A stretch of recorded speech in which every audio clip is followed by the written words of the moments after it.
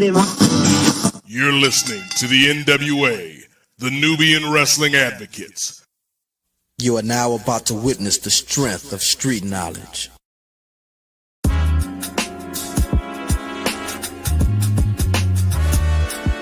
Yo, it's Righteous Reg. It's a case for the safe, keep a space for the Nubians.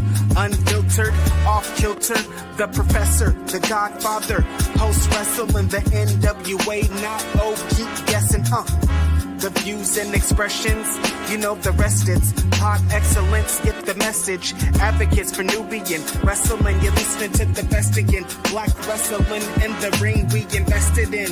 Nubian kings and queens we invested in. It's for the culture and we reppin' it. It's for the culture and we reppin' it.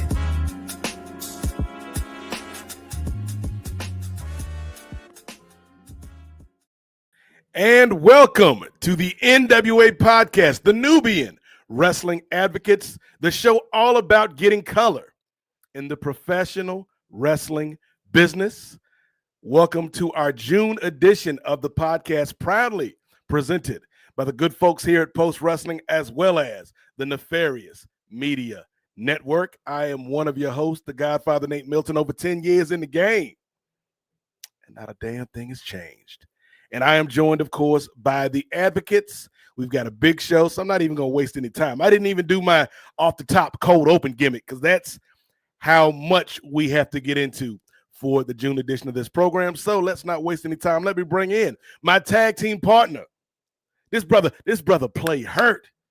This brother is fresh out the hospital. We ain't gonna disclose what was going on. You know, he might have got into a bar fight out there on those streets of LA, but we're not gonna get into that. I'm just happy my brother was able to make it tonight. So y'all show some love for the angry intellectual himself, the mayor pro tem of Los Angeles, California, and the mastermind behind the trade that brought Luka Doncic to the Los Angeles Lakers. You know him, you love him.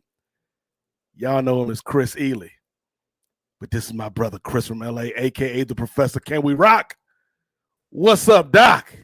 What is up? I didn't get see, as y'all can see, I still got my hospital bit tag on or whatever in my IV thing. So I'm feeling better. Glad to be here. If I didn't make it home to do the show, I would have did the show from my hospital room because there was a nice table and stuff there, but grateful to be home, and grateful. We get to talk about our truth today, some other stuff. So much going on in wrestling. CM Punk out in these streets selling out. Well, I mean, I guess let's get into it, man. Shit. We are going to get into it, Chris. This is going to be a fun episode, but let's introduce the next member of the team this month. This is the brother that never sells out, but he has bought into the mission here at the Nefarious Media Network. He is one of the hosts of Ring Theory, our wrestling show on the network, which will be back this Thursday. Y'all know this man. Y'all love this man. Give it up for Gerard Downtown Brown. What's good, brother? What's good, man? Happy to be here in my new little studio. This is the first takeoff in this place, so we're gonna see how it goes. We're gonna add a little additional stuff in the future, but I'm loving it so far, and we definitely have a lot to talk about. We have one proud sister who has now become Miss Money in the Bank, so I'm very elated and happy to talk about that. Yeah. We got Brother Truth back, which we'll see where his future holds, and we'll definitely dive into that. I'm excited to talk about that as well, but we'll see what happens with the World Heavyweight Championship, because as you see up there, Big Gold, that's my favorite, and to see Jey lose, it's interesting because they did a lot of that teasing last year with Gunther right before SummerSlam, and Damian Priest, and so they teased like Priest wasn't going to make it. And so I thought we were doing just the same song and dance for Jey, but we'll get into that a little bit later on. But hey, I'm loving it, and I'm excited to be here on the NWA again. So let's do it, y'all, nefariously. That's what I'm talking about, brother. And you mentioned same old song and dance. Well, for a good song, you need a good producer, and that's where this man comes in. He is one of the greatest producers in the podcast game today. Many have called him the Caitlin Clark of production, aka Caitlin Dark. So let me bring to the stage a man with all of the hits of Diddy, but none of the allegations, ladies and gentlemen. You know him, you love him. Y'all give it up. Ray is sick of us already. We ain't even started the show, and this brother is sick of us. Y'all give it up for two-way Ray Williams. What's good, brother? I'm doing well. Always a pleasure to join you, brothers, as always, every month. And I'm looking forward to getting into all the topics. You mentioned all the things. You guys had little tidbits of what we're going to get into, as well as some AEW stuff as well. You know, All In is right around the corner. So we're just going to dabble into everything. So like you said, Brother Nate, it's a big show and no time to waste. No time to waste. But again, shout out to everybody for joining us live Sunday night here in Post Wrestling, and tip of the cap to everybody listening in the future. This is going to be a big episode. Before we get to the proceedings, though, I did want to take a pause for the cause for a couple reasons. Number one, again, to shout out this brother right here, Chris Ely, because Chris was in the hospital room, Ray. He didn't tell you this, but he told me this before the show. You know, the doc was like, hey, Professor Ely, you have to spend the night. We got to keep you overnight for observation. And Chris ripped the IV out of his arms. He said, no, brother, I got a show with you.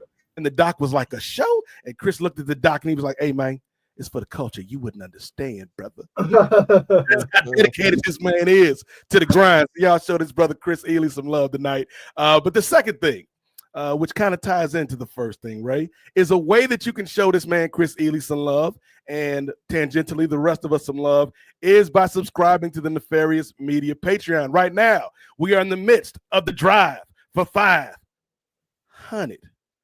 500 patrons is what our goal is. That's a stretch goal that we have for the network. We think it's doable. We know y'all rock with us. So if y'all would like to continue to help us out, man, because we got a lot going on in our individual lives and collectively as a team, but we are committed to the goal of providing truthful, thoughtful, turned-up commentary, whether we're talking sports, politics, pro wrestling, pop culture. You know, it's what we love to do, but we'd be lying if we said that it was easy to do without the proper funding. And so to steal a page out of PBS's book, Ray, part of the way that we are funded is through viewers and listeners like you. And so if you want to help us out with this mission, man, we'd really appreciate it. $5 is all you need for less than the cost of a biggie bag. You heard me, less than the cost of a big bag. Look, try it right now. Go to your local Wendy's with $5 in your pocket and say, hey, I want a biggie bag. They're going to look at you like you got three heads, because you cannot buy a biggie bag for $5 anymore. It is $6.99 plus tax. So for less than the cost of a biggie bag, you can get over 300 hours of audio and video content from us. And again, it goes a long way to helping us with equipment, helping us with storage, maybe even eventually bringing on some folks to help Ray out with the production. And eventually, ultimately, what I would like to do is to be able to put some money in people's pockets for their time, their talent, and their effort here at the network. So if y'all believe in us, like I know you do, because a lot of y'all been listening since 2013. To what we've been doing over here. So if you believe in us, man, show us some love and sign up for the Patreon tonight. This is a 4-hour show, at least, I'm thinking. So you got 4 hours to sign up. You ain't got to do it right now, but before the end of the show, head over to patreon.com/Nefarious Media Network. Sign up, show your love. And while you're at it, if you're already a patron, share it with your friends, man, because we trying to get the word out and spread some love on these streets. So with that being said, Ray, I feel like we talked a little bit about the truth of Nefarious Media Network. So let's talk about the truth when it pertains to one Ron Killings. And again, everybody watching, if you have thoughts, hop on to the stream, leave your chats, leave your comments, questions, and we'll address them. And if you want to cut the line, if you want to be a VIP, if you want to be a baller and a shot caller with 20-inch rims on your Impala, hit that super chat button and get to the front of the line. But we are going to talk about Ron the Truth Killings, and what a wild week it has been for this brother. From going to someone who was seen as invaluable. Not invaluable, because that would mean he is not he is highly valued, but they saw the opposite in this man around the Truth Killings. They thought he was disposable. They thought he was expendable. They thought he was somebody that was easily going to be cut, and that would be the end of it. But we saw the outpouring of love, not only from the audience, but also from people within the industry. And they course corrected, if you are to believe the truth, or it's all part of the story. If you are to believe Paul Levesque, and truth was brought back at Money in the Bank, and then on the following Monday on Raw, he cut the promo of his career, at least his WWE career, where he told folks he was Ron Killings. He effectively silenced the what chant, which is a rarity in this day and age, and he cut his hair. And so a lot went down with this brother Truth, and then we saw him again on Friday, rolling up to his childhood hero, John Cena, and putting a pause on him, which is setting up a match next week between John Cena and Ron Killings. I got to say, man, I am so happy for this brother that has been in the game for a long, long time and is finally getting his flowers. So let's start with, because I know Chris got thoughts and I know Ray's got thoughts, but I talked to them a little bit about this situation. I have not talked to Gerard yet about this. So Gerard, what did you think of this whole situation, from Truth's release to now him being one of the hotter acts in this company? It's well deserved, in my opinion, because when you look at a man who was, we can say that the story said that John Cena chose him for a match at Saturday Night's Main Event. Cool, because they're good friends and whatnot. He was treated like trash in that match, kind of like because that's his character. He was just beaten, thrown out, and then thrown to JC Mateo, and then discarded, released. And that was just it. And it felt so just, for somebody who had been there for 17 years, that was not a way for them to go out. When we're talking about Rey Mysterio and how they celebrated his 20 years, or Randy Orton's 20 years, or Brock's 20 years, or Cena's 20 years, this man's almost to 20 years with this company. And it should be treated with some type of respect. Even if he's going to go out, he's not Braun Strowman. I'm sorry. He's not. He's lasted for so long and put up with so much foolishness. To me, to be one of the representations of an African American on WWE television for so long, I had mixed feelings about it, because I felt the Medea effect by, people of the Caucasian nature might go watch a Medea movie, a Tyler Perry movie, and then, that's how Black people talking. So that's the representation they see of Black people. Oh, hello, like no, I can say hello. Like that's how I say hello. Like that's the show, that's the movie, but like you don't have to come at me like that. And so when you look at wrestling, and then you had a Kofi almost get to that point, and then not, and he was kept at a level, and then R-Truth was almost like this, the town jester almost to them. Oh, what happened? Bring a ladder out in the Royal Rumble and look like a clown. Like what? Oh, well, he messed up the city one time, so now he'll just always mess up the city forever. This man has put up with so much. And so it hurt me to see him released like that. And I was just hoping he was going to get his bag from wherever and just everywhere across. I hope he ran the Indies. I want him to go back to TNA for just a little pop and maybe tip over to AEW. He's back in WWE now. I hope they're going to treat him with some respect. I'm unsure if we're going to get that, Nate. I'm unsure if we're going to see him. Some people are like, put the world title on him. I don't think we'll get that, but I do think we get a world title match out of this, and hopefully one with some really good hope spots. I also hope we get a mid-card run. Give him a couple months with a mid-card belt. If this is like a one last run on one last year, if he hasn't had the IC, give him the IC. If he wants the US, give him the US. But like, treat this man with some seriousness. Let him rebound and show like the end of his career. He said it in the promo. Like, Truth was silly. I'm not about that. Like, show me that in the build. Show me that he's been jumping Cena, and I'm smooth with that. Just keep going. He's gonna lose eventually. Yeah, I think he might beat Cena in Grand Rapids. Those tickets are cheap enough. That's only 2 hours away from me. So I might, if I need to. But I would love to hear Ray's opinion. Like, how are you feeling about Truth? How do you feel about the situation? Because I'm glad the man's getting his bag back at least. Yeah, I think, and it was so interesting because we were on the second episode of Ring Theory, episode 2, like Attack of the Clones, as one brother. There it is, Ray. Oh, There yeah, it is. I was able to get it together after like 3 weeks. If you know, you know.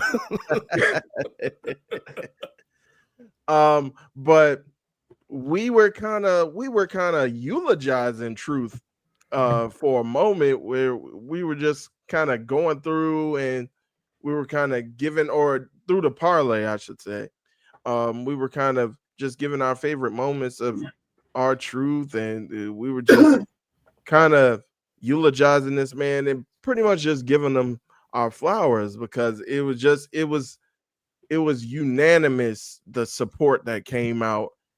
There wasn't one person that said, "Oh, he should have been." It wasn't one person that said, "I never liked that dude." Anyway, everybody, up from the fans to the talent to like his colleagues, like even Road Dogg posted something, then briefly shut it down. But I think everybody was unequivocally shocked by that move, and so I think me and Nate kind of talked about it ad nauseum, and I'm sure, Nate, you're going to give the reasons that you, or the possibilities around what it was. But we talked about it. In my mind, and I heard somebody else bring this up too. It's like, one, it's not a work. They saw the error of their ways. They brought him back. 2, it is a work, but they didn't tell but they didn't tell anybody on the roster, and now you got on your hands like a huge issue in the locker room where it's like, we can't trust you because now you done made something up. 3, it's a work. Everybody was in on it, and everybody lied, and that still doesn't do you any favors on gaining good favor amongst the fans. So I don't believe it, Hunter. I don't believe you. You need more people, brother. I don't believe it at all. Are you enjoying the show, Ray? You enjoying the show, kid? All part of the show. I just think, yeah, I just think that they saw the error of the ways, and no matter how they try to spin it, I think they didn't expect people to come out from Tulsa, Oklahoma, all places. Like I said on the parlay, I think that the ancestors from Black Wall Street and Greenwood came up and inhabited those folks in Tulsa, Oklahoma, to chant the "We Want Truth" and kind of start this spur of emotion and start this spur of support around our Truth and wanting him back in the company. So it's good to see that he is back. I think it is the last run for him with the company. And Gerard, I think all of those things could still happen, because I don't think he's long for WWE. He can always come back in a Legends role, but I think he can stick around, go through this evolution of the Truth, and be around for maybe 6-8 months, if that. And then if the new contract gives him a chance to just go out scot-free, then he could do his music, because I think a lot of people are in the mind that, oh, I chose to change my name back to Ron the Truth Killing so that I could get that name out there, and I own that. So then when I do come off the books from WWE again, then I can start marketing myself as Ron the Truth Killings, and you guys, it's a recognizable brand from the last 6-8 months. So I think that is still a possibility that he can go out, do his music stuff a little bit more often, go out to indie shows, possibly maybe AEW, but I think another run with TNA would be awesome. again, as we were pontificating on the parlay, maybe go back. I am the last real TNA champion in that belt, and see what goes on with that. So I think the future is bright for Truth. Yeah, I think, when we talk about was this a shoot, was this a work, I feel like the veracity of this is less important than the fact that he's back. Like that is the headliner. That to me is A1, that he's back and he is getting his appreciation from the fans and apparently from the company, at least in the short run, in terms of the fact that, it was reported by Fightful, and also, John and Wade talked about this the other night, that it wasn't Triple H, it wasn't your boy Paul on these streets that got him back. Nick Khan had to pick up the phone. Nick Khan had to come to the bargaining table and bring this man back. And so that's a level of respect that I don't know if he's been shown during this run, which has been remarkable over the years. And so I believe that this was not part of the story. Like, I believe that they released this dude because they thought he was expendable. And then when they saw what the response was, they're like, oh, we've made a mistake. And as Chris will definitely tell you, like, in business, it's not just about the numbers. Like, obviously your bottom line matters as a company that is for profit. But there are some things where it's like, yeah, if we release this person, regardless of how much money they're making, what effect does that have on our overall product? What effect does that have on the morale of the office? And so I think that was a miscalculation by the WWE when they let go of this dude. And I was so pleased, Chris, to see this man back at Money in the Bank. And then that promo that we got on Monday, where he comes out and says, like, hey, man, R-Truth is cool. We all love R-Truth, but that's not really who I am. You know what I mean? And then he cuts his hair, and the audience is like, what the hell? And they even tried to hit him with the what chance, and he was like, I wish you would. And I was like, just the respect that they showed that brother. They was like, oh, damn, my bad, Unc. I thought this was part of the show. I we do the what thing, but they was like, okay, you got this, Unc. And to see kind of the respect put on his name, Chris, it has been something that I've been excited about. I don't know, to Gerard's point, what this means, though, because as we've said numerous times, man, the title picture is kind of locked in right now. Like, you got Cena on one side, and you've got now Slim Walt as the champion on the other side. And so it feels like there's not a lot of room to maneuver when you're talking about possible contenders. But I do think they're going to take care of him. I don't think we'll see him just eating pins like he was. I think we'll see a meaningful run in this match with Cena. He may win, but I think at the very least it'll be a schmoz. Like, I don't think he's going to be on his back at the end of that match. And so, yeah, get your bag, Unc. We're so glad to have you back, man. And I'm glad that people came out and showed their appreciation, Chris, because sometimes we take folks' talent for granted, man. And one of the things I saw after that promo on Monday was a lot of people who didn't know about the NWA, the TNA version of Ron Killings, who didn't know that this dude has been grinding for so long. And they're like, oh, he had this in the bag the whole time. This is what this man could have been doing this whole time. And so it sucks that they didn't do this for 17 years, but I'm glad to see that they're doing it now, Chris. Yeah. So here's the thing, man. Triple H is a gaslighter. And that's expected. But he's not a good gaslighter. I'm not playing this fucking shit with him where was it a work? I'm not asking that stupid fucking question because it wasn't a work. You released the dude, right? And then you got fan backlash, and now y'all are trying to clean up course. You're trying to right your wrong. I have no idea why Shawn Michaels isn't in charge of or doing press conferences in that company. I just have no idea. He is just so much better than Triple H at that. Cody Rhodes is decent at it. I don't understand why you got guys in there that are good at it. Triple H he says awkward things. He looks at the camera weird. He doesn't feel like a natural interviewee, He looks awkward. at every single press conference. So I don't know why the fuck he's in this role.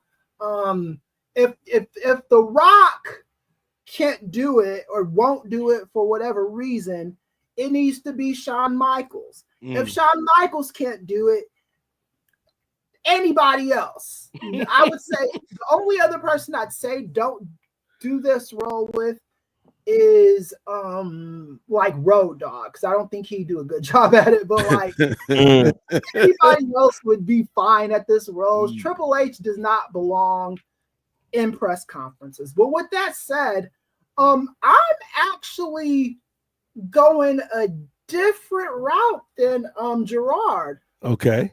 I think they almost have to put the world title on R-Truth. Will they or won't they? I don't know. But here's the thing, and I don't think they're going to be anticipating this. When R-Truth fights John Cena Thursday, or was it Friday? Friday. He is going to get massive cheers. It's going to be a groundswell. I don't think it's going to be a small amount. I don't think I've heard some of the punditry in what we do say things like, she's coming back, but he's not coming back as the guy we love, the shucker and jiver, the Chicken George type thing. He's not coming back as that, so he's not going to be loved by the fans. I don't know if you guys have been following Ron Killings his whole career. He's been really, really good at character evolution and evolving. He started off in WWE as K-Quick. That was kind of cheesy. We getting rowdy. Yeah. He goes to he goes to TNA.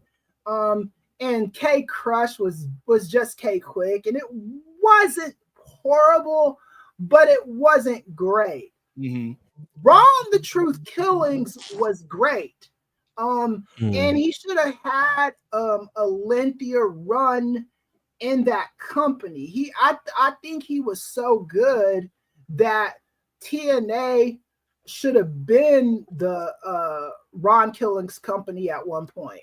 Yeah, time out real quick, Chris. Time out, because you know you stepping into my jurisdiction right now, real quick, brother.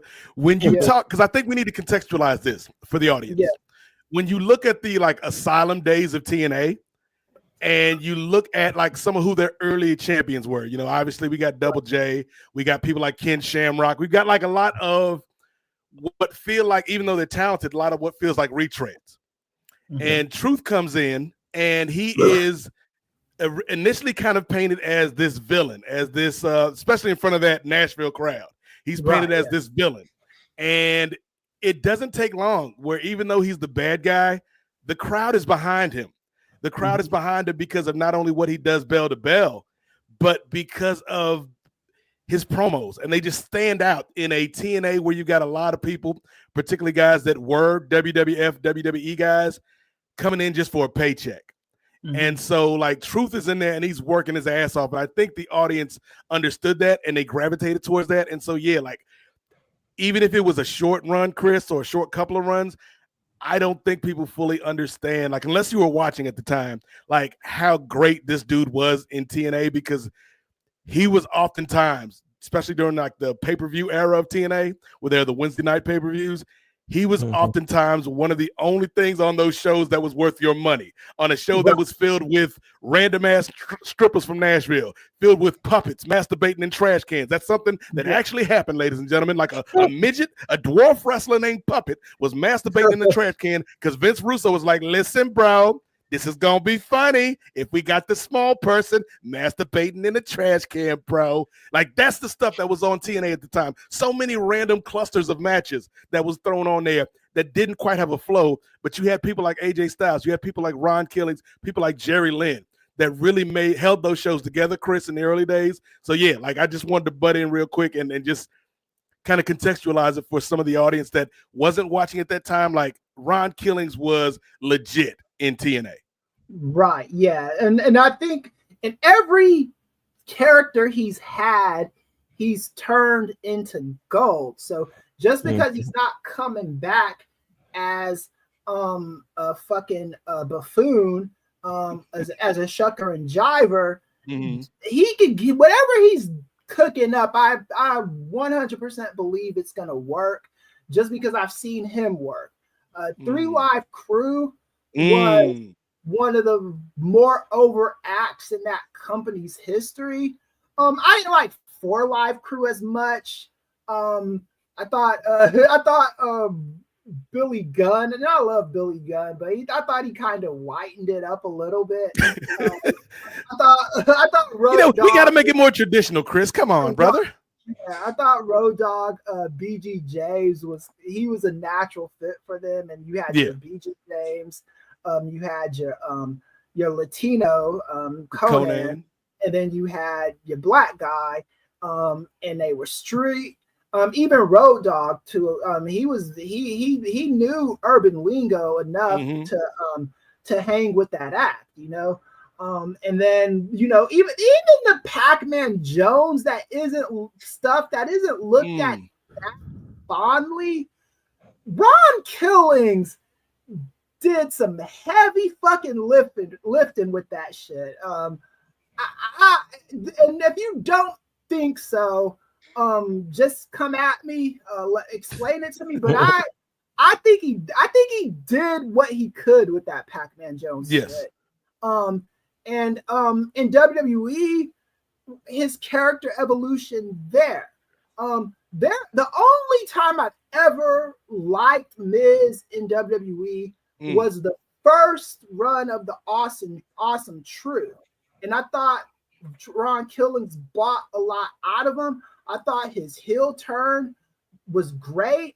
And part of the reason why his heel turn was great was because John Morrison was just such a doofus, antagonizing R-Truth. And I don't know if y'all remember it, but it was really, really atrocious stuff. So you almost wanted to see R-Truth beat his ass, and he was like walking around with the cigarettes and stuff. And then he was just getting himself over by being like an ironic bad guy. He wasn't a dumbass. He was like, let me pretend to be a dumbass so I can get one over, so I can get to the next level of my run. I'm a smart guy. Even the stuff he was doing with Miz, it was like, okay, you guys are disrespecting us. You got John Cena here and The Rock here, and you're we're gonna take over this main event stuff because y'all are not respecting us. And Ron Killings was just doing his thing at that, man. So I think I think it's a mistake if Nick Khan is thinking this shit. And he probably is, because he's listening to Triple H's dope ass. If you are thinking that you can just put Ron Killings in these programs with John Cena and it's just a placeholder program and these fans are not gonna get behind him and blow the roof off this place, I think that's a very horrible, awful miscalculation. So I do think he's going to get this shit over. I think he's going to get it over huge, and I think they are going to have to consider putting the world title on him. I think, my opinion, y'all, Gerard, Ray, Nate, I almost think they have to do it because they are not in a good place with public relations at the moment. Even their own fans are kind of shitting on them more than they usually do after the killing stuff and these releases. Then you go on TV, brag about your money. You pull that shit with the city of New Orleans. They fucking hate you. Yeah. So I think this is what they're going to need to do. Like, if you don't agree with me, tell me in the comments. I'm not admonishing anyone for disagreeing with me, but I do think this has to happen. Yeah, I believe. Uh-oh. Here we go. Money talk. Already?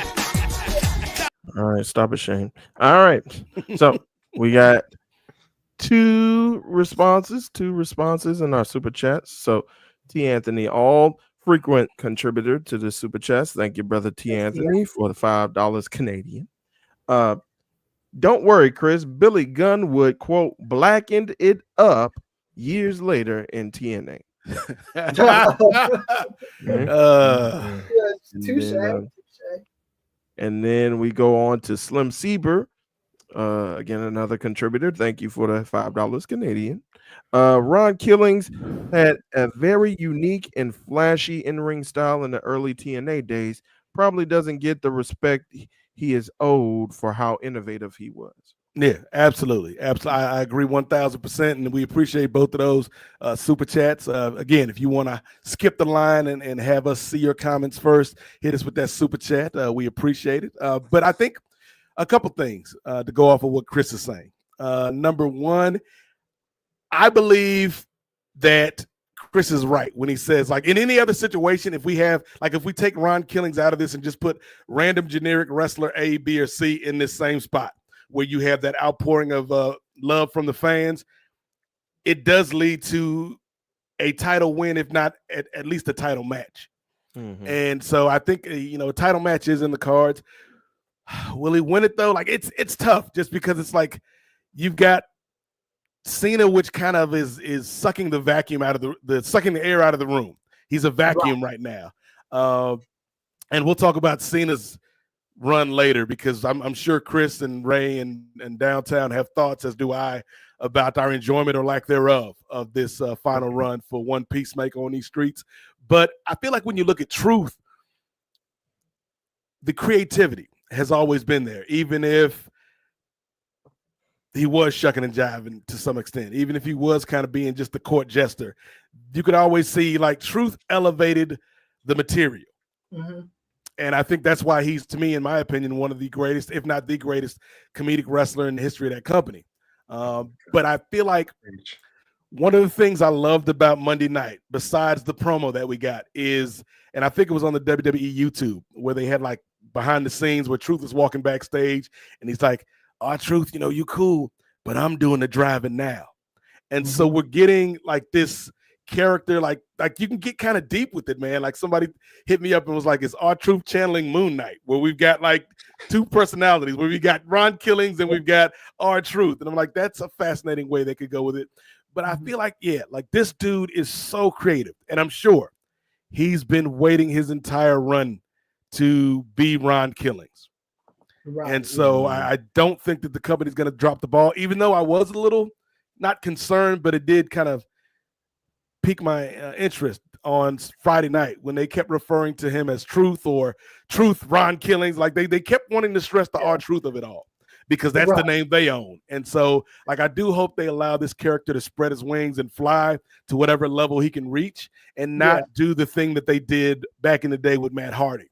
When that was another situation where the fans brought Matt Hardy back, Chris, and for like a couple months, Matt Hardy was good. And then they knew what time it was. They broke out the shovel and just buried that brother. This is the difference between, and I see what you're saying. I've heard other fans say this. So this is the difference between R-Truth and other guys that they've done this with. They've done this with Matt Hardy. He's probably the most famous person they've done this with, where fans were like upset that Edge was banging Lita behind behind Matt Hardy's back. I can say that because that's what happened. Everybody a part of the situation has admitted it. Edge was a dirty Mac, boy. He was dirty Macking. Yeah. But so they that's your role model, Ray. That's your hero, right? Yeah, they were upset at that because they could relate to being cheated on. That's the reason why. I think if Matt Hardy just got released as a regular release, I'm not sure there would have been this groundswell for Matt Hardy. The Blue Meanie is the other person, and they did bring him back, But the groundswell for Blue Meanie was because he was getting bullied by JBL, and people could kind of relate to that to a little extent. And then Vince McMahon was like, okay, I'll just bring back Blue Meanie, put him on TV, have him look funny and cool again, give him some national exposure for 2 weeks, and then we'll just beat his ass again and I'll release him again. That's what they did with Matt Hardy. They didn't release him again, but they were like, okay, we're going to use you to get Edge over. We're going to make him even more rated R. And that's what they did. And then Matt Hardy, he didn't go to bottom feeding, but he went to his mid-card comfort zone in WWE. Ron Killings has a kinship with the WWE audience that I don't think any other wrestler in that company's history has ever had. I think you have to look at it from that lens. You can't look at it from a lens of Blue Meanie or Matt Hardy, because they're not, they look super comparable, but they're not. R-Truth makes things work. That's the one thing I know about him. For he's been technically in this run 2017, so almost 20 years. But if you want to be even more technical, he's been associated with WWE in some way since 1999, 2000. You know, so he's got some years. He's got some city miles on him in WWE. I really do not think. I think it's very unwise to put this guy in a feud with John Cena, especially when John Cena is such a lukewarm, horrible, ratchet, stupid, no good character right now. Damn. If you tell him how you really feel. And this is no offense to John Cena, but respectfully. Yeah, because I like John Cena as a person, but this shit, this shit ain't it, John Cena. You know it. You know this is garbage. And if you put R-Truth, a fresh character that company inadvertently made fresh. And they do this shit sometimes. They have these accidents that they manufacture, and they don't even know they manufacture it, and then kind of like don't know what to do when they manufacture it.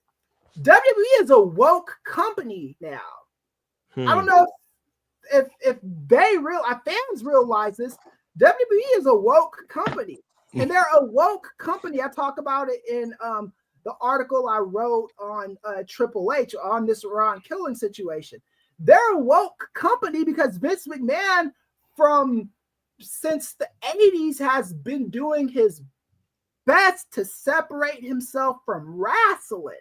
You know, he's wanted nothing to do with wrestling, so he's associated himself with all of the people and pop culture he could get with, whether it's Al Sharpton, Jon Stewart, Bob Barker, whoever. He's associated himself with these people, and now they are a woke company. With Ron Killings, they were creating a main eventer with that guy. I didn't even realize that shit. But they were. You know, he was constantly getting the highest chairs. I thought the shit he was doing was rubbish. I didn't love that stuff. I was like, but people loved it, you know? And people challenged me on this show about it. They were like, I think it was great. I was like, that's cool. I don't think this is cool. But R-Truth is good at delivering it, right? And he's got this je ne sais quoi about him. He's got this swag about him that not that many wrestlers have.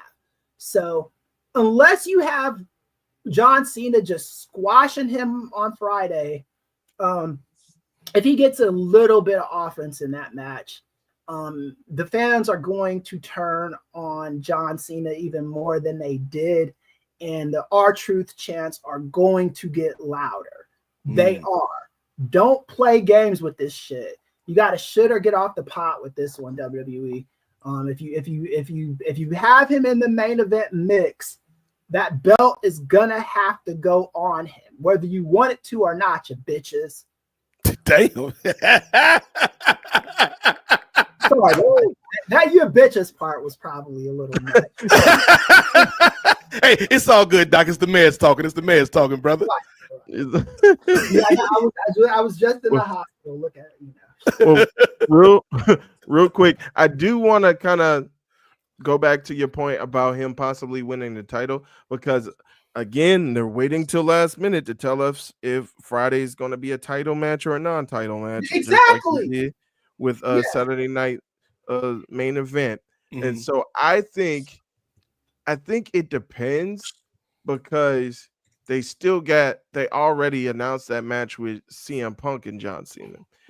But Right. I think that would be, if they make this a title match on Friday and Truth wins, that would be the easiest out for CM Punk to take. And I know we were going to get into this, but that would be the easiest out. And he'll be like, whew, I dodged that bullet.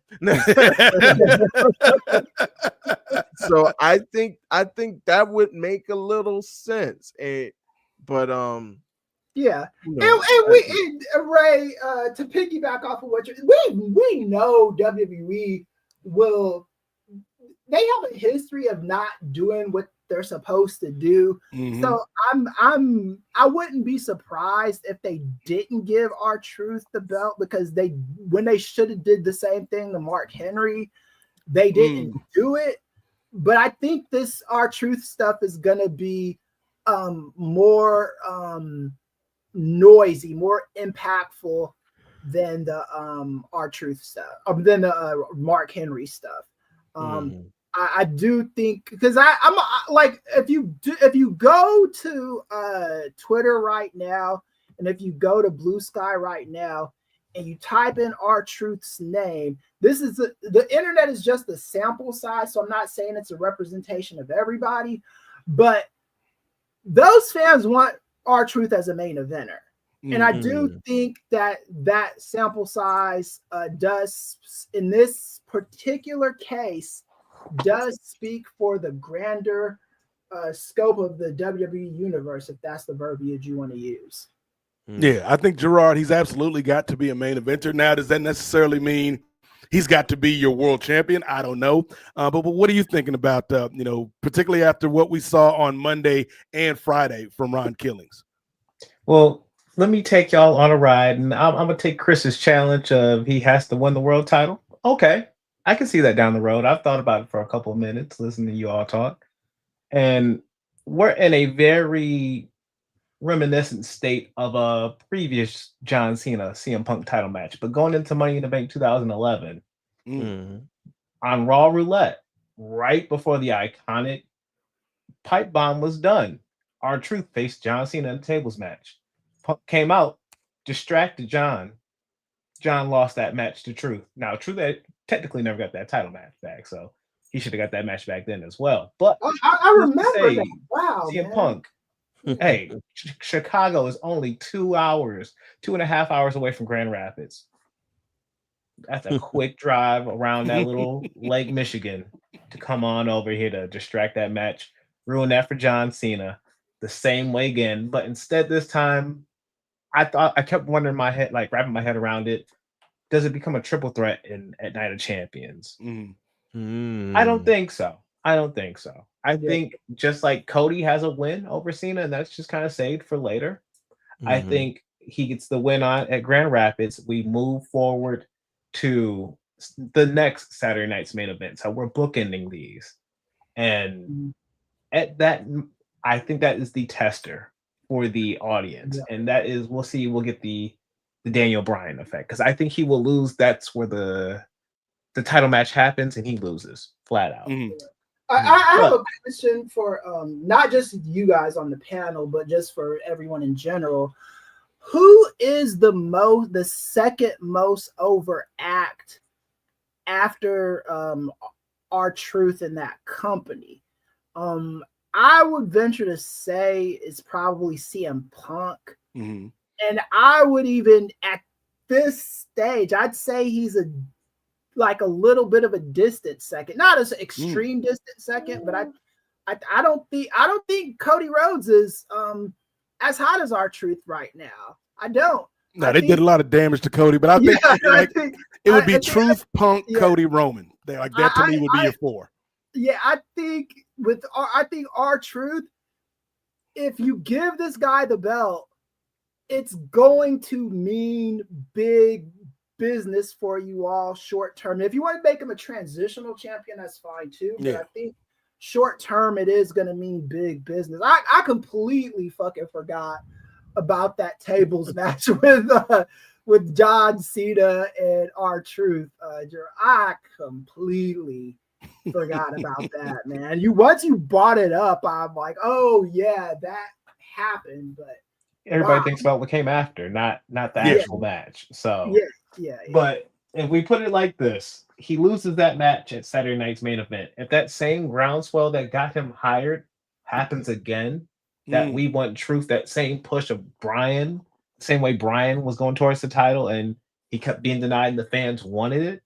If the fans push for it enough, just like Kofi Mania got pushed hard enough, they could recreate a Kofi Mania where then at SummerSlam in the same building, MetLife, where it actually happened, maybe you have a Cody pull his shot for his win, because I don't think Cody wins the King of the Ring tournament. Yeah, I'm actually with you, Gerard, on that.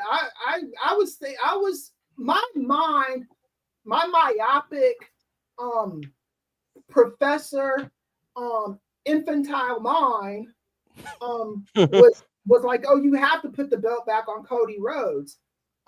When he lost it, I don't know if that's the case anymore.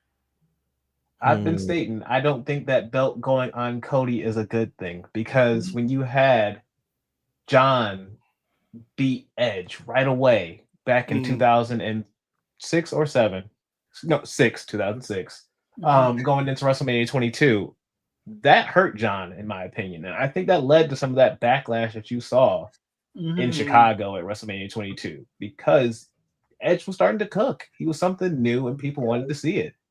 And sometimes having that babyface who had that long title run, then have to do it again. And then John had another long title reign. Yeah, I don't think Cody's reign is going to be that long if he does pick it up again. But I don't see why Truth can't get another win in this match and maybe sneak it out on somebody else. So, I think it goes to a triple threat at SummerSlam. Truth, Cody, and then John Cena. Sorry, didn't mean to spring that on you, but Brother Gerard, we're being joined by your co-host with the most, the Jay, who is getting a push right around these damn called Jay Lacey.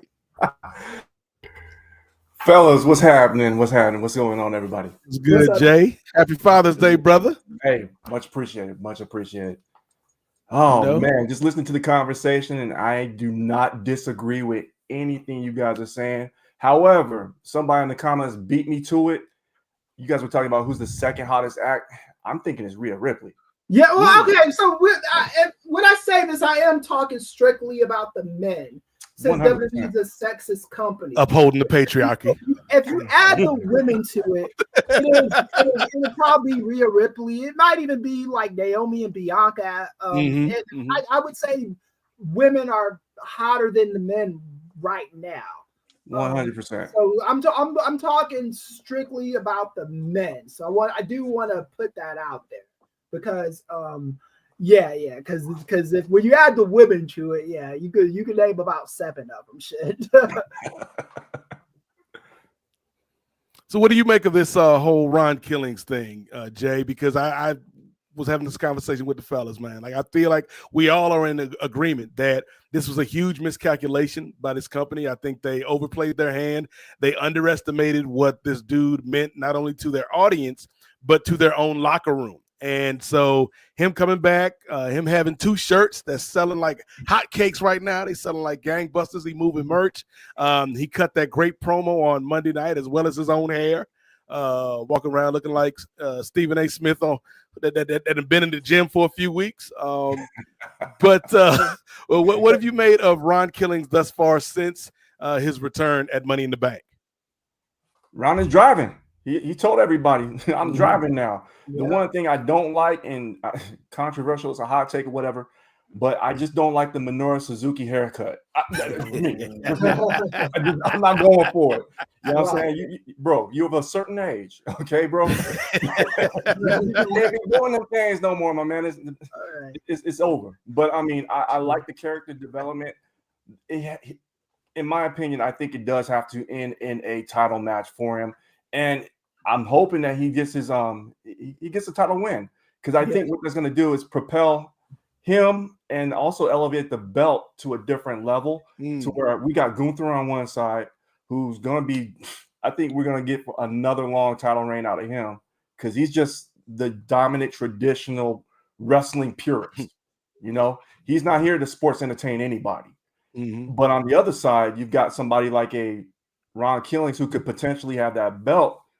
He could do some really, really cool creative stuff that calls back to what he did when he first got released and went into TNA and was the NWA World Heavyweight Champion.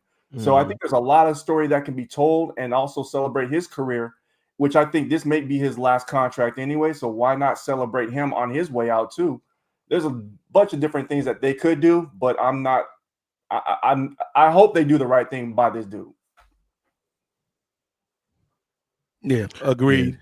I like the haircut, though. I'm on the opposite side, Jay. I'm in the middle of both of you. I have to see with the haircut first, and then I'll come back with a final judgment. Just going back to that promo, there's so many little things if you rewatch it. Not only like the cutting of the hair, which caused audible gasps from that audience, but it's a small thing, but I keep going back to it. Like, they started the what chants, and just him saying, I wish you would. Like that note right there. And it's like, oh, this is a different cat that we're dealing with right now. And just like seeing the Ron Killings that we got to see in TNA, like finally arrive here in the WWE. As a fan of this cat for many years, it was cool to see. And like I said, I hope they do right by him. I would have to believe that they know they've got something hot right now, and the question remains: will they strike while the iron is hot? Will they WWE this thing? Here's the thing, though, and this is the other thing about this: WWE did this shit to themselves, because all they had to do was just quietly give him a Legends contract, like they've done with so many other people. Titus O'Neil, they quietly turned him into an ambassador. What's his name? The one that was married to Jennifer Hudson. David Otunga. David Otunga, yeah. With him, they quietly turned him into a commentator. Tyson Kidd, they quietly turned him into an agent. They did the same thing with Jason Jordan. This is what this company has typically done when somebody is transferred out of a wrestling role, and nobody says shit about this. Put themselves in a position where this guy went online and announced that he was being released, and this fan backlash was done to send a message to WWE, because I think these fans were just not having this shit. If you watched Raw right after it happened, and if you were online and looking at that stuff, I didn't even think it was going to get to this level. I talked about this with you guys on the last show we did about this. I was like, because I kind of expected him to get released, just because I know the trajectory of this company. I was expecting a release, and then when I saw this fan backlash, I was like, oh my God, Ron Killings is a fucking genius. Mhm. He played the long game with this company. And just when they thought they were putting this dude out the pasture, they thought this motherfucker was Old Yeller. He was, okay, I'm getting released. He would have signed with AEW if he got released. I'm 100% sure. Tony Khan was hoping that he would stay released because I know this because I talked to people too. They were thinking of shit to do with this man. They were. And if WWE would have let this guy go to AEW, it would have meant a lot for AEW. It would have been very, very, very stupid. So he signed back with that company, and he signed back with that company, I believe this, on his own terms. He was like, okay, I'm signing back with this with you fucking racist motherfuckers have me shucking and jiving since 20 y'all got me back. Okay, so many shucks, so many jives. We're switching this shit up. Okay, so I'm using my real name because I might want to go to the Indies when you guys try this fucking bitch shit again. And then when I go to the Indies, Ron the Truth Killings is gonna be a name. So you can use both names. I'll be R Truth. And I'm also the Ron the Truth Killings. I'm gonna be both. And he wrote his own ticket. He was like, okay, there's not gonna be any more 24/7 bullshit. There's not gonna be any more pretending to be dumb. I'm not gonna be acting like I'm in the Judgment Day anymore. I'm not doing that shit. I'm cutting serious promos. I'm gonna be on TV, featured. You want me back? I'm doing something in the main event. You wrote that ticket. If you don't think he wrote that ticket, I don't think you're thinking critically of this. Because what else were WWE gonna do? Let him go to fucking AEW? Because if he would have went to TNA, the problem with that is people think that's just the backdoor way of him staying in WWE. You know? Right. So he would have went to the competition. Ron Killings is not a dumb man. And I never thought he was. I just didn't like this role he was playing. But now I know he was meticulous. He's as meticulous as the New Day, except in my opinion, he was calculating. He waited for a prime opportunity to pull these bitches Punk card. Yeah, and they gave it to him. Like they gave it to him by miscalculating his worth. They gave it to him by not realizing that connection that he had with the audience and the connection that he had within the locker room. Because I think that's the other component where it's like a move like this sends a message to your employees where it's like, yo, if they can get rid of that dude that has done everything this company has asked of him for the better part of 20-something years, what are they going to do to me? Right. And so I think that's why we saw that reaction, because other people got released, like Carlito. Like, I love me some Carlito, but you didn't see that reaction with Carlito. Sarah Logan got released, and you didn't see that reaction for Sarah Logan for reasons. But like, don't forget, if you know, you know. But I think with Truth, fellas, it's that combination, and he played it perfectly to Chris's point, where if this was strictly a WWE move where they're like, hey, we messed up, we're going to bring Truth back, they would have brought him back as R-Truth. That would have been their plans, to bring him back as that character that everybody loved, the comedy figure. Ron Killings is like, nah, I'm not even taking your calls, Triple H.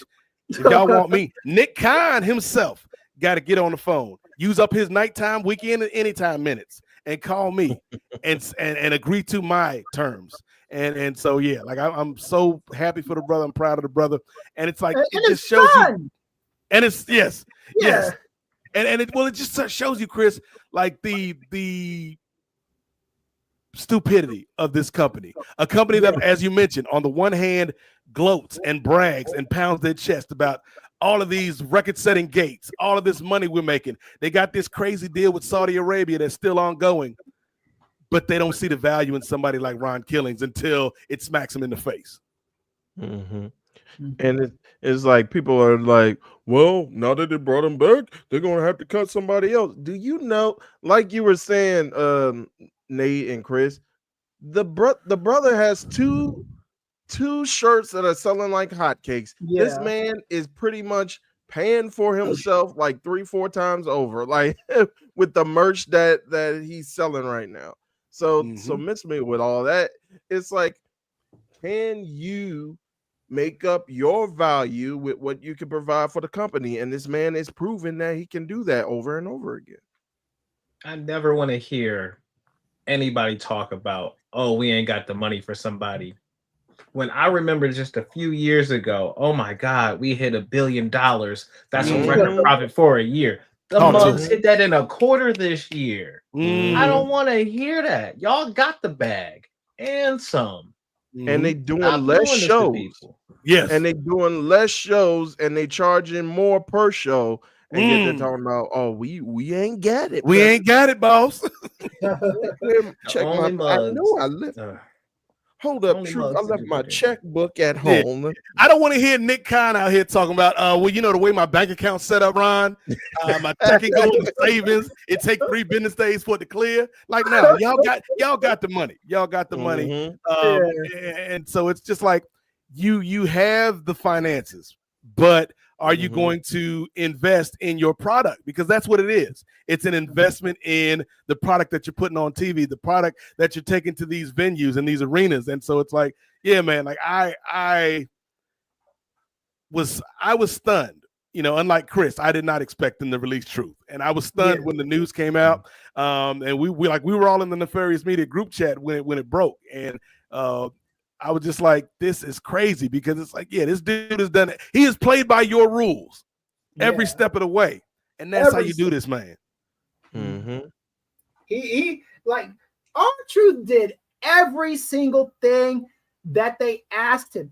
And now in 2025, this day of our Lord, what is it, June 15th, the day after No King's Day, we found out this past week that he hated doing that fucking shit, man. He wasn't happy shucking and jiving. He did this shit to survive. And he thought that he would be rewarded handsomely for doing what the company asked him to do. The minute he found out that he was just, to quote CM Punk, just another spoke on the wheel, just another brick on the wall, you know, when he found that shit out, he was like, okay, this is what we're doing now. Right? The price of the brick done gone up. Yeah. The price is up, you know. This is what he decided. The company right now, WWE, not everything, but in a lot of areas, they are creatively bankrupt. They know they've got some good storylines going, but they're directionless in a lot of cases. They don't know what to do with over acts, you know, with like Jey Uso, for example. He did get himself over, but once he got over, it was like, okay, we'll give you the Royal Rumble and we'll have you win the title at Mania. And after that, we just don't know what to fucking do anymore, you know? they did the same kind of thing with LA Knight, you know? They think of good beginnings.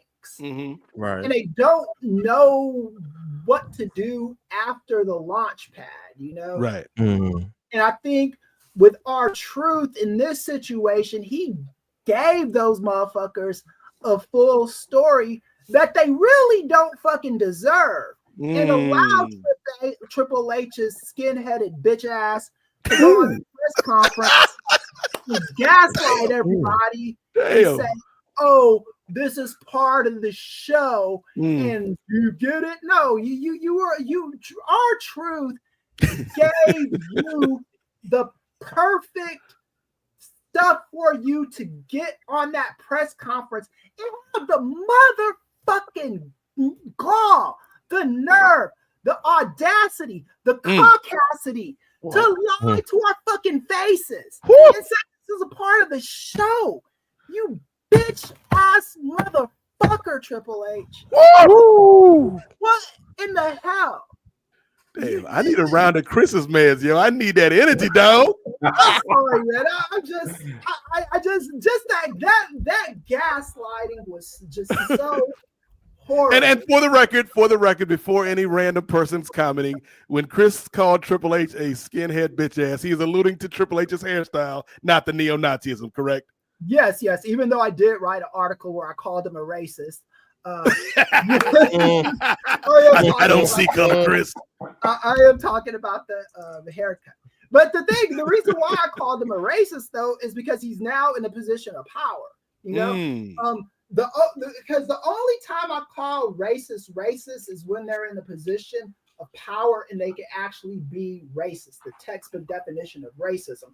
Racism is not hating people because they're black or hating people because they're Mexican or hating people because they're Iranian or whatever. That is bigotry. That is bigoted behavior. Racism is hating people because of their race and having the power to discriminate against them because they are not in the racial category that you are in. And Triple H, if you're just checking the boxes of the black men that were released in the calendar year, the 12-month period from 2005 or 2024 of last year to 2025 of this year, there were way too many black men that were casualties of his. Whether they got released or whether they were like, okay, my black ass ain't never gonna get over in this company, let me go somewhere else. Vis-a-vis Ricochet, you know? So I mean, like this MVP spoke on this. Right, yeah. MVP spoke on this. I've heard other talents speak on this. This is a Triple H problem. And I think the difference between Triple H and Vince McMahon as far as the racialized behavior of both of those guys is Vince McMahon was a stereotypical he was a plantation owner pretending to be a New York businessman. And he did a good job of it. And I think with the black men that he's hired for the most part, even some of the black women, they understood with Vince McMahon that I might not be world champion, but I'll be on TV and I'll get a hefty bag. And then when he stopped doing that with certain talents like Bad News Brown and stuff like that, they were like, okay, we're not doing this shit with you. With Kamala, Kamala, and I've talked to Kamala about this when he was alive, RIP Jim Harris. He thought that Vince McMahon was ripping him off and taking advantage of him because he was black. I never said to Kamala, but I probably should have at least brought this up. I think Vince McMahon was taking advantage of him because he saw that Kamala had only a middle school education and he wasn't really a numbers guy. He was a Mississippi guy. And he didn't respect his brain capacity the way he respects the brain capacities of other black men, because the other black men that have worked for that company have been like, yo, all I care about with Vince McMahon is those checks cleared. Vince McMahon, Booker T is on record saying when he was in the co-main event at WrestleMania, his check was so big he could have retired off that motherfucker. And I think that Triple H, the problem with him is his bigotry is attached to erasure. It's attached to erasure from the company, where black people that you saw on the roster a year ago, these black men, you're asking now, where in the fuck are they? And they're not getting the TV time that they used to get, right? And we're waiting to see what happens with Naomi now that she's Miss Money in the Bank. We're waiting to see what happens with the New Day and these other acts. But Triple H, Vince McMahon was keeping them in racist, bigoted stuff, but they were still around and doing stuff. With Triple H, there's erasure of them in their from the company. And I just heard Omos signed a new contract. Yeah, man.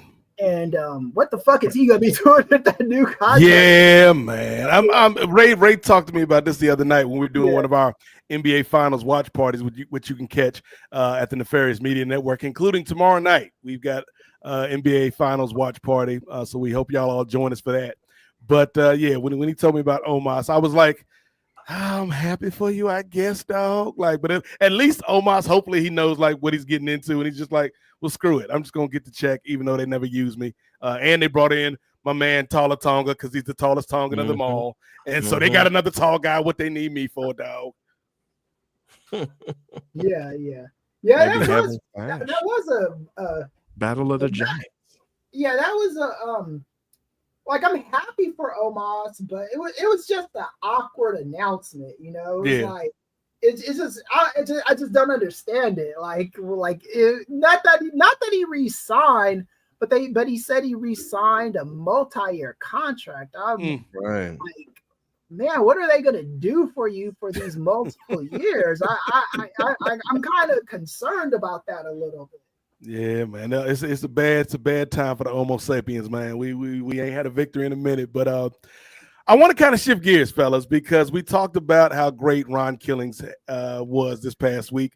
Let's go to the other end of the spectrum and talk about his childhood hero, John Cena, because I feel like, as positive as we were about truth, there may be some amongst the panel that have a negative opinion of John Cena's current run. And I think Chris being a good teammate that he is, he grew up watching the Lakers, and so he saw a lot of times when Magic Johnson would hit his teammate with a no-look pass. Chris hit me with a no-look pass earlier that I'm just now taking the shot on, because Chris said this is a company that currently is really good at beginnings of stories, but the follow-up can be lacking a lot of times. And I think that may be a way to kind of encapsulate this John Cena heel turn, because we all can remember at Elimination Chamber how we were feeling that night and how we were feeling 24 hours later, and just the excitement about John Cena finally returning to his heel roots. But the follow-up, the run so far after that has not been the greatest, hadn't been lighting a lot of people's worlds on fire. So let's start with you, Downtown. What have been your thoughts about this man, Peacemaker, since the heel turn? And is there anything they can do to, kind of get this back on track? At this point, I am not a fan of it. I wasn't a fan of the match at Mania being there live. I liked the heel turn being there live in Toronto for that. I thought that was really exciting, really compelling. So like you state, starting stories, really great. But when we reach the point where we are now, where, the Randy Orton match was cool, I think we're just muddying up certain things, because that's how I don't think this was a plan, and that's how I don't think this is all a part of the show with Truth, because if it was the case, why didn't this whole Truth and John Cena match happen at Night of Champions, and we just take Money in the Bank and move Punk there in Los Angeles and give them that match instead of that tag team match that Logan Paul had to put on his back? Like, why don't we give Money in the Bank that match instead? okay, well, I don't know. This promos have been getting slightly better at times. Like I kind of like his little retcon promo. At least it was like a good promo. Like I think his first promo when we all watched that live and he talked about, oh, it's because you all hurt me. I think there's truth in that one. Mm-hmm. And I think there's some truth in this one as well. But I don't know. This is not the way I wanted to see John Cena this last year go. This is not fun. This is not compelling. The Punk stuff is good. The Punk promos are good, even though we're calling out stuff that we're not fully explaining on TV and kind of just leaving it there. I think it's good when we're hitting the classics, but I want to see some new ones too. And I'm not seeing any good new ones come out of this. I'm only seeing some classics, and like it's like going to see an old one of your favorite artists that came out years ago, 20 years ago, and they on tour right now, and they doing the hits, and they doing them suckers real lightly. They not singing too much. They let the crowd sing more. Oh, what you say? Okay, yeah, there we go. Yeah, I'm about to start calling out somebody. Say Mary J. Blige, you know. Yeah, that's the thing with artists, you know, because every artist reaches a point where your fans don't want to hear your new shit, right? like Pearl Jam, if they're doing a concert, people want to hear Even Flow. They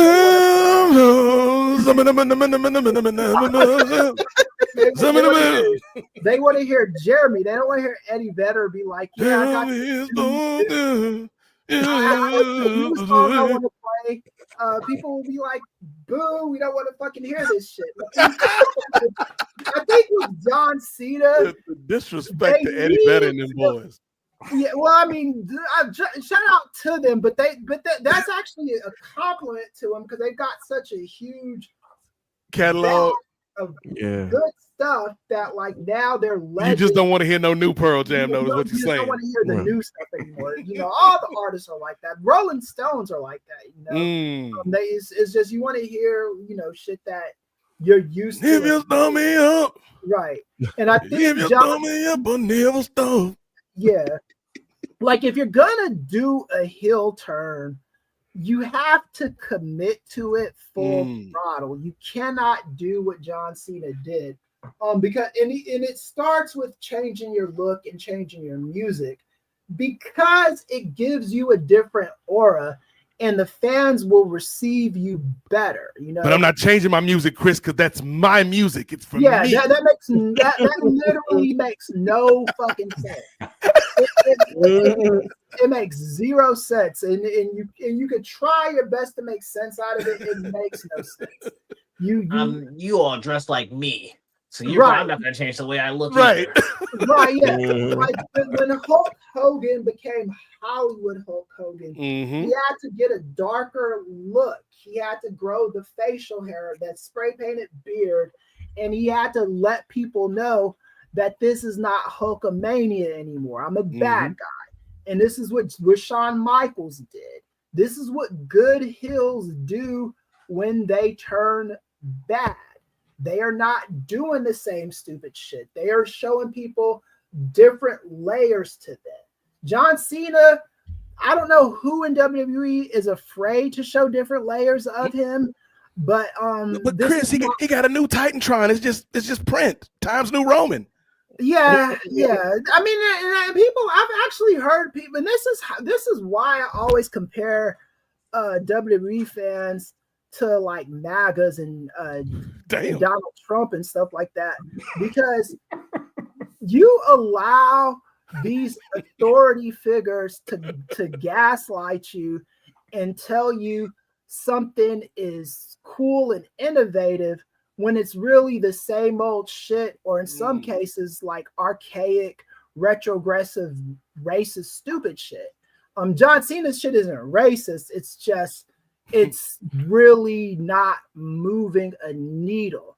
John Cena, and people misunderstand me when I say John Cena doesn't care about being in the company. He cares about WWE. but it's like you got a girlfriend that you were gonna break up with, and we're gonna break up with her. You're gonna break up with her, but then you hear she's got terminal cancer. Ooh, Damn, that got dark. Real Yeah. dark. like George from Seinfeld. Yeah, exactly. Exactly. Then it's like you have to wait for her to kind of leave this earth, and then Damn. do the breakup that way. That's what John Cena is. Oh, wow. That's the way he is Wow. treating this run of his. You know, He said, "Let God sort him out." yeah. It's like because the guy whose girlfriend that he was gonna break up with her, it's not like he stopped loving the girl. He just didn't want to be with her anymore. But now she's got the cancer, so it's like, okay, let me be with you until this finishes, and then I can move on and do the other stuff I gotta do.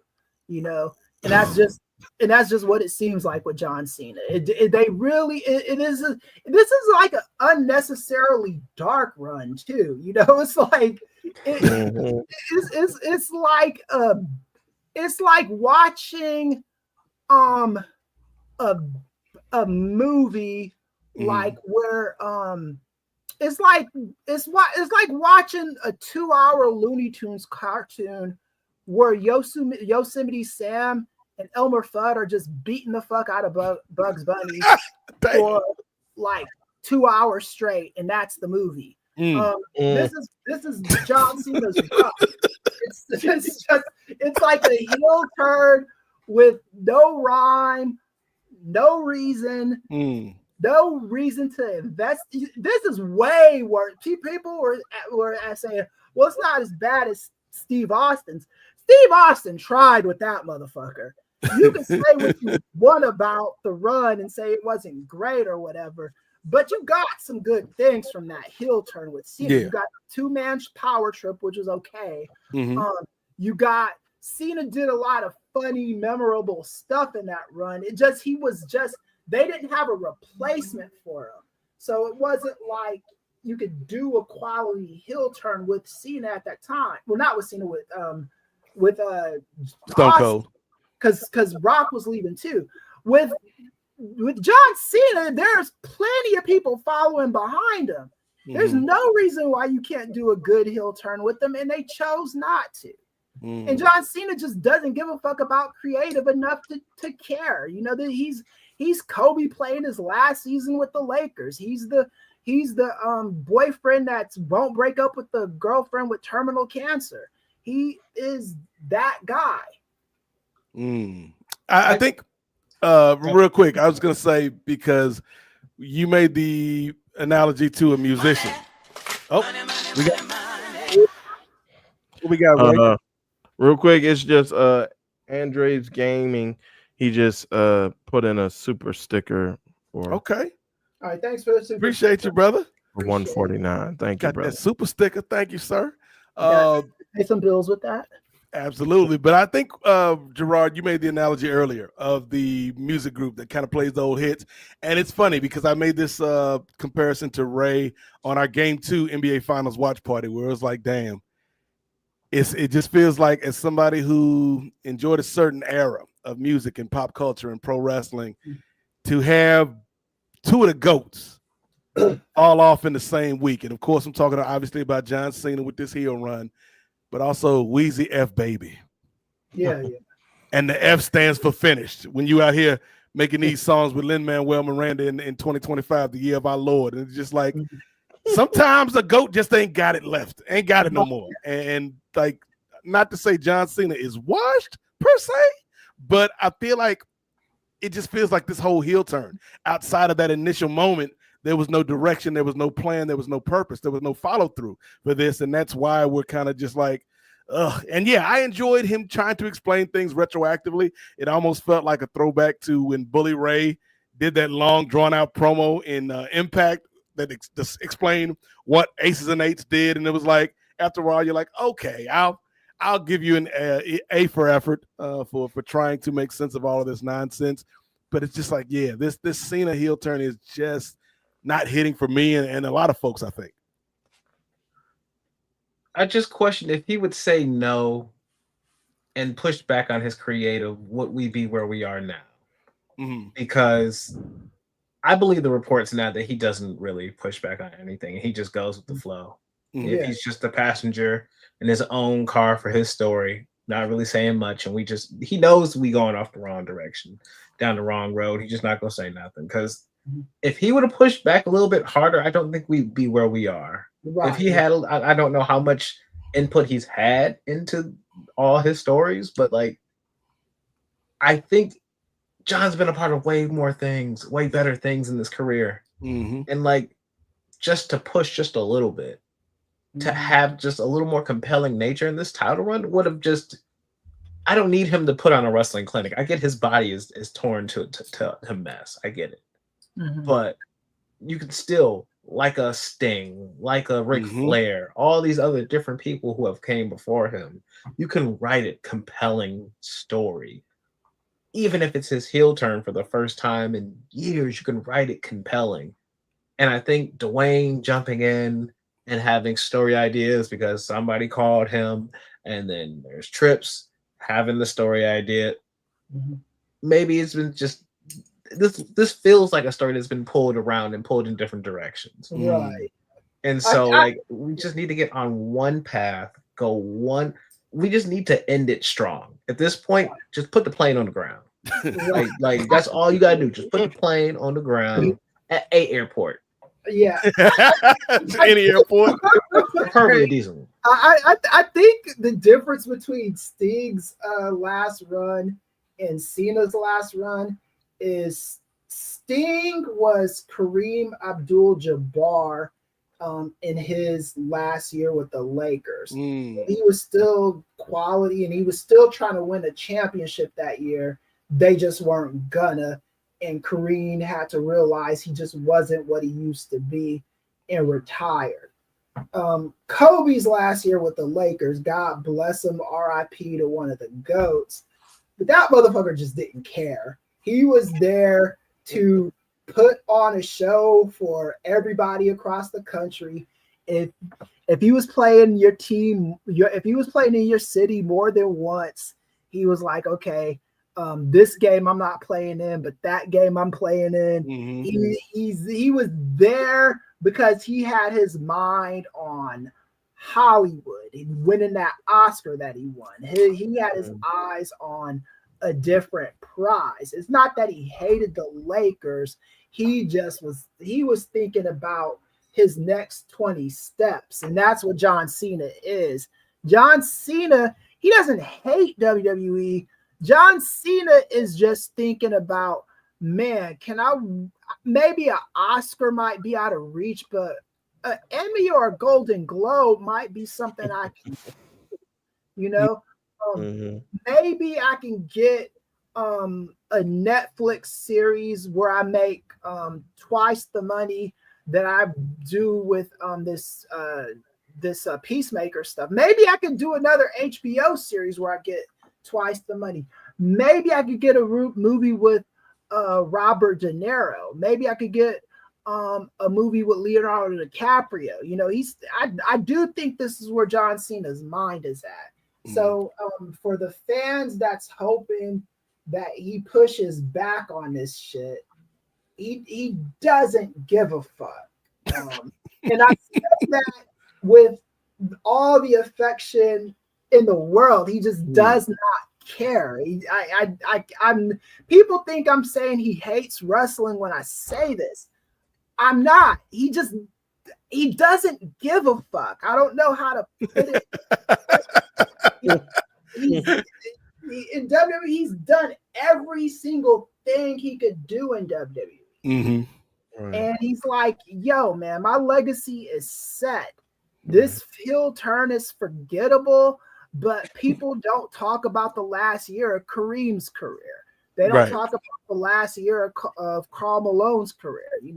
They don't talk about the last year of Akeem Olajuwon's career. They talk about the greatness of Akeem Olajuwon when he was great. And the same with Patrick Ewing and Barkley and people like that, And I think that's just where Cena's at. He just doesn't give a fuck at this moment. What about you, Jay? Like, what are your thoughts on this last run? What are your thoughts on the heel turn and the fact that, yeah, like it just feels like we are marching forward slowly to a story that has a conclusion, but I don't know if it's going to be satisfying. Like, if you can't get a good storytelling match out of Cody Rhodes, like working with Cody, one of the best in-ring storytellers in the game right now, like if you can't tell us a good story with that guy, I have very little faith that you're going to give us something bell to bell that just makes everybody be like, you know what, this whole thing was worth it. Here comes the money. Uh-oh. Here we go. Money talk. Here comes the money. We got Sorry to interrupt, Brother Jay. Andres Gaming comes up with another super sticker. This one at $3 Canadian. Thank you. And he also comes in with a separate comment this time for $2 Canadian. Thanks again, Andres Gaming. He says, bluntly, John Cena is not a good actor. Very, very blunt. Okay, so we've been through this before, man. It's not about good acting when it comes to Hollywood and these muscle guys. And Arnold Schwarzenegger, Sly Stallone. You even say watch your mouth there, Doc. I'm a great actor. They weren't great actors. They were great screen. They had a great screen presence. They had aura. They had aura, and that's what matters in Hollywood. It doesn't. The Rock isn't a great actor, but he's tread lightly, Chris. He's got a great screen presence. When you Rocky Maivia Picture Show archives available at Post Wrestling Now. when you watch a Rock movie, you are drawn to him in the movie because and Batista's the same way. You know, they have something that draws people in. So it doesn't matter if Cena is a good actor or not. Yeah. If you put Cena in the right role with the right director, he is going to deliver. And which he did with Peacemaker. Yeah, and a good director is going to figure out the strengths of Cena and showcase that. That's all of Arnold Schwarzenegger's career. And Sly Stallone's is like, get this guy with the director who has a vision for this person in a performance and see what we can do with this guy, you know? Michael Clark Duncan, the same thing. He was a magical Negro in the Green Mile, but it was a compelling performance, and the director of that was able to pull that out of him, and that's what matters. Okay, so let's. I understand you don't like John Cena's acting, but John Cena is for a lot of people. He might not be for you, but he's got a draw to him that a lot of actors, a lot of his contemporaries do not have. That's why he gets these movies. Yeah, and wrestling acting is different than Hollywood acting in terms of movie and TV. As Kobe once said, it's a different animal, but the same beast, Jay. Right. Yeah. And the thing is like Hulk Hogan, he was horrible. He was just not a good. You couldn't. Steven Spielberg could have like used a Ouija board and tried to exercise acting out of Hogan. It wasn't gonna happen. But John Cena, The Rock, Batista, people like that, even CM Punk and other like lesser wrestler actors, you can get good performances out of them if you put them in the right thing, because the difference between the Hulk Hogan and those other guys is those other guys, they care about their craft. I don't know if Hulk Hogan ever took acting seriously enough to like try to be not a great actor, but just a decent passable actor. I don't think he ever did that. But thanks for the super tip, too. Oh, we got another one. All right, what we got, Ray? All right, again, and we appreciate your contributions, Andre Gaming. You've been appreciate like you coming in clutch tonight. We coming in clutch tonight. Indeed, another short and sweet statement. Fave Podcast. We appreciate you, Hey, Andre. thank you, man. Thank Thank you. Appreciate that, yeah. I hope you subscribe to the Patreon because there's more there. It's more where that's coming from, buddy. Yeah. And we take Canadian money too on the Patreon. Ain't no tariffs at patreon.com/Nefarious Media Network, ladies and gentlemen. Yes, if you dig what we do here at the NWA Podcast every month on Post Wrestling, there is so much more, including Ring Theory, which features Gerard and Jay. So yeah, thank y'all for the super chats. Keep them coming because there's a lot more fascinating conversation to go on this episode of the NWA Podcast. But Jay, what are your thoughts on this man, thespian John Cena? Everybody, do you guys remember when there was like a fireworks show off of the coast on a barge, and they had all these different fireworks? They're gonna do this 4th of July show or whatever, and the barge just exploded, and you just saw the grand finale just happen like the first minute in. That's what happened with this whole storyline. We got the best part, the first part, and everything else we just watching the ship burn. It's what my Latino friends call basura. You know, it's trash so far. I think the only way to really save this right now at this point would be to have John Cena. We've talked about this. He's like, I'm not changing anything, but he has to change something. Whether it's like, we're not getting any music. That would be good because he said his mission statement was, "I'm going to ruin professional wrestling." Mm-hmm. Okay. We everybody likes to sing John Cena sucks. Don't give him that opportunity. Point one. He's generating a lot of dollars with the merchandise, which is very on brand for him, going to whatever town and just, taking their sports team's colors and just doing that. That's awesome. That's great. He's generating money. But I think to what someone was saying already, he's asleep behind the wheel. He's a company yes man. He's not going to turn anything down. And unlike Kobe Bryant, I don't think he's gonna, in his last match, he's not gonna put up big points. No, that's the thing. That's true. He's not gonna do it. Yeah. I should have said that too, because I was hoping you would, and I'm like, okay, he's not gonna put up 6. And at least Kobe could give you 30, 40, 50 during that last run. Seen out here taking just layups and old man jump shots and finger rolls. He ain't got no explosive. He's scoring career lows. Yeah, even Kobe in his last year, he had a couple games there where it was like, this means something to me. I'm gonna play because I'm friends with Tim Duncan or something. It was like one of those kind of things. Well, I'm going up against LeBron last time. Yeah, right. So he had those kind of things, but John Cena is just not even giving you that right now, man. And I'm not blaming him for it. I mean, if you could get a bag from TKO just for showing up, but get your fucking bag. But the guy is just still John Cena, Chris, to your point, may be the most relatable professional wrestler on the planet. Because like most of us, he just like, hey man, the only reason I'm showing up to work is because they paying me. I'm gonna give you the commensurate amount of effort to the paycheck that you were paying me, and nothing more. Right, yeah, and exactly. I do think that. I think if they were giving him good material, he'd rock the good material. It's just they're not giving him good material, and he's not going to tell them, hey, doing this would be better. Right.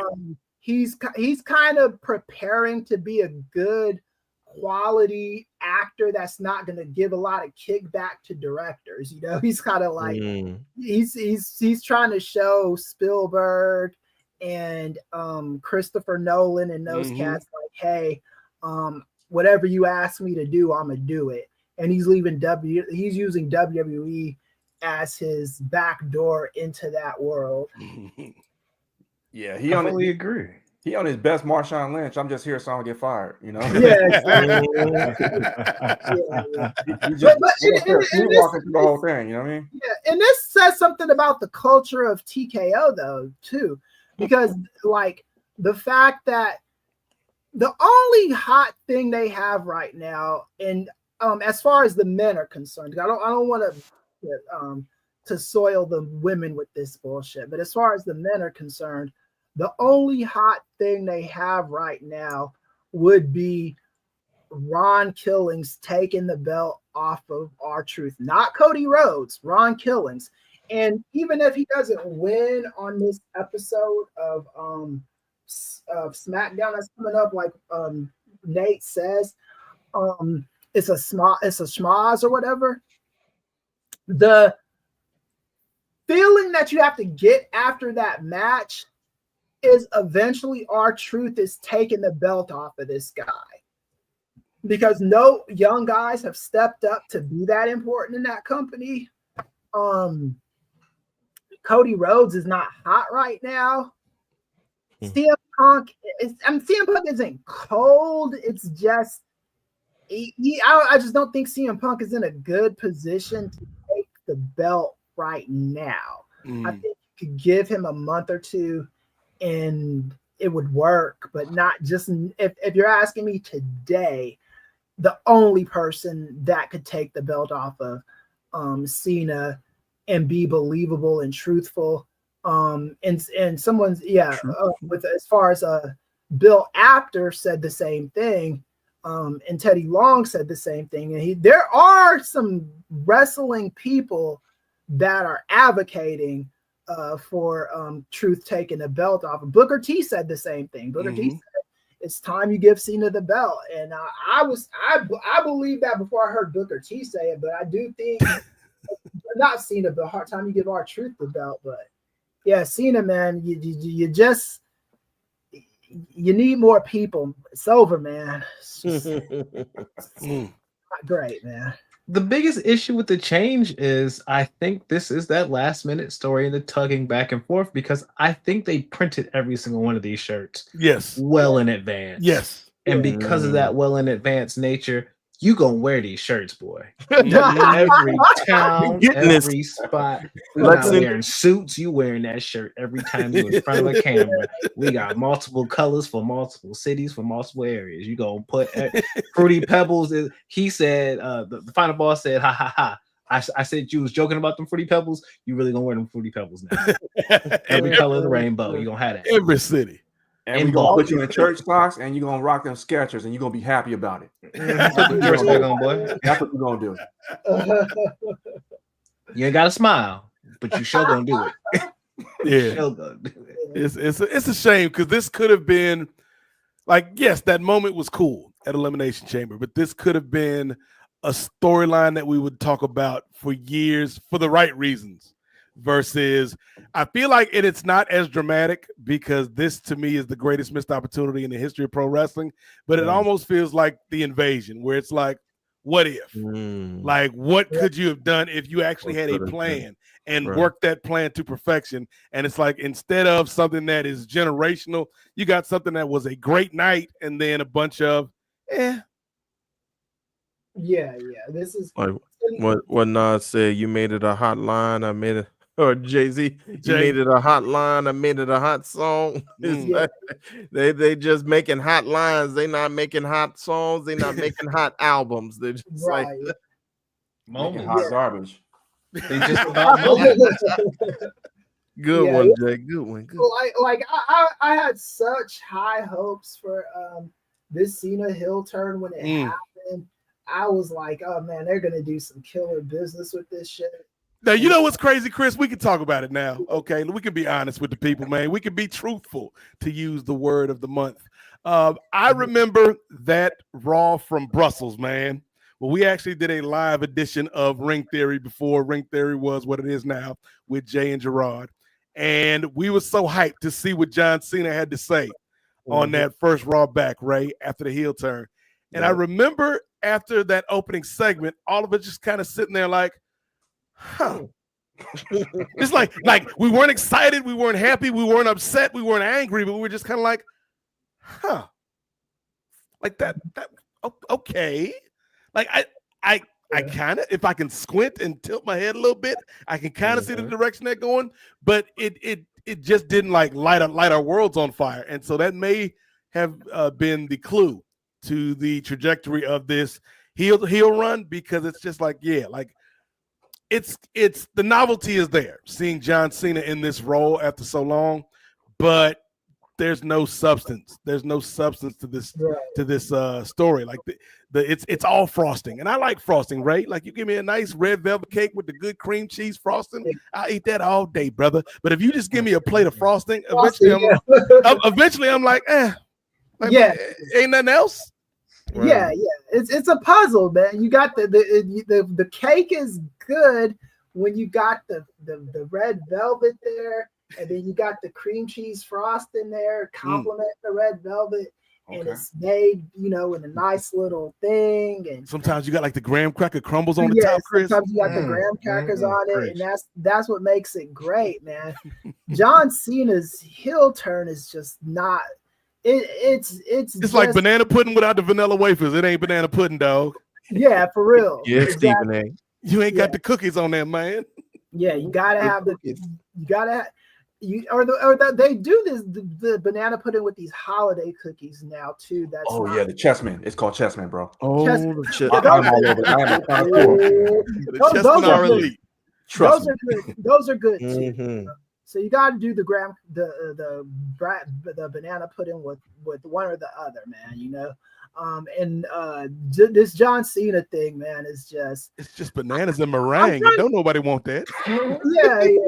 But I'm trying to think of a heel turn, not just in wrestling, but a heel turn in fiction where the character just stayed exactly the same.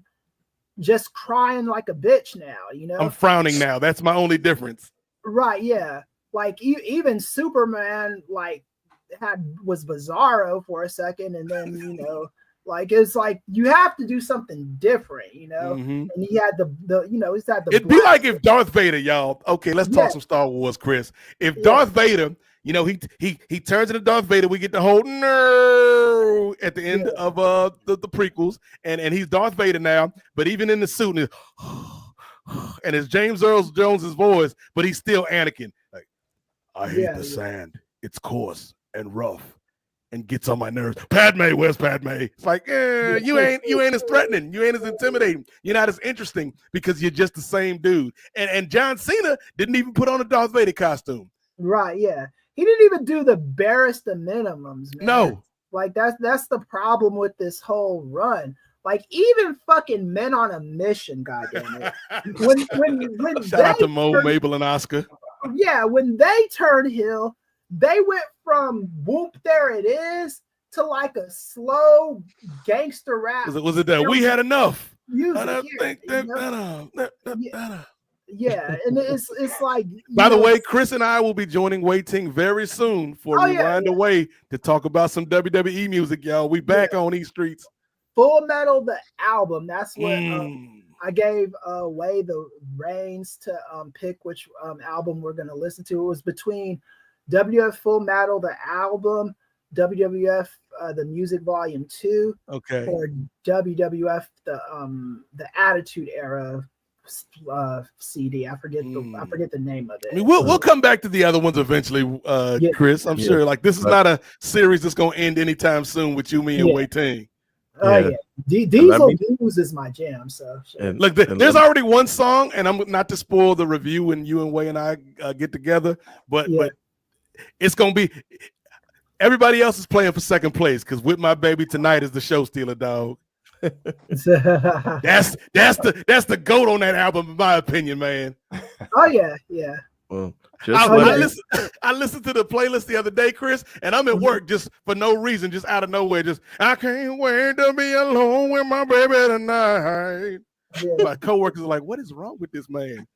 I'm like, "Don't even worry about it. Just turn the lights down, way down low. We can leave the troubles of the world behind." Like, oh, that man Jeff Jarrett was cooking.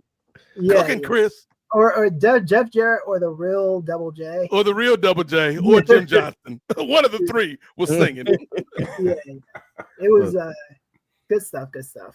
Well, just let me know when y'all do Forcible Entry, because that's my jam. That takes me back. Which is a terrible name in hindsight for this album. Yes.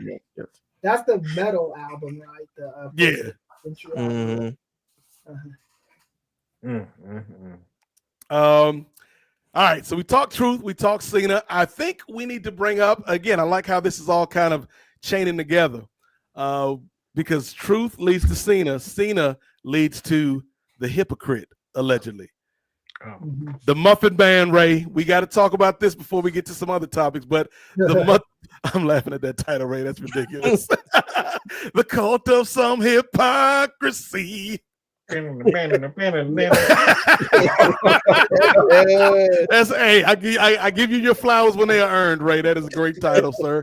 But let's talk about Phil Brooks finally making the trek to Saudi Arabia, or as he calls it, the event over there.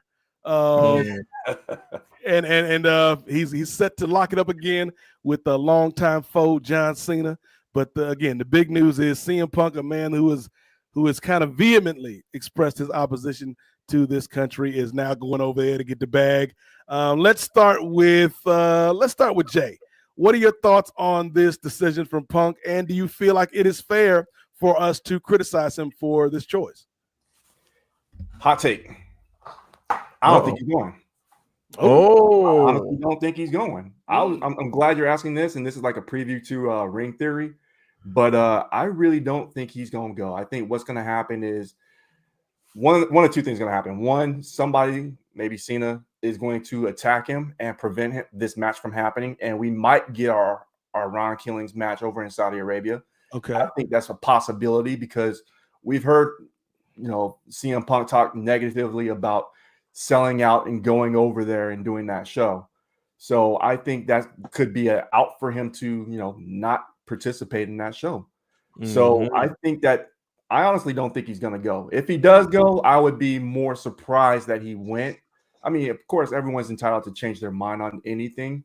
But that's just my opinion. I just don't think that's going to happen.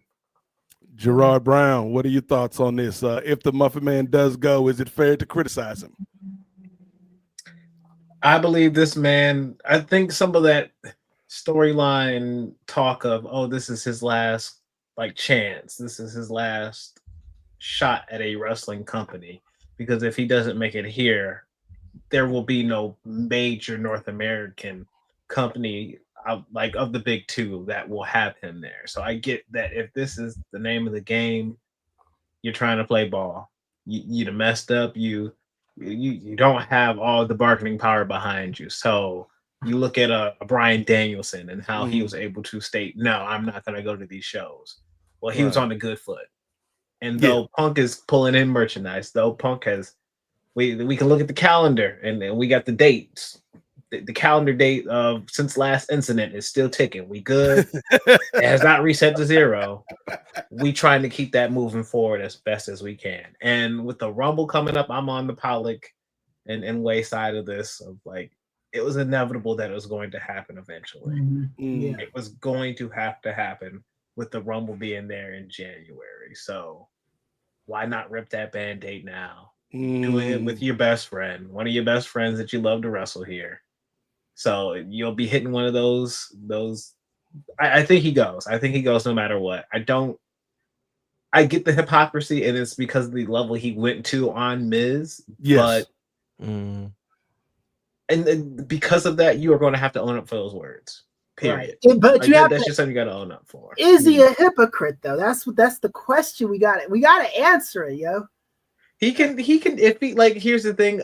I don't know if the money's head is the Saudi Arabia money the same as it used to be before the TKO regime? Because if you're not getting the big bags like you are before, last time, because if you're getting the big bags like before, then donate like Mustafa did. Donate your money to a good charitable cause and let that be I went and I had to bid my morals to this, but also he can speak to the fact that it's not just about the government in Saudi Arabia because there are actual people who are there. There are actual just regular fans who, amongst all of this, get caught up in that. And so to just, hey, I want to go support these fans. We're trying to make waves in women's wrestling there. And I've seen the company try to grow and improve since my comments to that. I want to be a part of that motion of change and growth. People's opinions can change. And I want to see the change and growth over here too. So I'm trying to support what I see. If Punk can come out and say that in some outlet, whether it's an Area Hawani right before the event, whether it's, I don't know what, I think I'm fine with it. I don't view him as a hypocrite in that matter. If he's able to just call out, hey, yo, I know what I said in this tweet. I apologize to Bizanin for that. I've also now, I want to be the change that I want to see. And I don't want to just talk about it from my couch, from Twitter. Wow. So now I'm actually going to do it in person because there's voiceless people over there. We want to provide those voices. And if I'm going to call myself the voice of the voiceless, I'm going to take myself over there to actually provide some change. I'd be good with that if he can. You are better than me, Gerard. Because I would not let CM Punk off that. If this guy goes to Saudi Arabia and takes that blood money, he is a hypocrite. If he doesn't take the money, if he takes the money and donates it to charity, I'd look at it a little bit differently. Okay. But if you go out there and you pocket any of that blood money, that regime in Saudi Arabia has not changed. They are the same pieces of shit before before Project 2030 or whatever the fuck it was that they were before that. Just Google it, man. They're still like stoning gay people, and like doing this, giving women these atrocious punishments. They are not good faith actors in the Saudi Arabian government.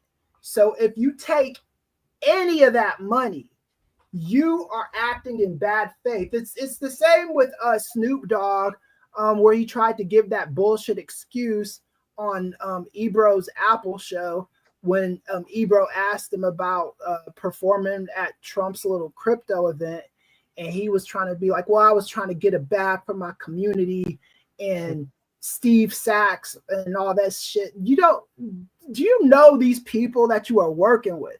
Sachs is a piece of fucking shit. He was the biggest purveyors of anti-Black conspiracies. He doesn't give his money to good causes. He is a piece of fucking garbage, and you're taking money from it. So CM Punk, if he doesn't want to be looked at as a hypocrite, he is gonna have to not accept that money. He's gonna have to give it to a just cause, or he's just gonna have to be like, "Look, man, I didn't sell out. I bought it. I'm trying to get my bag, and I'm trying to get my bag." And be honest. Yeah, just be honest about it. But you're not recused from being a sellout if you go over there and take that fucking money. You are a goddamn sellout. You have to own it, though. That like Nate was saying, you can't just you got to stop the bullshit. So I'm hoping that he doesn't go out there. You know, I don't want him to go out there, but if he goes out there, then and takes that money and doesn't do good stuff with that money, man. Yeah, man. He's Jeff Goldblum in The Great White Hype.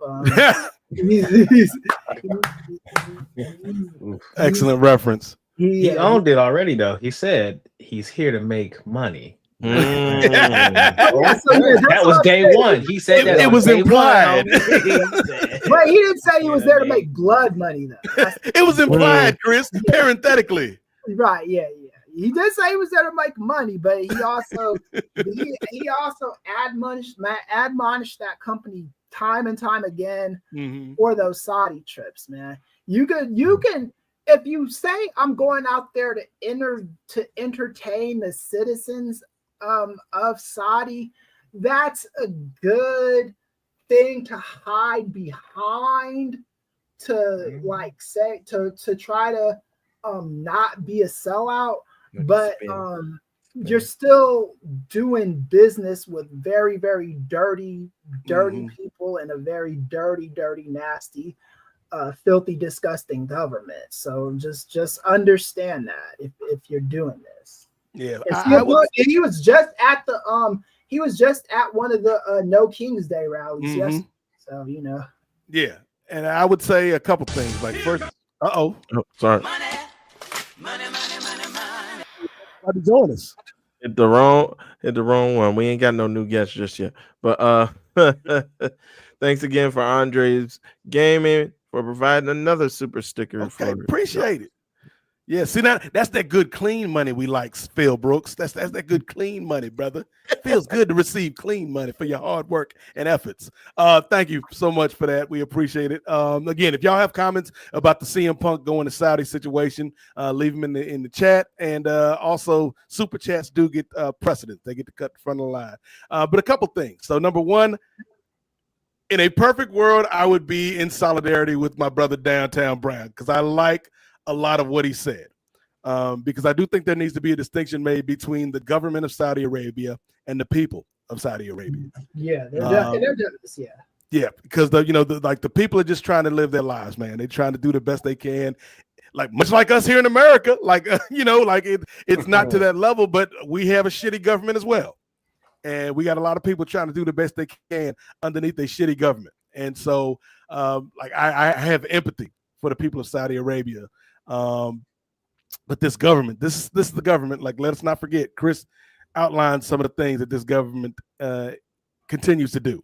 This is the government that killed Jamal Khashoggi. Mm-hmm. This is the government that tamps down on free press. This is the government that tamps down on the rights of their citizens to just live a life being who they truly are. And so, yeah, I'm a person who, to this day, have never watched a minute of any of these Saudi shows just as a personal choice. Mm-hmm. I don't, admonish those who do. Like, hey, you got to do what you got to do, especially people in this space that have to cover those shows. I don't take umbrage with them. But like, even when Nia Jax won Queen of the Ring, like, do you know how hard it was for me, Ray, to not watch my queen get her flowers? But it's like, nah, I'm not going to watch her get her flowers in this country with a government that I do not respect. And so, this is difficult because Phil Brooks sounds a little bit like Myles Garrett right now. And for those of you who do not know who Myles Garrett is one of the best defensive players in the National Football League. Myles Garrett plays for a terrible organization named the Cleveland Browns. Myles Garrett said, I do not want to play for the Cleveland Browns anymore. In so many words, he said, this is a terribly run franchise with no hope for upward mobility, and I want to be out of here. I do not want to waste my best years playing for this franchise. A few weeks later, Cleveland Browns cut him a humongous check. And Myles Garrett said, I'm always committed to the people of Cleveland. To work to the best of my ability to turn the Browns into a championship contender. So we know what happened in that situation. And this feels a little bit similar where it's like, damn, like I don't want to, talk down about anybody, making their money. But if you have been somebody who's been so strident about this company going to Saudi Arabia and now you take the bag, like even if you do it for altruistic reasons, where like Gerard is saying, like, I want to bring joy to the people of Saudi Arabia. We want to inspire, in particular, young women and girls to aspire to be more than they can be. Like, those are all lofty, ambitious, like worthy goals. But you're still making a deal with the devil in some aspects when you take that check. And so I think, to Chris's point, like getting down to brass tacks, the question, is this the cult of some hypocrisy? Yes. The answer is yes. Now, the question of, is it the cult of full hypocrisy, Ray? We won't know until he goes there. And we won't know until, like, if he makes a statement, or if, as Chris said, he donates all of his money to charities that will help the people that he is looking to help by going to Saudi Arabia. That's a different story. I think also, you mentioned the Royal Rumble. Like, to me, that is a bad look for this company, man, because I get it. Like, these are your employees. You can make them go where they want to go within where you want them to go within reason. But for some of these Saudi shows, you had people who pulled themselves out of those shows and said, like, hey, I'm not doing that. With the Royal Rumble, it's kind of like all hands on deck. So you kind of forcing people that may have chosen not to go to Saudi Arabia to go to Saudi Arabia because it is the Royal Rumble. I feel like that's a bad look for the company. But yeah, Phil Brooks, like, you know how much we love the Muffin Man here at the NWA Podcast, man. But if he goes and takes this money and does not do anything to speak out about the atrocities being done to the Saudi Arabian people, then I feel like he is a hypocrite. Yeah, I'm wondering, because you brought up cult of personality. I'm wondering what Living Color thinks about this shit. Because if you listen to their music, they would not be for any of this shit. Yes, You know, yes. Right. so I'm just curious, like They have songs that explicitly speak out against this type of stuff. Right, yeah. So I'm curious. The song CM Punk comes out to loosely speaks against this kind of shit. So I'm like, I'm trying to understand if he goes out there. And Phil Brooks is looking at you saying, "Hey, Chris, you don't have to follow me. Yeah, you can set you free, brother." yeah, he's got to be saying something like that. He's got to be using those Living Color songs to justify his shit, man. Because like, I just don't understand the like wrestling mind tricks you would play with your brain if you have this level of intellectualism going on. And CM Punk is a smart guy. He's probably one of the most astute guys very thoughtful in the history of professional wrestling. So for you, and he's tapped into politics. He's tapped into the way these things affect people, and so like that makes it. It's not like he's one of these dudes that don't care about politics. Right, It's not like he's one of these dudes like, that aren't reading and informing themselves. And like, I get those guys, but it's like, dude, like you are like going back to Star Wars. You were the chosen one. Right, you were supposed to bring balance to the Force, not destroy it. Shout out to you and McGregor. But yeah. So yeah, but that's the thing. It's like, yeah, he just as recent as yesterday, he was at that No Kings March. Mm-hmm. So he can't even say he doesn't know better. Like all those other wrestlers, I don't blame as much as I would blame a CM Punk or Daniel Bryan, Bryan Danielson, if they did it. Even Kevin Owens, he used to not, but Kevin Owens had a very specific reason for not going to those shows. And then once they start letting his friend in the country, he changed his tune.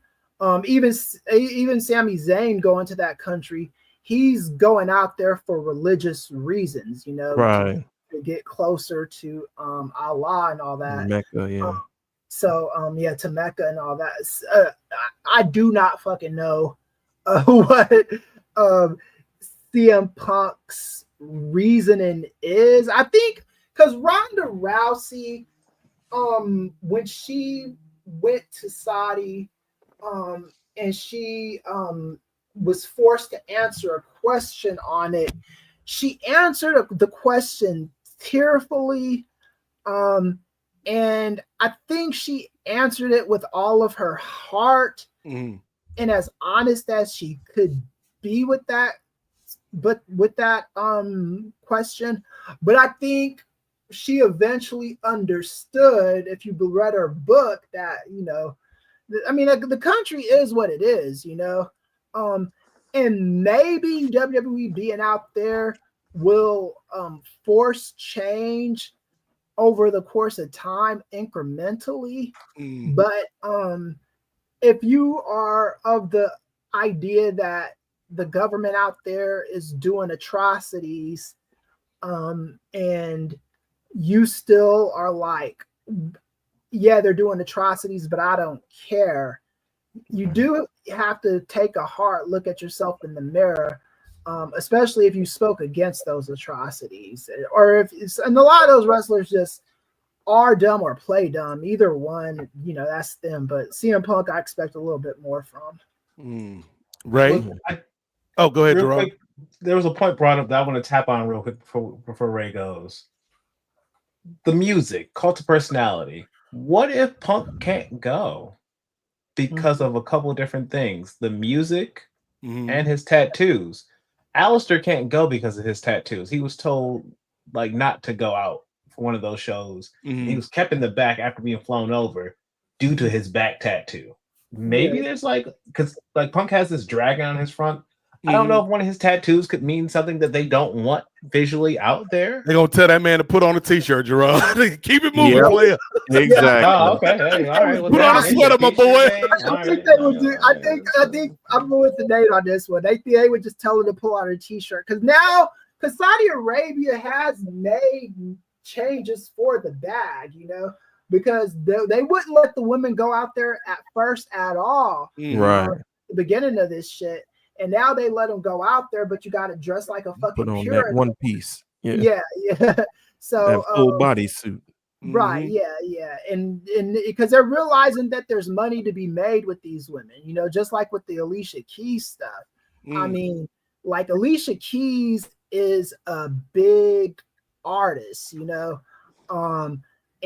if you have the chance to have her perform out there for you all, you're gonna make concessions to get that done. So, like I don't think they would do that with Aleister Black. He's just not the star CM Punk is. Right. They'd be like, yeah, you got this occult shit on you. Stay the fuck out of here. CM Punk, they'll be like, oh, it's okay, brother. Put on a t-shirt. They're not. I like Pepsi too. I like. Put on a long sleeve shirt. Keep it moving, player. So do we get this fire burns? Do we change this? I was gonna say they may do this fire burns. To Money in the Bank 2011 because he didn't have Cult of Personality at Money in the Bank 2011. He had this fire burns. Do you give him a call back since he likes to say, "Hey, which Ray erroneously says is a better song than Cult of Personality"? It's a good song. They're both great songs. Yeah, I heard Pollock say that before too. That a better wrestling theme. Semantics. I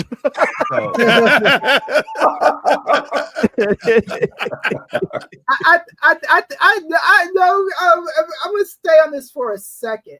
I think Cult of Personality for CM Punk is a better theme because CM Punk is a cult of personality. Yeah. He is a guy that triggers emotions out of people that no other wrestlers do. Yeah. So, I mean, there's wrestlers like me. I'm never gonna hate CM Punk. He's always gonna be one of my favorites, but he's definitely a cult of personality, man. He's I am the cult of. Yeah. Cult of. Yeah, oh man, on the drums going crazy. Yeah, man. Living Color, man. Not enough respect is put on their name. Not enough at all. But yeah. True. But but CM Punk, man, he's one of those guys that you either fucking love and like worship to a certain extent with certain fans, or you just hate him. You think he's the worst, Well, this is a Pro Muffin Man podcast, just for those keeping score at home. Yeah, I'm kind of in the middle, Chris. When you say that, and I'm probably one of the few people in the middle because back in 2011, I was on that side of, I'm loving everything this dude is doing. He's representing the anti-establishment. He's representing going up against the man and all this stuff. But then I kind of started slowly fading back and realized, wait a minute, this brother. Kind of like it was one time on the NWA podcast where I was kind of bringing up, well, this man is a hypocrite. Well, I was bringing it up back then. I was like, he's a hypocrite. He's supposed to be speaking for the people, but he's looking after himself. And I think you, Chris, you let me know, he's always been for himself. He's been saying that from the beginning. He's always been, as far as looking for the main event for WrestleMania, he's always. I still agree with that, but I think we're doing apples and oranges, okay? Because I still agree with that, but it's different. It takes on a new thing when you're accepting blood money, right? If this was any other instance, I'd be like, yeah, take your money, but you're taking money that is evil and goes against the very things that you often say you are against. So, but does it cash the same? It does cash the same. It does cash the same. So, you're not gonna get any argument from me. Hey, man, all you just get a dude wipe some of that stuff off of the money. Keep it moving. I mean, just understand this is what it is, and for me, for me, if he just comes out and admits, hey, I needed the bag. Me and AJ want to retire in Pacoima or somewhere like whatever. I'd just be like, okay, whatever. I'd still say you're a sellout. You know, I like my whole thing is you either sell out in this case like this, you're either a sellout or you're not. If you sell out, you know, I'm like, hey, yeah, it sucks that you sold out. But you sold out. Like shit. If it was me doing it, because I'd be inclined to take some Saudi blood money if it was offered to me. I don't know. I would think I'd say no, but you know, if I'm thinking about retirement and shit, maybe I'm considering it a little bit differently, you know, and that says something about my character. And I would have to I'd have to come to terms with my character in that situation. But you don't get to escape being a fucking sellout, though. That's the thing. You are a sellout in this instance, or you are not, or you are like, if you don't want to be a sellout, be like Daniel Bryan. If you don't mind that moniker, get your Saudi money, man. Because I'm never gonna not stop addressing you as a sellout once you take that money. That just is what it is. Shit. Right. But isn't he a sellout for just coming back to WWE in the first place? Yeah, you could like really. Everybody was calling him a sellout for the home promo when he came home again. Like, oh, people like, oh, this is bull. This is not Punk. Where he's not established. Now he's for the establishment. We've been doing this with Punk, wearing the suits now. There's legit rationalization in him going back to WWE. Because he can say he can argue intellectually that he went back to a company with different management and power, and the guy that he used to be an enemy of, when he called him up, they apologized to each other and made good on their sides of the deal. So you could call that a change of heart easier than you can call selling out for Saudi money. You know, I can see a legit rationalization of going back to WWE.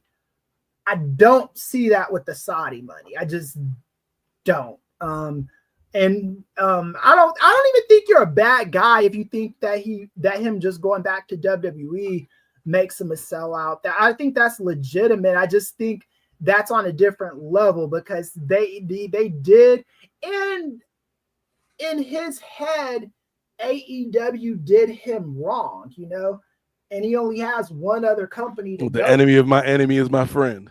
Yeah. So I don't look at that quite like the Saudi money. And I'm not saying I'm right or anything. I'm just saying, just from my perspective, I don't look at it the same way. Yeah.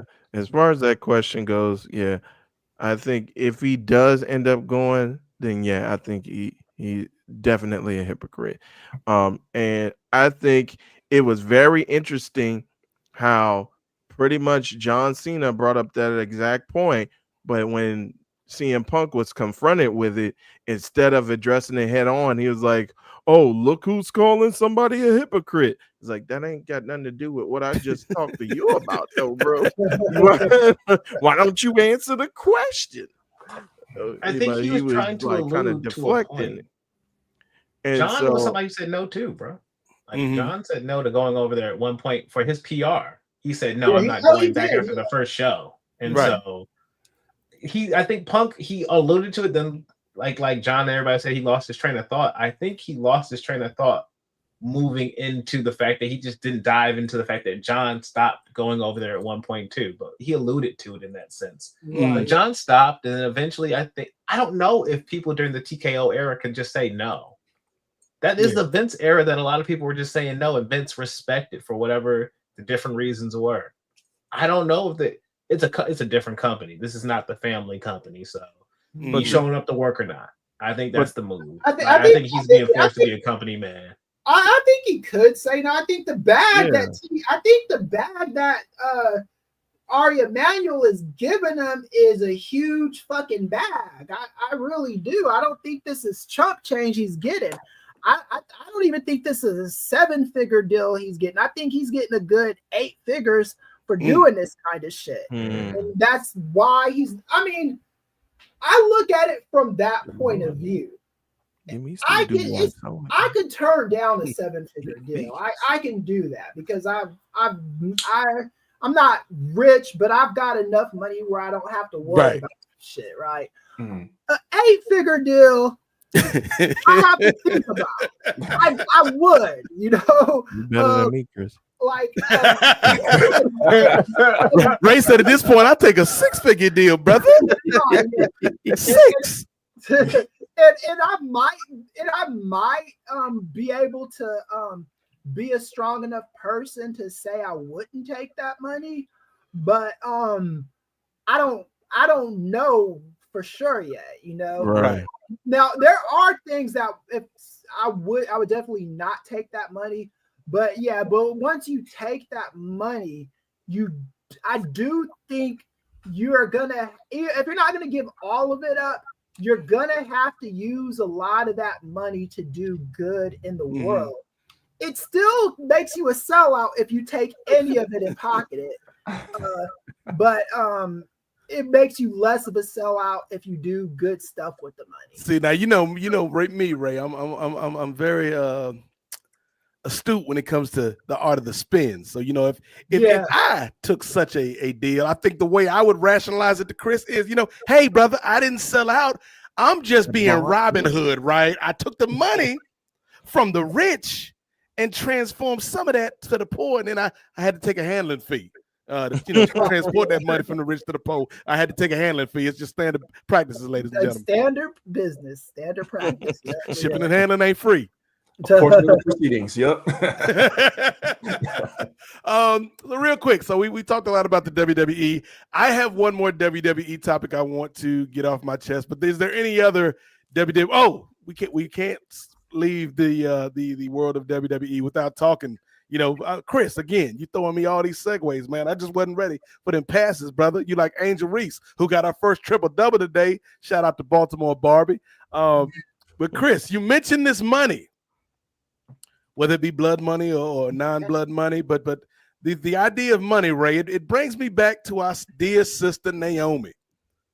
Or should I say Miss Money in the Bank, ladies and gentlemen. Naomi is now your Money in the Bank title holder on the women's side. And I am loving everything I'm seeing so far, man. Like, this has been so refreshing for Naomi. And I believe Way said it on Rewind to SmackDown Friday night. Like, if they're not careful, she gonna get the babyface reactions when it comes to her and Tiffany. Because I think people are starting to get behind this Naomi Hill persona, and I'm just so happy that she is being able to get this run right now.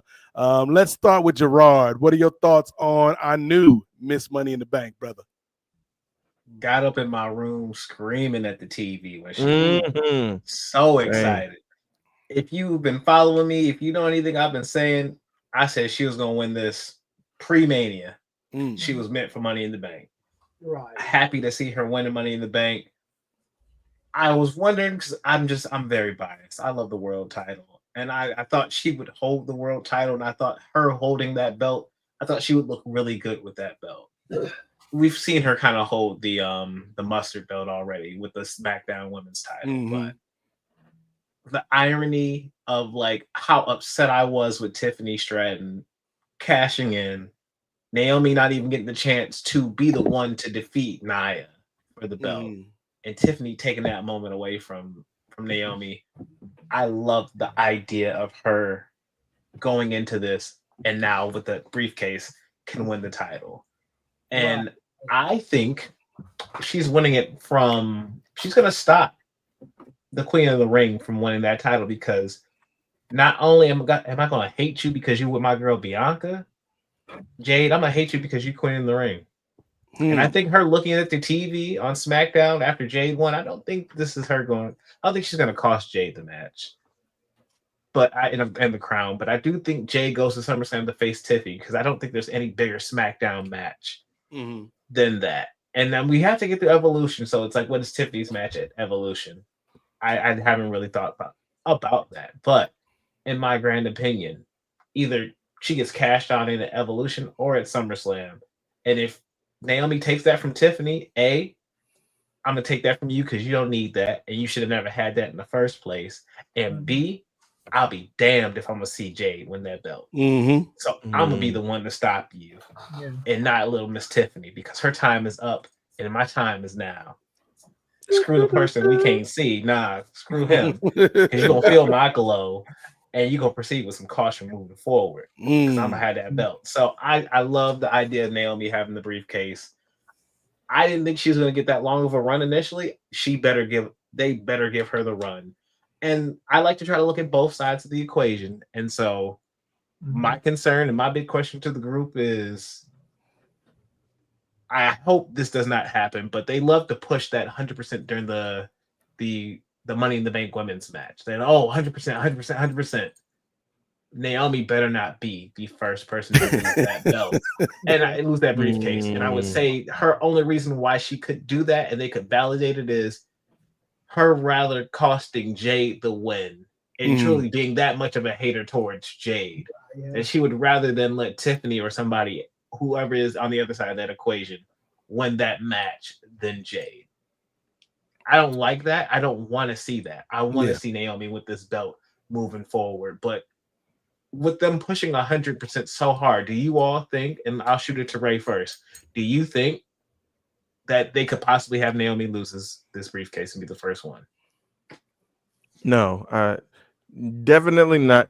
I think it'll be a testament to whether or not, like we were talking with R-Truth, whether or not they would be tone deaf enough to ignore the fan outcry and to ignore the fan groundswell behind Naomi. Like, are you willing to risk that, or are you going to get on board just like when, and we kind of alluded to it earlier, but just when we were talking about Jey, it's like Jey had the crowd behind him at a point. I think he still kind of has some fan support even after the defeat that he took.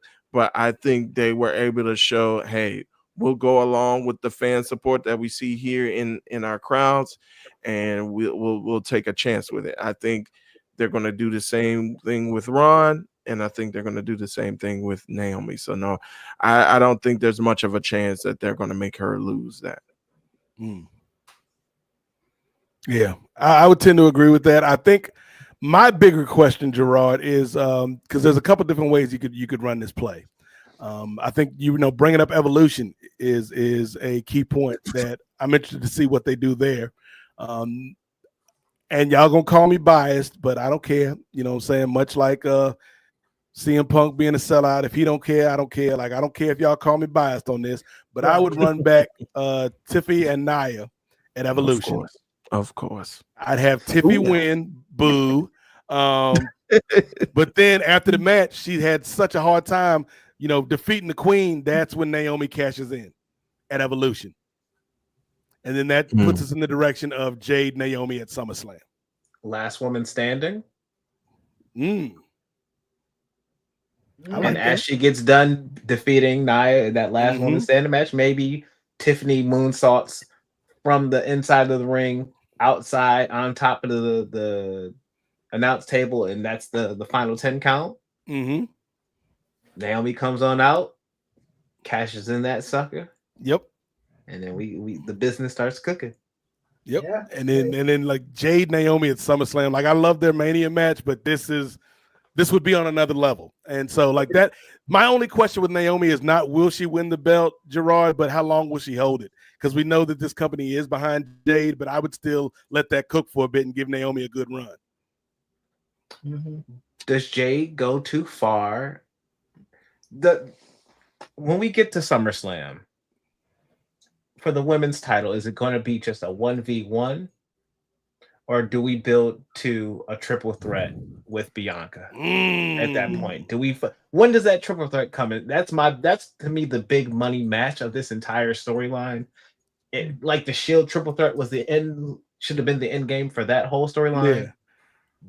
The big 3 triple threat for these I women. think SummerSlam's is the a little too storyline. soon. I might say Survivor Series for that one, Gerard. Right. I'm not. I'm still not exactly where Nate is. I'm not nowhere near where Nate is, but I'm not 100% sure the company is behind Jade. I do see her winning the title from Tiffy. I think when Naomi cashes in the belt, she's beating Jade for it right away. So you think Jade is going to beat Tiffy? I think Jade is going to beat. I think Jade's going to beat Tiffy, and then I think Naomi's going to, just so they can say they gave Jade a world title run. Okay. Actually, that's not bad because then you can give Naomi a longer runway. Yeah. Because I'm not mad at that. I think Naomi, for all of Triple H's anti-blackness, Naomi color, Chris. Yeah. Is all that colorblind racism that he holds. He at the end of the day, he does look at Naomi as a homegrown talent, and she's over, and I don't think Jade has that luxury. I think even Bianca, she's got the luxury of being a homegrown talent, even though he beat her stupidly at WrestleMania this year. Still don't understand that shit. Well, I understand it because of the colorblind racism, but there's your answer. Yeah, but the whole thing with that is, she's still a homegrown talent, and just Jade from the stuff that Triple H has said publicly about her, I'm not sure if he's ready to go all on board with her the way they did with Bianca, or the way they've done with Rebecca, or the way they've done with Naomi or any of those other women. I love how Chris just is so formal with Rebecca. Yeah. Rebecca Lynch. Fans in big order, Chris. You don't have to be so formal. Just call me Big Time Bix. Yeah. The man herself. I think Naomi goes to SummerSlam as champ. I think she does cash in at Evolution. I think we tease Jade out. Okay. Maybe Jade wins it by Mania, and Jade wins the Chamber to go to do that. So she doesn't win the Rumble, but she wins the Chamber to get there. Maybe just like last year at SummerSlam, we had a big turn of Liv and Dom on Rhea. Maybe that's where we finally, if Bianca's not fully healed by that time period, maybe Bianca comes out and costs the match. And that leads to this. But with this nefarious, was she trying to actually help Jade? Was she trying to help Naomi? What was she? Was she just trying to chill both of her girls down because she was sad to see them both at this breaking point? But I think maybe either, if you could build to Mania, if you could hold this big 3 triple threat off to Mania, I would love to see that instead. Yeah. But the question is Rhea and Bianca the bigger direction, and can Naomi as a heel last that long as well? Because she probably will turn babyface by then, because she's good. She's crying on cue. She needs to get her Oscar. She over here taking from Jay when he was being the best supporting actor back then. It runs in the family. She said, I got my acting on too. So look. And her heartbreak and the Trinity and Bianca, you my best friend. I'm sure this is going to lead to a point of them reuniting as friends. And it's just, the question is, how far does Jade have to go? In my opinion. Or does Jade do something to Bianca in that lead up as well? Right. Jay, what you got? Someone touched on this earlier, and I really like this, to where maybe Jade Cargill wins the Queen of the Ring, so she gets a title shot. And I don't know how this is going to happen or who pins who or does what. But one point, all three members of the Shield held the belt at one on the same day, same night or whatever. I can envision something like this happening to where one of them wins the belt, someone loses it to someone else, and then there's a cash in by Naomi, and she ultimately ends up with the belt. But I don't know how long they could have that playing out. Maybe to Survivor Series. I mean, that would be a great, compelling story. That way, Bianca can fully recover from whatever injury she's recovering from, and that would give Jade much more time to have that potential title shot. So I think all of that can happen. I don't see it. I don't envision it going all the way to WrestleMania. I mean, we as fans are very microwave. We want it instantaneous. Yes, exactly. Yeah. But holding this off until the end of 2025 would be something. That would be a major feather in the cap for the writers. If they could do that, if they could sustain that. But I think Naomi ultimately will cash in. I think she will ultimately have the title. I don't know how long of a title run. I don't see her going for. I hope it's going to be longer than Jay's, and I hope when they do take the title off of her, it's not going to be unceremoniously done like Kofi Kingston, because that's still a tragic situation. Right, yeah. And he still hasn't gotten his title rematch. So nope. Yeah. It's him and Ron Simmons and Big E are all in the same category when it comes to what could be the common denominator. I wonder. Things that make you go, Yeah. Like, yeah. I think that I do think Triple H recognizes the optics in WWE, because I'm not the only person that's written about his issues with black folks. I've heard SRS mention this on his show. I've heard other journalists kind of say the same things about like all the releases that happened over the calendar year. So I think in his mind, Naomi is a way to counteract all that shit. It's not going to counteract all of it, but it does make it look at least a little less optically bad. Even though I think the women in WWE are great, I think they suffer from some of the problems that the men have, where their storylines have great starts to them, and then they just kind of not necessarily fall off of a cliff, but they just don't go anywhere. They just kind of like fade off into the ether. So the thing that Naomi has going for is I think she's just very, very good, and hopefully they capitalize off of it. What you got, Ray? Yeah, I'm loving where they're going with Naomi. Again, to kind of piggyback off Jay's idea, and I believe someone else mentioned it as well. I would love the idea of them culminating with that big three-way between Jade and Bianca. I feel as though she could go. I would think it would be more of an impact if Jade wins the Queen of the Ring, and then not only does Naomi cost Jade the title, but she pins Jade, and so then they could still kind of keep Tiffy hot because Tiffy never got pinned or submitted, and now Jade is kind of seen as a sacrificial lamb, and then you can kind of have them go at it since Jade already has a win over Naomi. You can kind of use that.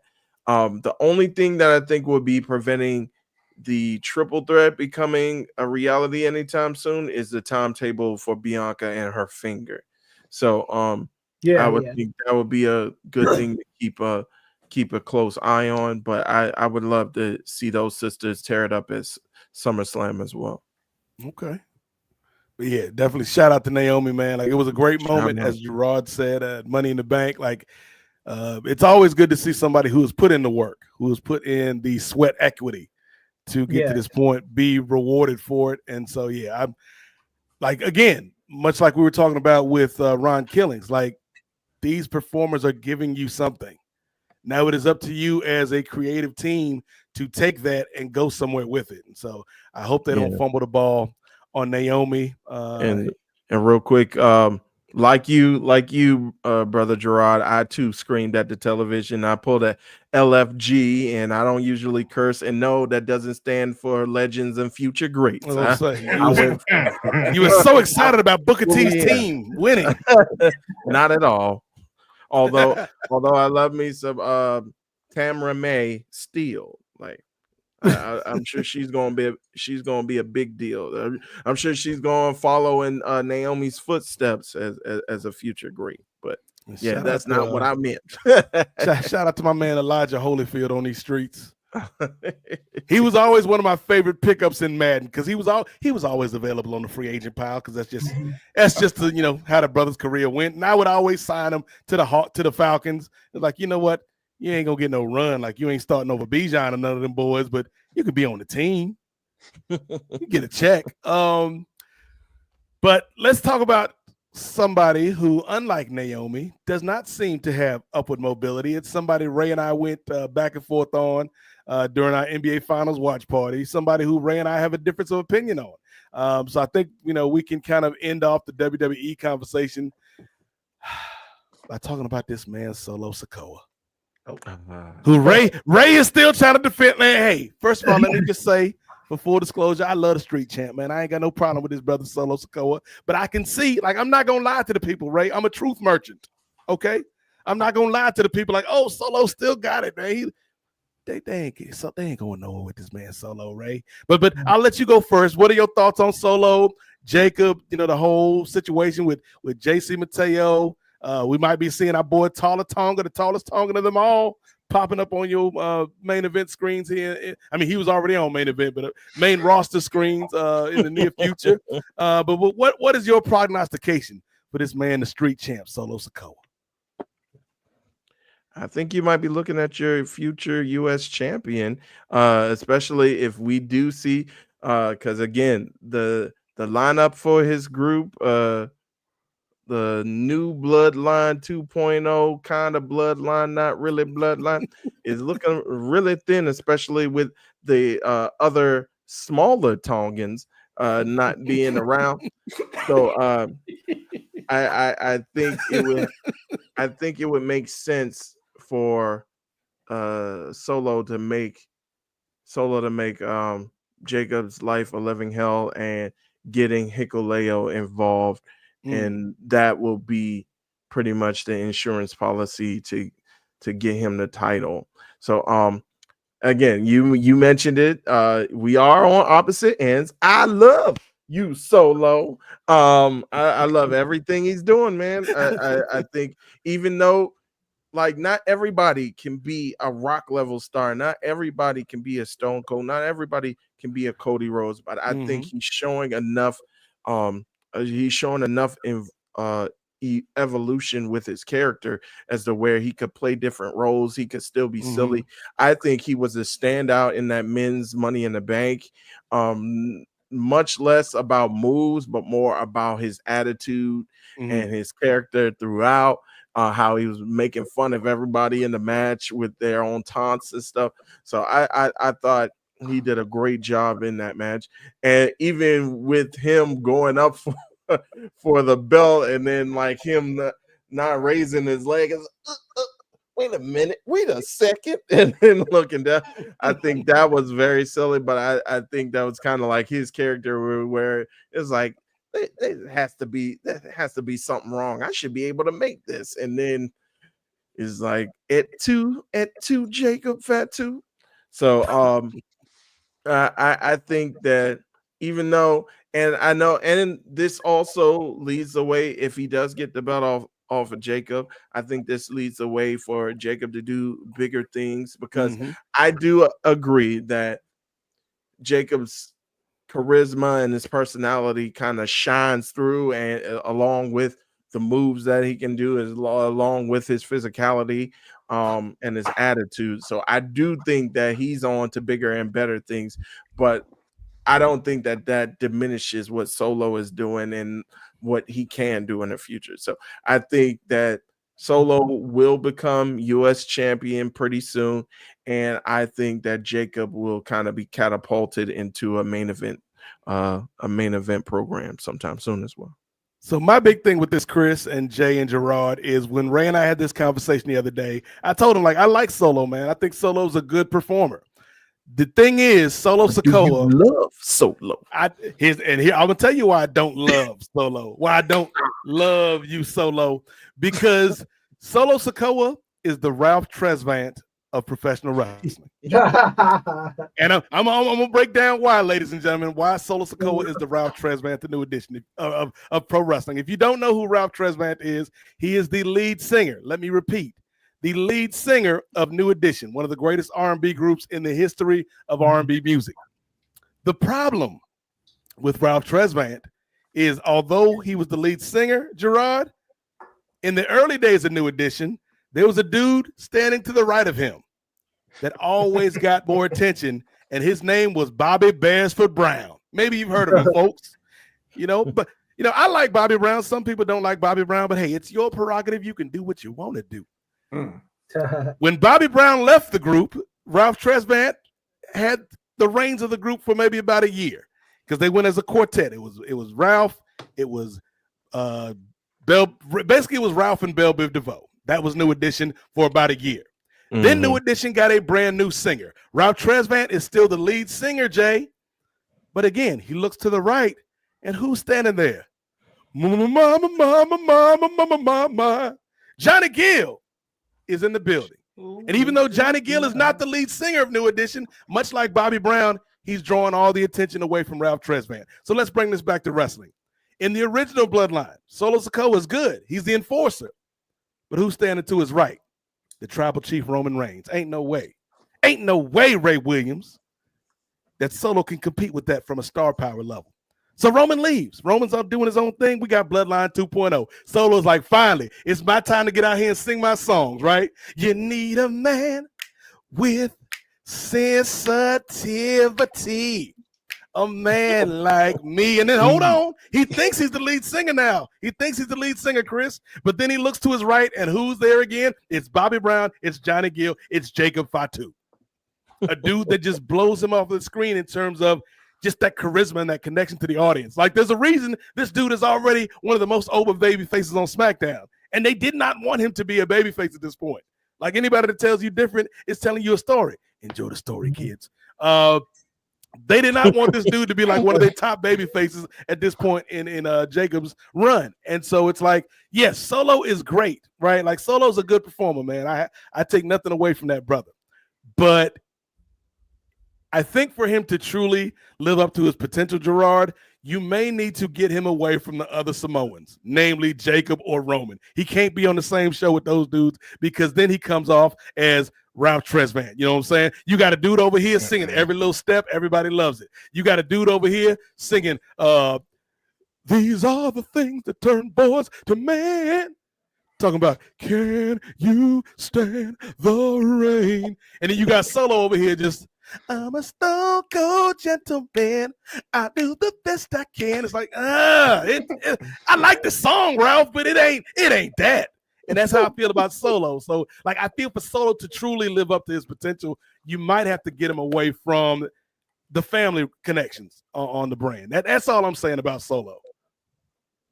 I don't think you're wrong. You're wrong for battering Ralph as much as you have, because, like, for my GTA San Andreas lovers out there, Sensitivity was one of my top songs. It's a great song. It's a great song, Gerard. Let us not just harp on that man and that song. He got his bag too. So let's leave him be and let's move on from him, please.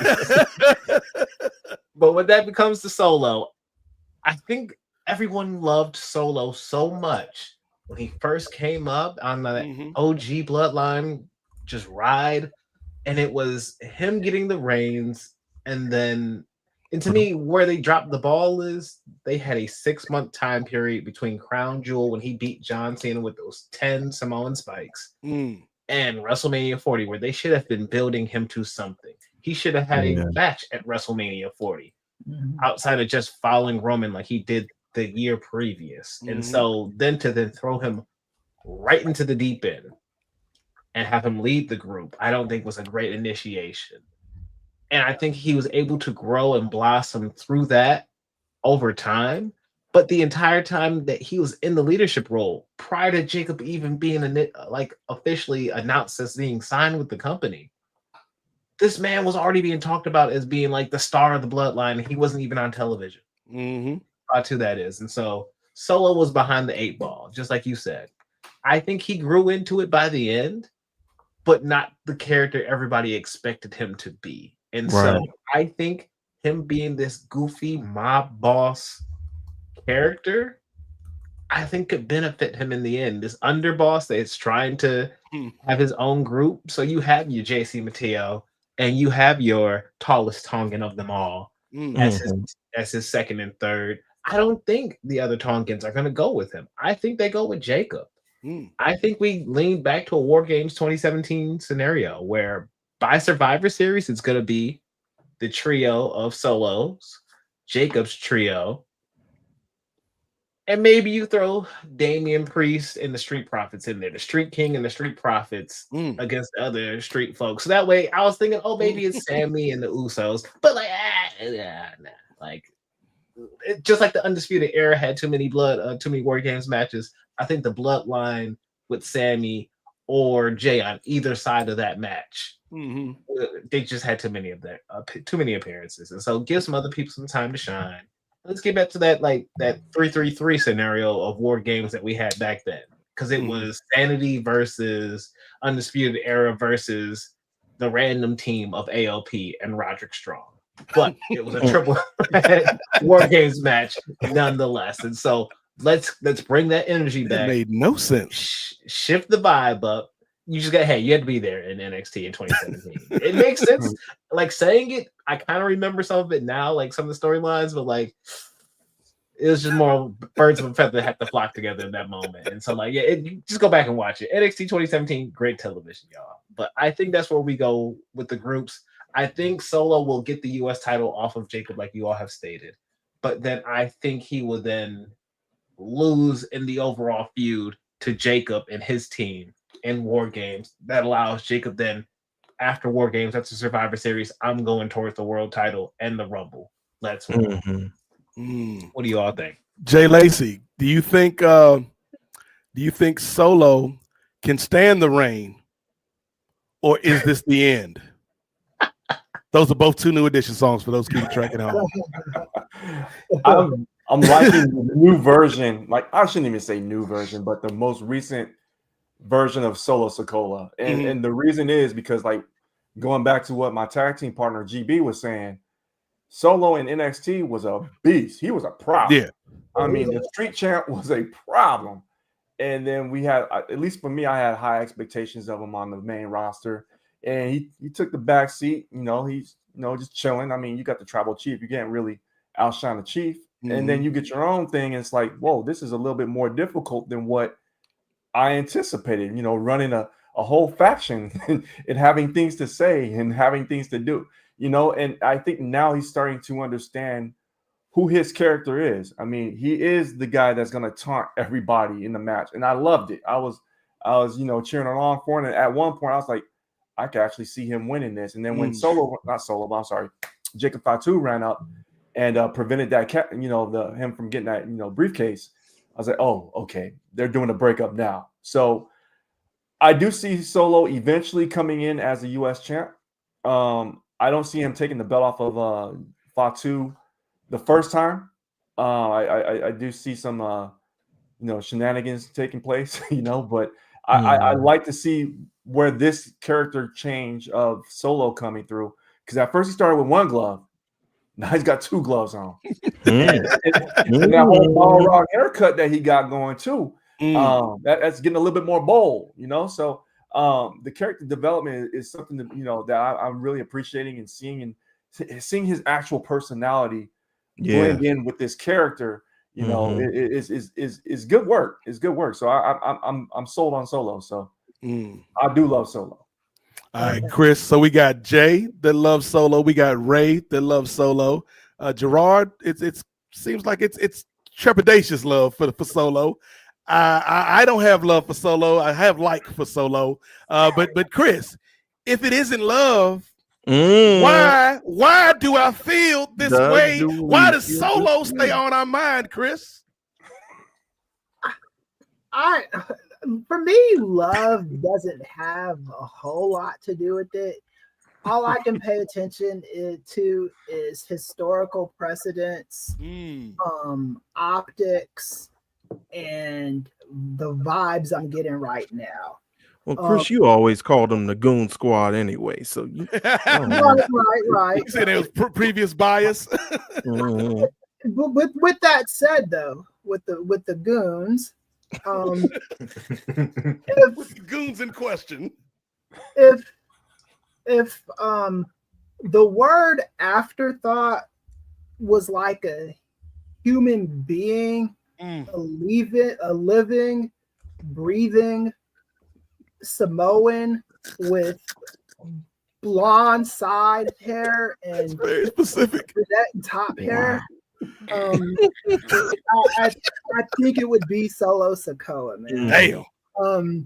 I like Solo Sikoa. I love Solo Sikoa, but I don't think he is being positioned as a guy who's taken anything from Jacob Fatu except an ass whooping. I just don't. It's like in WWE has a history of doing this kind of shit. That's all I pay attention to. Ray and y'all. I have to look at what's been presented to me and judge the future on that. You know, that's how I do political science. I look at Trump's run. I look back at McCarthyism, right? I look at what's happened in history to predict what could happen with Trump. So, with WWE, anytime they've had like a wrestler who was like a wannabe wrestler that NWA had, they would treat the wannabe wrestler special until they got the wrestler that they wanted. And then the wrestler that they got is no longer that. It happened with $1 Million Man in WWE. He was the main bad guy in WWE for that late 80s run. And then what happened? They signed Ric Flair. Yep. Then $1 Million Man became second fiddle to Ric Flair. You know, Ric Flair became the man. Yep. The same thing with Demolition. They were the top tag team in WWE. Talk to him, Chris. And then once they got WWE signed the Road Warriors Legion of Doom, Demolition became an afterthought. Yep.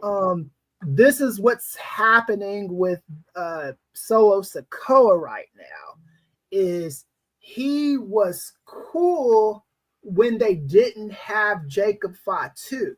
Solo Sikoa was kind of their like wish version of Jacob Fatu. We got Jacob Fatu at home, baby.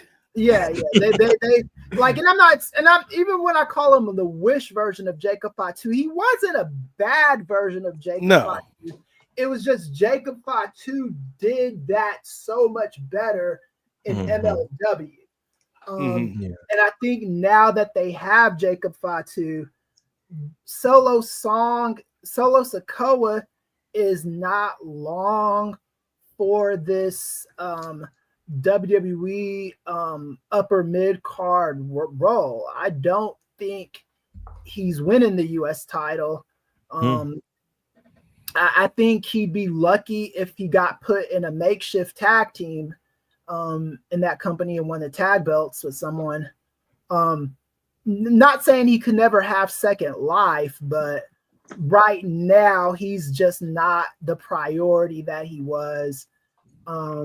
Even when they were first splintering off the bloodline and they were experimenting with them, I do think it was a valiant attempt at trying to get something out of them.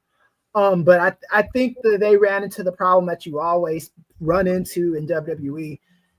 Anytime you have the new something, it's always gonna suck. It just is.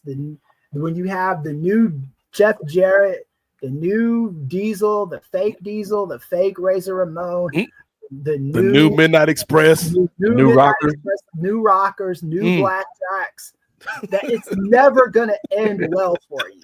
Right. It's just new generation. The new generation is, they had some hits and misses.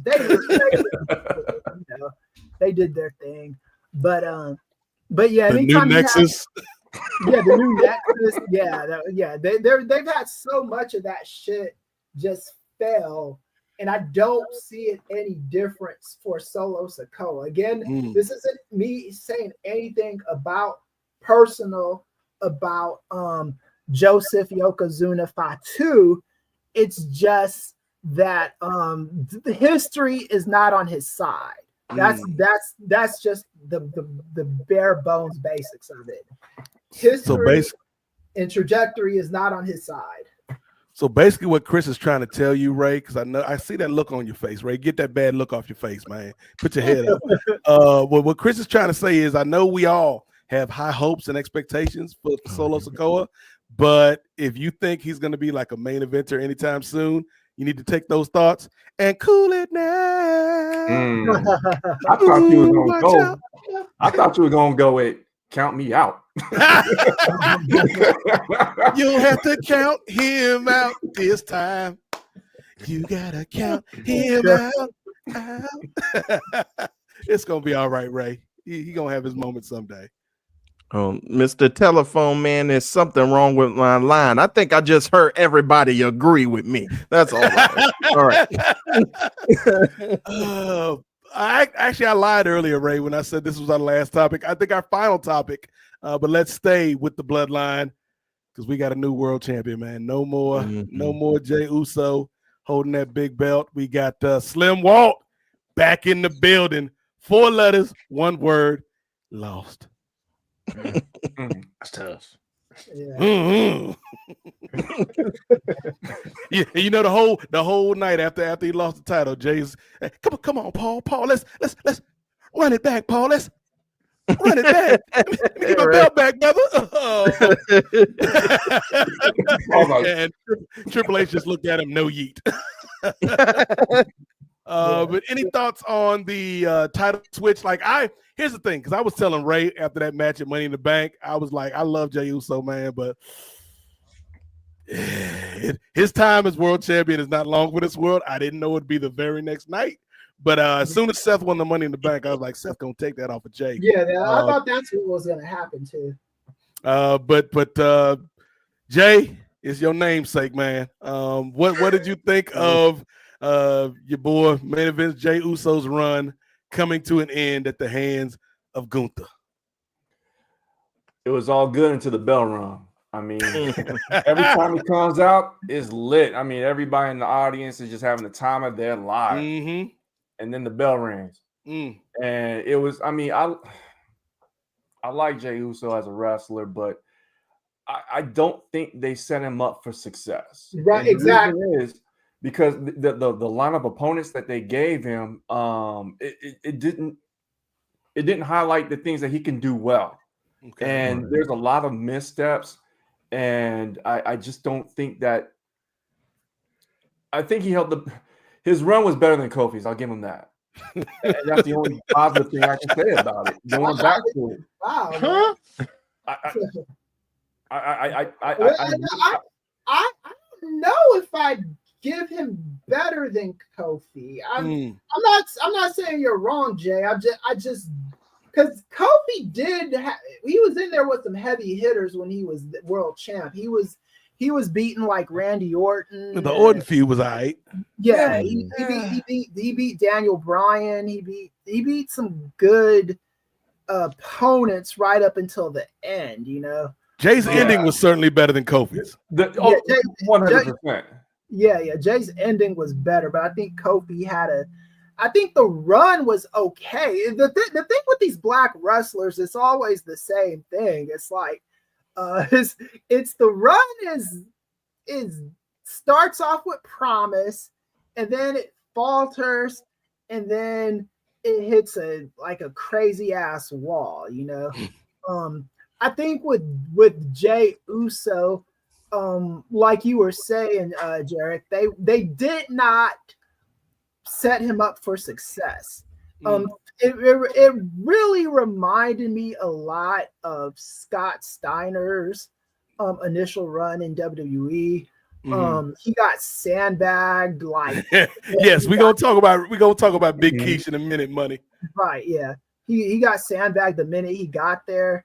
And I don't think that he just wasn't set up for success.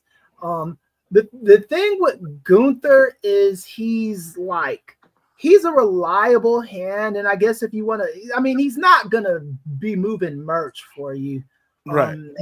The Imperium and even the merch I saw on WWE.com right now for dude, it still looks like white supremacist stuff. So not Juneteenth approved. Yeah. And it's not Gunther's fault. It's just he's a German, and he was in a group called Imperium, and you know he says a lot of like mean shit, and then they fucking changed his name to Gunther. I don't think he's a merch mover for him. But I think that what they're looking at him as at the moment is a guy who can run through baby faces until they have a baby face that they deem ready to beat him. The problem that I have with the Jey Uso run is I don't think he should have lost it to Gunther. I think that's what kills these like runs of these guys, you know. And I'll go ahead and put Jey Uso in there with the black guys. I think what happens. He invited to the cookout. Close enough. Yeah, he's a black adjacent, so you know. Yes. I mean, even Rikishi was on that R-Truth run talking about he didn't like the way they made him like a stereotypical stupid black guy. I don't know if y'all saw that shit from him. Rikishi was on one. Yeah, he was on some shit, but he was telling the truth though. He wasn't lying. But I think with Jey Uso is you needed to have him lose to a new guy, because when you do shit like what they did with him, just like what they did with Ron Simmons, where he beat Vader for the belt only to lose it to Vader. Right. It doesn't tell a good story. I was and that was one of the things I really regret about that era, because I really wanted even as a kid, I remember this firmly. I wanted Ron Simmons and Rick Rude to have a feud, and I wanted Rick Rude to beat him, and then him and Ron Simmons have a back and forth, because Rick Rude was just cutting some fire promos. He was like using the Malcolm X movie to talk about how Ron Simmons is the power in WWE, and like the man says, we get it by any means necessary. It was a fire feud, and then Rick Rude got injured, and then I think they ended up putting Ron Simmons in there with Masahiro Chono or someone like that. And then he just loses to Vader again, which kind of invalidates that run. Yeah. Makes his title win look like a fluke. Right. Yeah. So I'm Triple H. Even though I have said Samoans have it better than blacks in WWE, they don't have it much better. I don't count Roman Reigns because I put Roman Reigns in that Rock category. He superseded his Samoanness. Yeah. It's like when you're that much of a pretty boy and like you got that kind of presence about you. You a star. It's not really fair to compare you to all the other Samoans. Just like with The Rock, it's not really fair to compare him to all the other black guys because he's just in a class by himself. Yeah.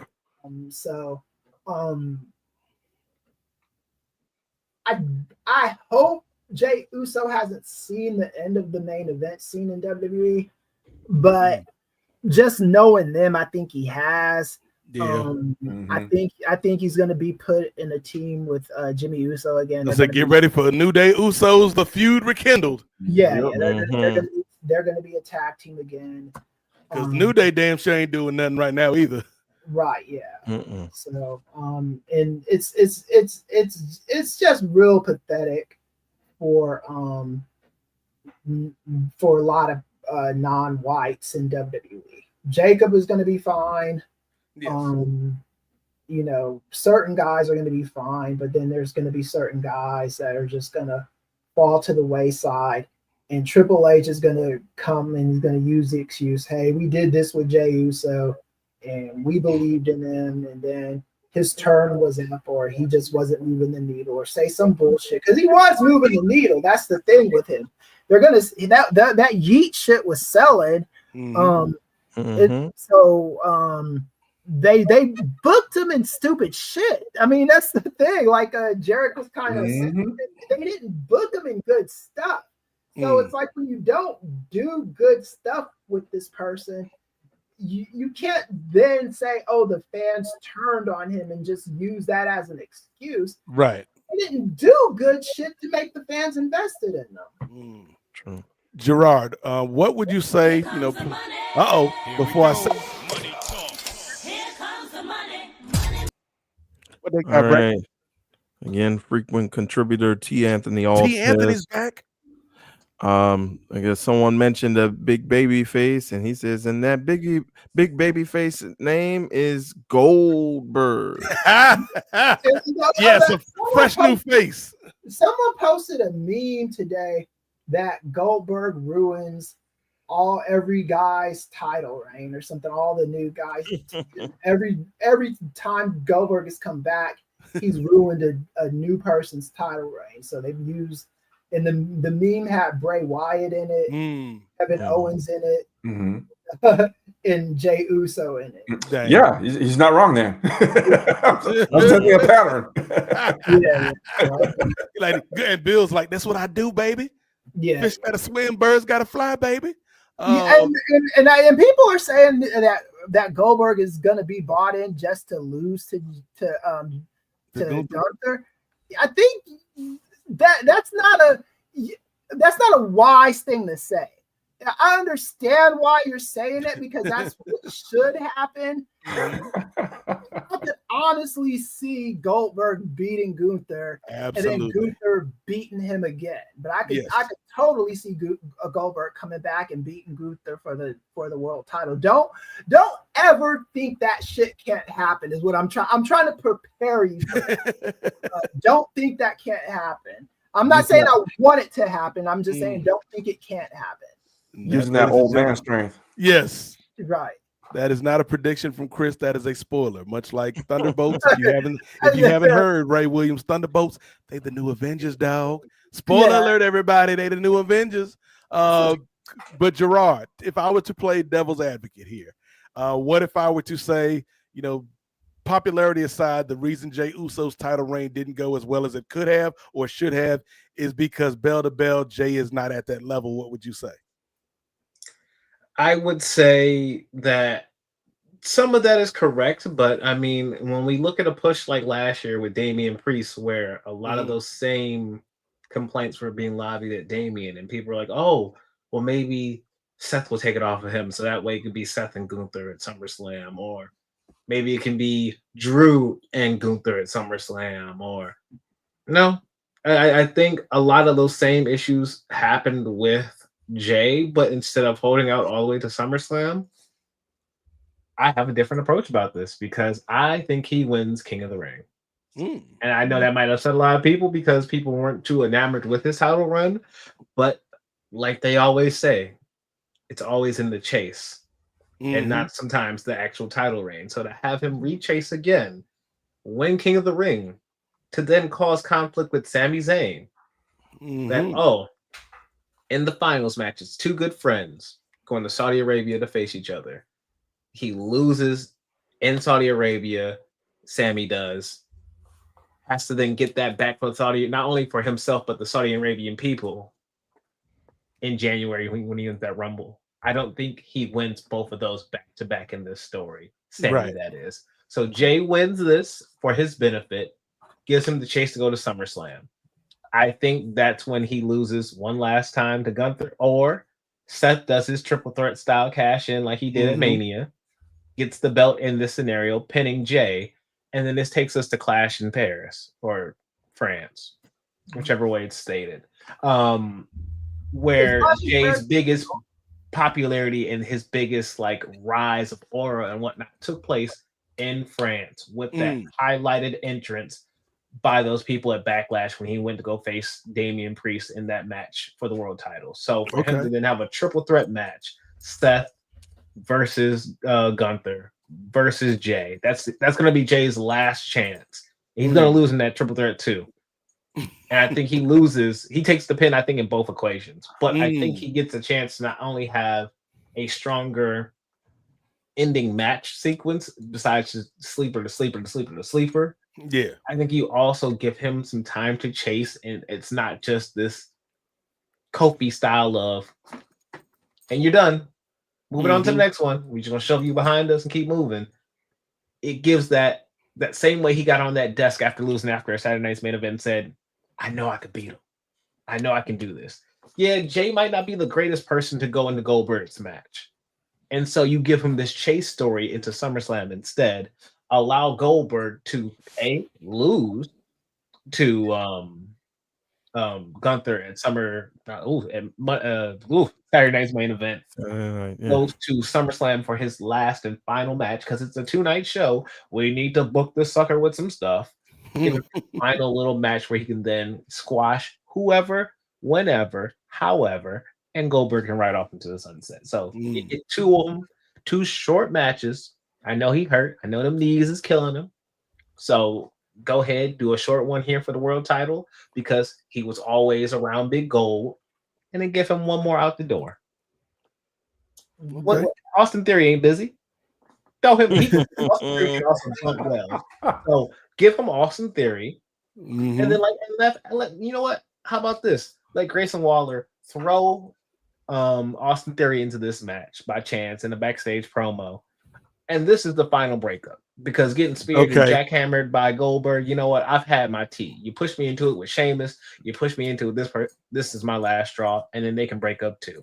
All of it in one equation. Jey, the end of his main event run, Gunther and his world title, and Goldberg, all in one equation.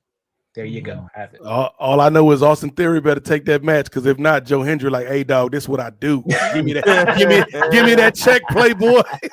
I come in with the T-shirt and everything. Give me that check, dog. Say my name and I will appear. Ray Williams, are you feeling oozy after your main event Jey dropped the belt, brother? No yeet. I think we were talking about it before. I thought it was going to go a little bit longer. I know when he first won the belt, I mentioned Survivor Series. We a long way away from Survivor Series, my boy. I know, we even make it out the summer, dog. On my part. we couldn't even get through the summer. We ain't even get. But yeah, I think I kind of made out of spring. Yeah.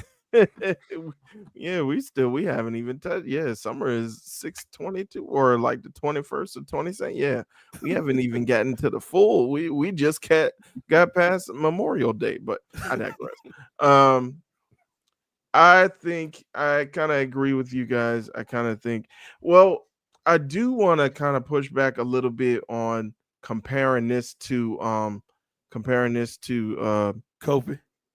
not Kofi, but comparing this to uh Damian Priest, because I think Damian Priest just had a series of unfortunate events throughout his run.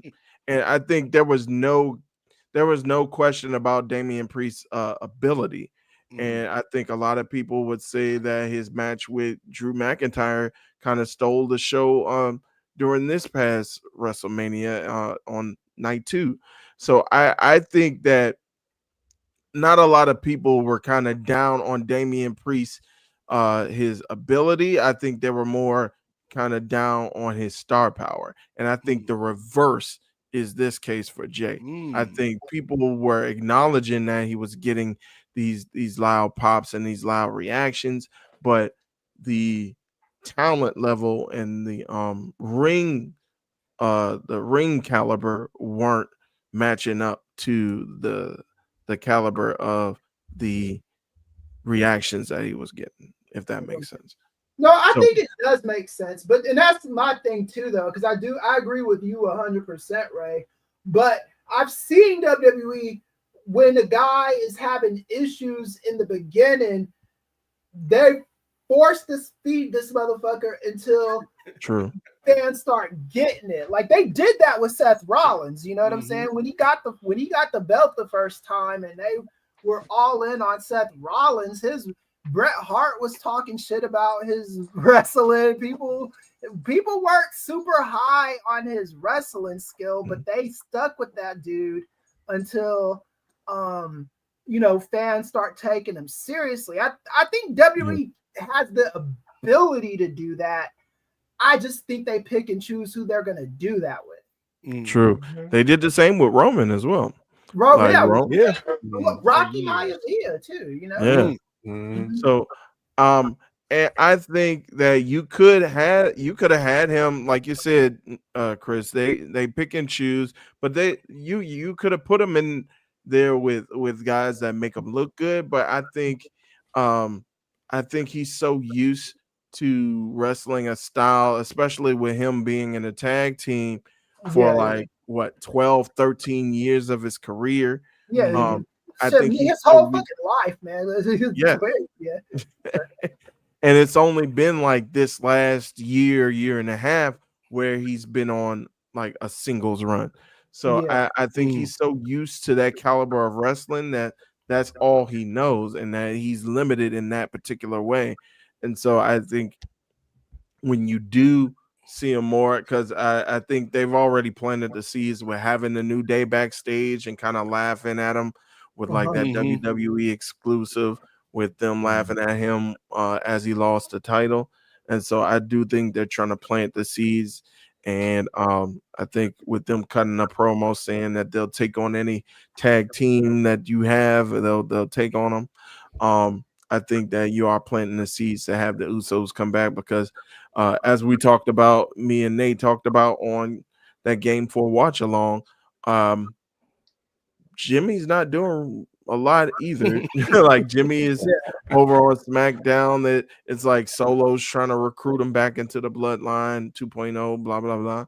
And so I do think that it is like I do think that, and I do also take into account them wanting to have Gunther take on Goldberg as well, especially with that Saturday night main event being in Atlanta, Georgia.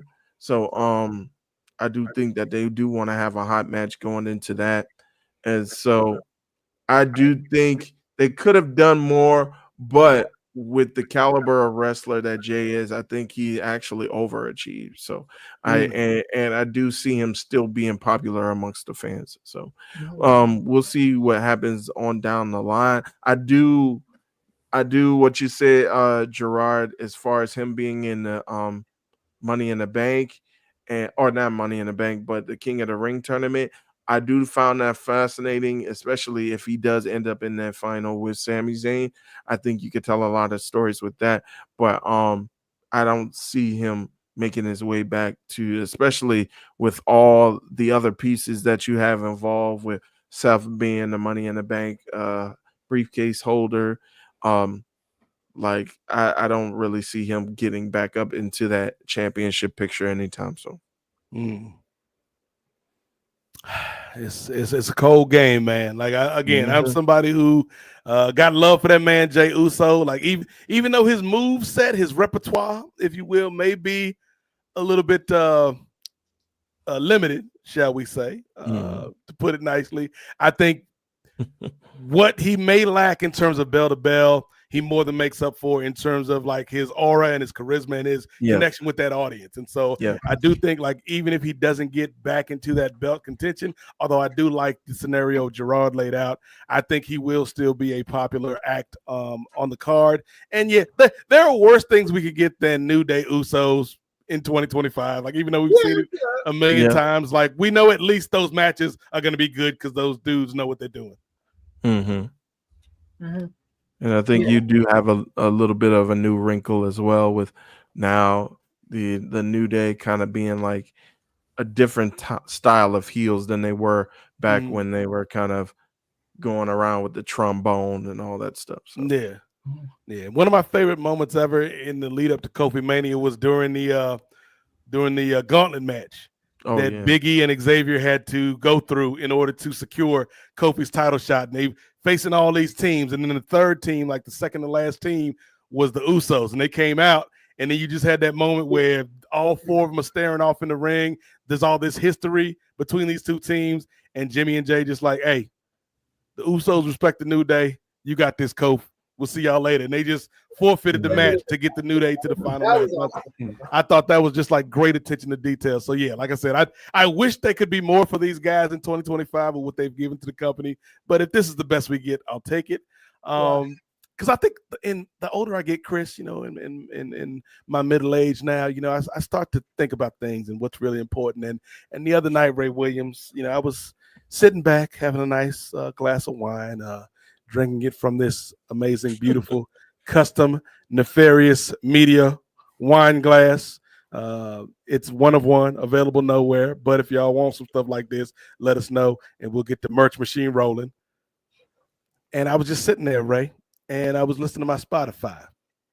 And one of my favorite songs from my party days, came on. And it's not so much a party song, but it's like that after the party, going into the next morning where you're still kind of hungover and whatnot. And, very simple song. I'm sure everybody's heard it at 1 o'clock, 2 o'clock, 3 o'clock in the morning. I've been drinking. Get up out of here. Drunken love. Surfboard. Grinding on that book. Beyonce. Drunken Love, man. One of my favorite songs. After the club, and that kind of leads us, Ray, into something that I, I'm sure all of us have wanted this, but me, I will take the credit here. I have been clamoring for this for a long, long time. As we leave the world of the WWE and we head to AEW, Ray, finally it has happened. Maybe it's happening a little sooner than I would have liked, but it's still happening, and that is Beyonce versus Marilyn Monroe. Let's go. Timeless Toni Storm, Mercedes Moné. It is happening. It is real. It is spectacular, ladies and gentlemen. Right. Yeah, I think it's a great match. Like you said, Nate, I think it is a little early. I think it's a little sooner than we expected.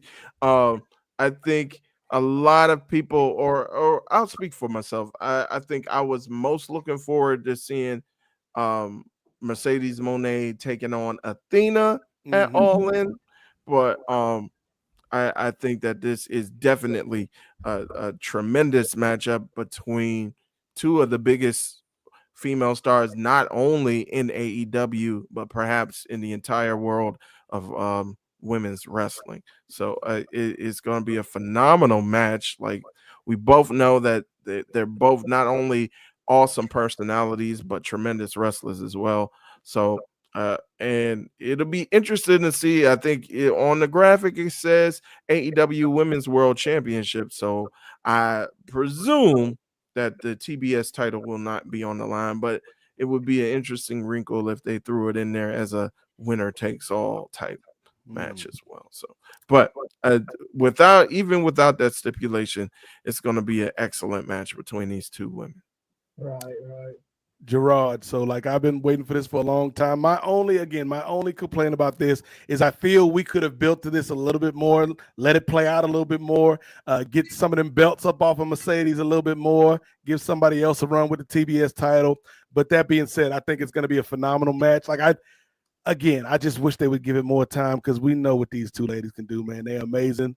But this is going to be fun.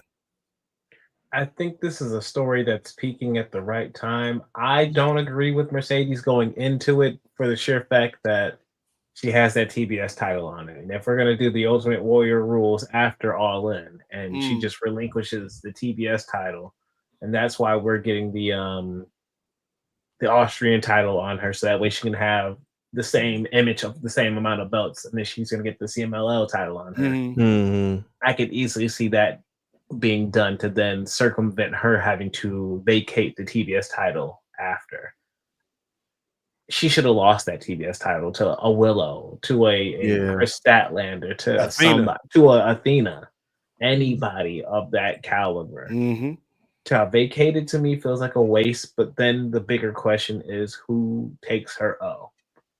But I understand why we have to do it now, and it's because you have built Toni Storm up to this amazing character. And she is at a new point in her career that she has never been before, just popularity wise and energy wise. So you want to strike while the iron's hot on that, because who knows if next year she'll be this hot. And so to have those two collide in Texas it's going to be a huge match, and I'm going to be there live for it. I'm super excited for this. And you know what? If they trick me, I know what I said. And you know what? I'm gonna be a man that stands on principle. I'm gonna stand up and I'm gonna walk to the bathroom if Mox comes before this match and they main event with this match. If Mox wins, I promise you I'm gonna get up out my seat, because ain't no way I'm gonna be able to sit still for that long. But I'm gonna be real offended if Mox walks out with that title. But this match is going to be big. I don't like when they're already like, oh, this is going to be the greatest match in women's history. Just do it. Stop throwing the label out there.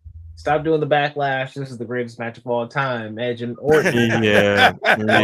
Just do the match. Spoiler alert, it wasn't. What you can. It was not. But you know what? One of my favorite women's matches of all time was Sasha versus Bayley in Brooklyn. And I went into it just thinking it's just going to be a part of the story, and it's just a match that's going to happen. And it was an amazing match. I watched that from my college dorm. My roommate came in the room who don't watch wrestling like that, and he sat down in front of the TV. He became a Bayley fan after that, until they did her wrong, basically, on the main roster. But that match was great and was booked to be great. Just do the same thing with this match in Texas. Let the women shine. Give them enough time, and then let Timeless and let the CEO just rock that whole Globe Life Stadium. I'm gonna be happy to be there live for it. It's something that they've hyped up, that if you go back to when they both in WWE at the very end of their runs, both Toni Storm and Sasha, they were flirting with that match happening, that 1v1 match happening. And so to finally get this match now, but instead of it being the rocker Toni Storm and the boss, their variations and who they've evolved to now is so amazing. It's almost like watching, like you state, a Beyonce who has evolved so many times over the years. Now she's in the Cowboy Carter era. Now you see Mercedes doing the same thing with her tassels and whatnot, getting ready for Texas. So I'm sure she's playing the album, getting hyped for that. And you got Timeless on the other side. I'm loving it. I'm excited. And this probably going to be the biggest match they could put together for any women. I don't think there's a bigger match in the company, period, like for the women's division. And so absolutely not. I would say, does anybody have anything else better they could list on here? I don't think there's a close second. Right, yeah. So I don't know if I should say if y'all listen to Professor Ely or Uncle Ely. Uncle Christopher. Uncle Professor. I've been saying this since Mercedes got into the company. she is their Roman Reigns. Mm. She's not losing any rinky-dink TV matches. That's just not happening. She's not losing the TBS. That doesn't work for me, sister. Yeah, because the story that they're telling with her is she is the belt collector. So she's got to collect every single belt. I've been saying this to the beginning. Motherfuckers refuse to listen to me. She's got to win every single belt. And then once she wins every belt, she'll hold on to them for a little while. And she's either going to lose each one like one strand at a time, or she's going to lose them all at once. But she's going to build up into a top superstar. And then once that happens, that's only when she's gonna lose. So she's even this Mercedes match or this match at All In. I do think she's beaten Timeless Toni Storm. I think that's the story that they're telling. I agree. And I think with Timeless, I love the promos they cut against each other too. I think that one promo did like a lifetime's worth of build with the two of them, because Mercedes is the belt collector and Timeless is like the only belt that's ever been important to me is this belt. So if Mercedes is the belt collector and she takes that belt also, she took the one thing that was important to Timeless Toni Storm. Right. So then Timeless Toni Storm has to find her odyssey to getting that belt back. Yeah, I agree. Gerard, All In, as we've all said, is taking place in Texas. But this right here, the NWA Podcast on Post Wrestling, this ain't Texas. Ain't no Hold'em. Yeah, I knew you were going. So I need you to lay your cards down, brother. What do you think about this matchup? Me? Did I say Gerard? I meant Jay. Damn, I wasted a perfectly good setup. I made $1 million move and hit a nickel shot. Oh man, I know we look alike. I'm like, man, okay. Hey, you must not see color. I don't see color, kid. I don't see color. Man, I'm really, really excited and looking forward to the matchup. Like everyone else is saying too. You know, I'm looking at it because this is, to my knowledge, this is their first time having a matchup together. You know, I don't think they did in WWE.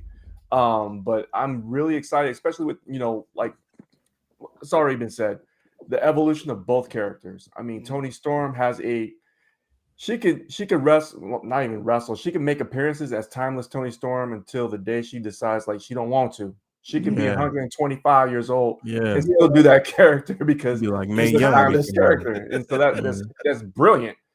I'm not gonna say that joke. Something about aging and no, I'm not gonna go. See. Don't steal Ray's gimmick. No, I was gonna put that on Ray. I'm not gonna do that. There's only room for one king of calcium on this show, brother. But that's Ray. That's Ray. That's Ray. But I think noted milk merchant Ray Williams. Exactly. So I think with the whole Mercedes matchup as well too. This is going to be it should go on last. It should, because the story that they're telling is probably the most compelling, in my opinion, in AEW. The belt collector, the world champ, I do see Mercedes Moné winning this, and I think they're going to run it back again at All Out. And but for All In, I do see Moné winning and getting the clean 3 count in the middle of the ring. Yeah, I see the same thing. You see the same thing, Ray? Yeah, I see the same thing. At first I was kind of going back and forth, but what Chris says kind of makes sense as far as having another mountain that Toni has to climb. And plus, she's already a 3-time AEW Women's Champion. It's like she could afford to go back, have another hiatus, kind of redefine herself again, and then come back. And like somebody was saying about Jey, like it's better with the hunt, it's better with the chase. It's always good with the chase to see like Toni kind of get herself back on track. So yeah, I think Mercedes wins. You give Mercedes her space to have a good run, because the thing with Toni, and Jey alluded to it, man, with that gimmick, like it's evergreen. You know what I mean? Yeah. And so the moment like Mercedes is high on the hog, Chris, like she's feeling herself, Right. and we hear that like the first stanza of Toni Storm's music, like that crowd is gonna come unglued. It's like, oh, we running it back. So I'm excited for it. She gonna look like Ultimo Dragon. Right, yeah. Because you remember that time when Ultimo Dragon had all those belts? Yes. Yeah, that was awesome. I remember WWE dropped the ball on my man Ultimo. Yeah, they did. The Dorothy Dandridge call by Lady B is hilarious in the comments, by the way. Yeah, right. That's Pull that back up, right?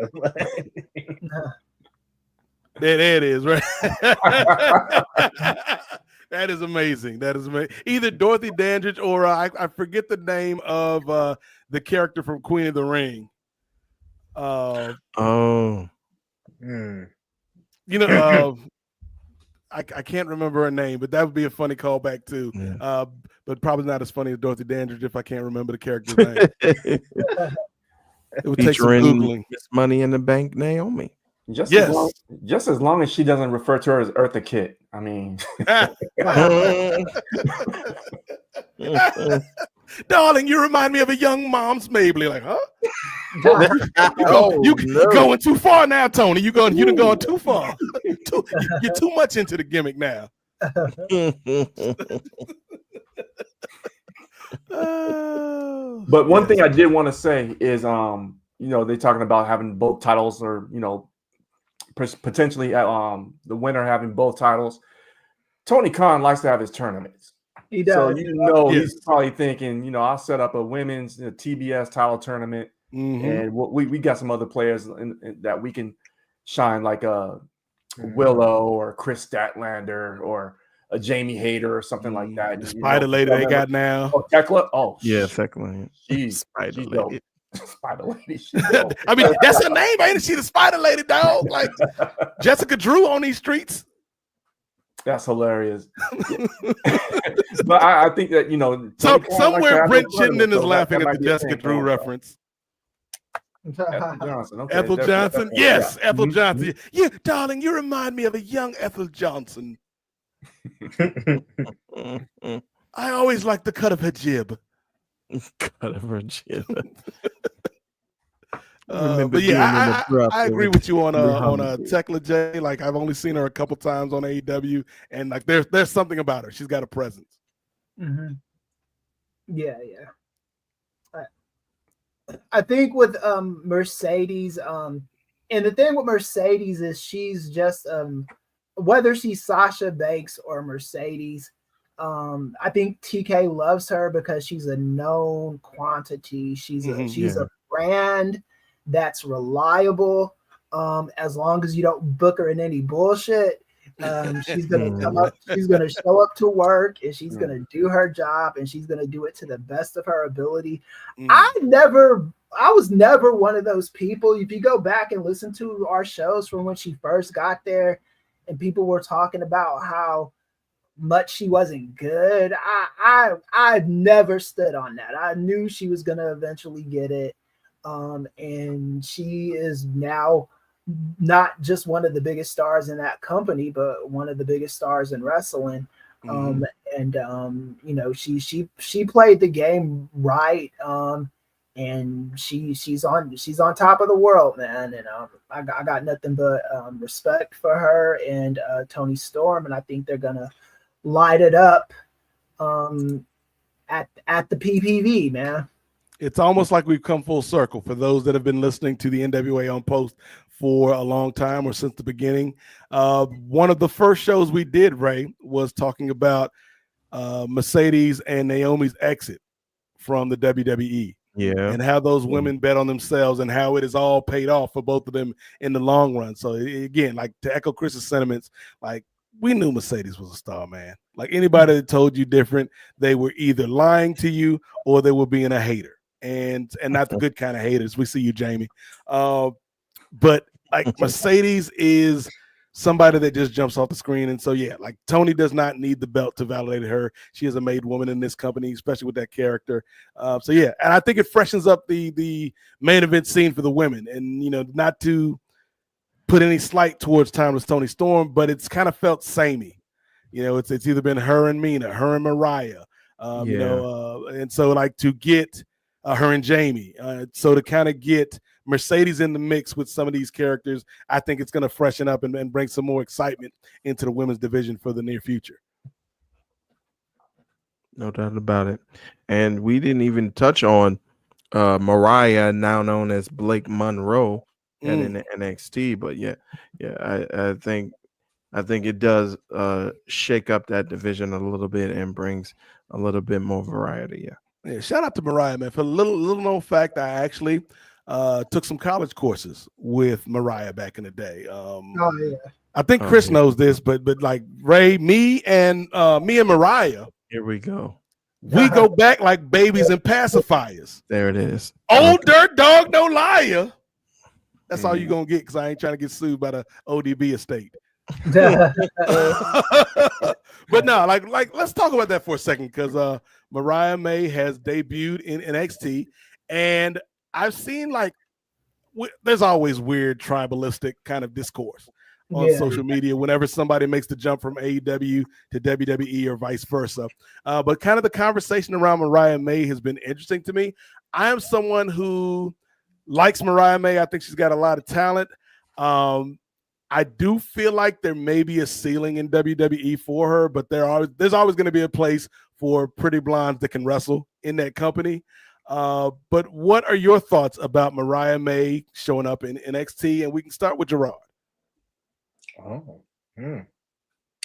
As I was creating my thoughts about Mariah May being in NXT, because I really haven't gone that deep into it. I was like, oh, this is great, and yet it's her lifelong dream to be a part of WWE, and she used to model their merchandise on WWE.com. So I'm very excited for her in those regards and for those reasons. There's a small part of me that's like, dang, you did TK. I mean, it's business, but man, like for what TK just gave you, I get Ricky going over there, because Ricky was I get Penta going over there. I get Ray going over there, because they were on fire, and then they weren't, and then they were put just into the ice tank for a hot minute. Mariah literally just came off of one of the best women's, if not the best women's program this company has already seen. And so to go off of that, I mean, yeah, she's peaked. She's won the world title. You can win the TBS title. And I think if you were really going to be about the company image, yeah, you could. But I also understand that there's a long game in this company. And I think she's good in the ring. I think she's good on the mic. And so you run NXT, you be queen bee at NXT for a little while. You jump up to the main roster. I think eventually what we're going to start seeing at the main roster is your Baileys, your Beckys, and some of those older, the Charlottes. They're going to start showing up just a little bit less. And you're going to need some more people to fill those ranks up there on the main rosters for those women's divisions. Mariah May is going to be one of those staples for a very long time. I don't know if she's going to be as big as a Stephanie Vicaire. That's how you say it. Vicaire. I heard of Stephanie Vakeway. That's tough. She said that with her whole chest, dog. She said, "There's so many great wrestlers out here, like Stephanie Vakeway." Like, who? I turned into Xavier Woods in that moment. Who? I can see her reading off the script in that one moment. I was like, "Yeah, Shawty, you ain't watched in a minute." And then you got EO coming up here to praise you too. Oh my God. I was like, thank you so much, Io. I appreciate it. I've never seen a side by side of the script while it's actually happening on air, but I saw it in that moment. Second, she tripped up. So. Has anybody seen Julia? But think about how fast she came into the company just last year, and we were talking about, oh my god, around Money in the Bank last year, she was wrapping up stuff with Marty Gold, and then came in. She's already in the Money in the Bank ladder match, and she's already now on the main roster. So if we're moving them that fast, same with Stephanie. Stephanie at Forbidden Door last year, haha, we got you, and now you over here. We snatched you out of Arena Mexico shows or whatever. She had Mexican dates that she was getting snatched out of and dropping titles that she had real quick. If they can do that with those other people, I don't see why they do that why they don't do that with Mariah, especially if she delivers. When I'm looking at, no disrespect, the JC James and the Toxic. Hey, put some respect on our NXT champion's name, dog. Hey, I'm sorry. I think Mariah does her time down there, and then she comes up. And then maybe I don't know if a Jada Parker is still down there by that time period, but maybe then she takes it and gets a reign or something off of that. But like, I think she's there to not only get her bag and collect and grow on NXT and help NXT grow, but she's also there to help the other women grow too. A lot of her, she's probably going to be a cut above a lot of those women down there. So to be able to have somebody competent to wrestle on that other end is only going to improve that match and the show overall. So like, I think it's a good thing. I'm very curious to see when she gets up to the main roster and when she starts playing with those other players.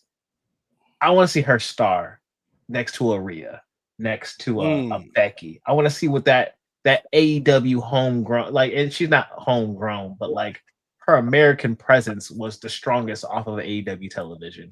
I would now want to see that compared to a WWE women's star, bam to bam, because I don't think we've really seen that before. Yeah, it's a good point. Jay, what you got? Maybe I'm hung up on the name, man. I like Mariah May better than Blake Monroe. I mean, that's. I mean, it's no Ricky Superdome. I'll tell you that. Oh my god! But I mean, I don't know the Eminem. I mean, you got something right there. But now you got BM. I'm not feeling that. I'm really not feeling that. Is the Blake Monroe moniker, is that an indirect shot at timeless Toni Storm, who is Marilyn Monroe in AEW? Goes back to blood money. I don't know. Follow the clues, brother. You know, breadcrumbs on the ground, Hansel and Gretel. Follow it home. But here's the other thing too. I already think that, you know, without her even stepping in between the ropes to lock up with anybody, I think she's already a cut above. I'd say about 70% of the NXT roster. I mean, what Fallon Henry? The Fallon Henry disrespect was that? I mean, respectfully. I mean, I think she because okay, NXT is a developmental territory that's not supposed to be a developmental territory. It just is what it is. But I think she's got more seasoning on her than a Fallon Henley. I just don't see. The only matchups I'm really interested in is seeing her lock up with maybe a Jordan Grace, who's got some seasoning on that. Maybe what's her name? Lola Vice is another one. Okay, that I would like to see that matchup as well. I just a Sol Ruka maybe. But again, I just don't see a lot of. She's not going to be there long. If she gets the belt, what about Lash? You know, as athletic, yes, but at the same time, I think the inexperience that Lash Legend has may work against her. But again, that's an opportunity to grow. Right. Yeah. That's an opportunity to grow, and so maybe that's how they could potentially use a Blake Monroe down there, just to, you know, raise up those people that are not up to her caliber to a certain standard and leave that place better. So hopefully that works out. But again, you're like who was just saying this, talking about, you know, seeing the Baileys take fewer dates and the Charlottes taking fewer dates, and eventually you're going to get the Rebecca Quinns taking fewer dates. You're too kind, Jade. You don't have to use my government name. Mr. Man herself, you know. So just, you know, maybe that happens, and we're starting to see the influx of new talent, you know, infiltrate into the main roster. So Again, wishing Blake Monroe the best. Naming all of them. I'm just against it. I don't know. I'm just against it. Like, why Come didn't on, they man. They could have kept the Mariah. Yeah. Yeah, Mariah Monroe. Okay, we working with something, Right. I don't know, but I'm not in creative, so that's beyond me. You don't like Blake Big Money Monroe? Come on, man. Come on, man. I'm on Blake Big Money Monroe team. Come on, bro. You bad. Her finishing maneuver is going to be called the Blake check. The blank check. Monroe maker. Monroe maker.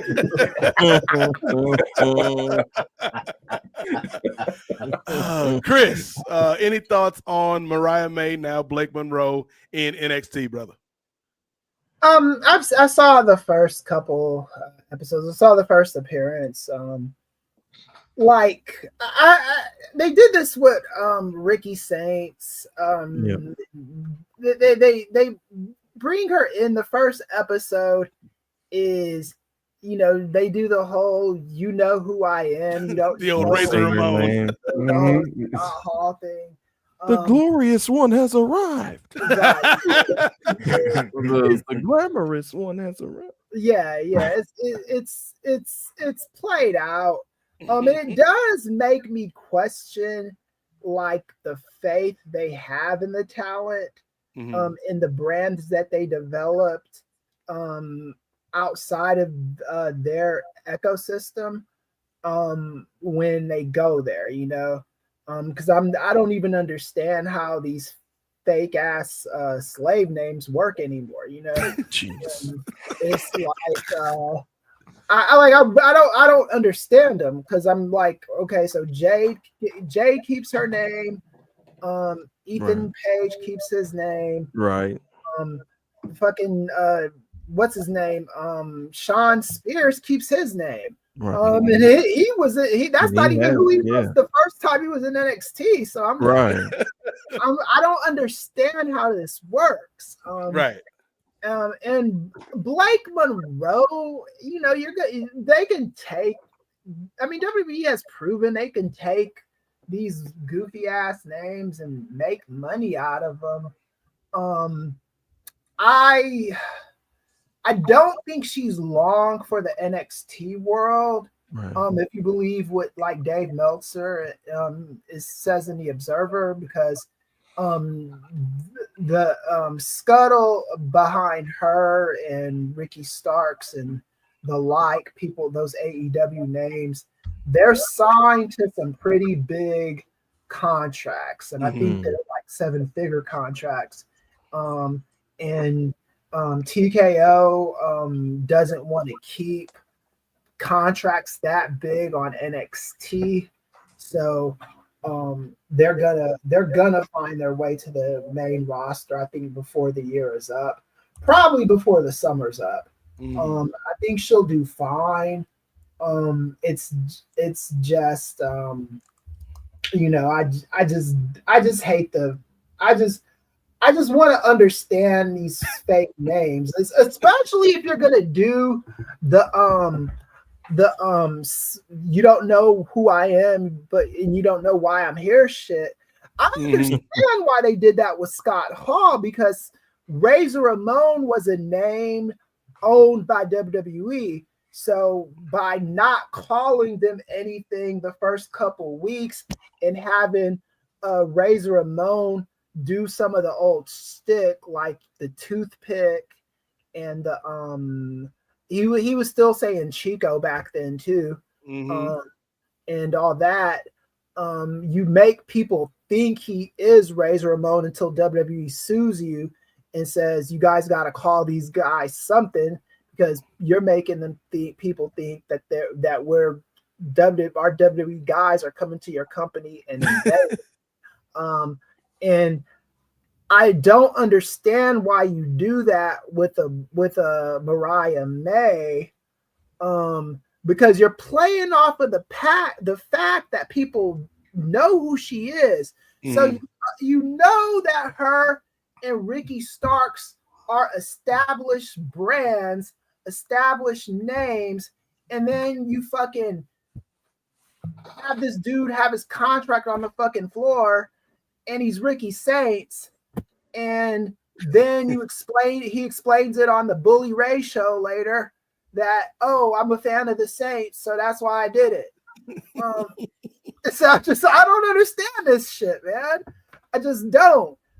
She'll do good, but I don't understand this shit. I mean, they let Indy Hartwell, sign with her name, and when she left, she went to NXT. She was explaining on the podcast that she had to negotiate and get her name back. So they've had a precedence before. Indy Hartwell, Ricochet. I mean, they've done it with other people. I don't know why they couldn't do it with her. I just want to understand. If I understood this, I'd be like, okay, I'm cool with this. I'm at peace with this. But I have to see how this plays out for both of them. Not on NXT, because I don't count that shit. How it plays out for them on the main roster. Chris said he ain't counting G League stats. Yeah, I'm not counting that shit. Even though it does come on the CW. The CW isn't even what it used to be a couple years ago, Nope. Because NXT's coming on like the same night that the Flash used to come on.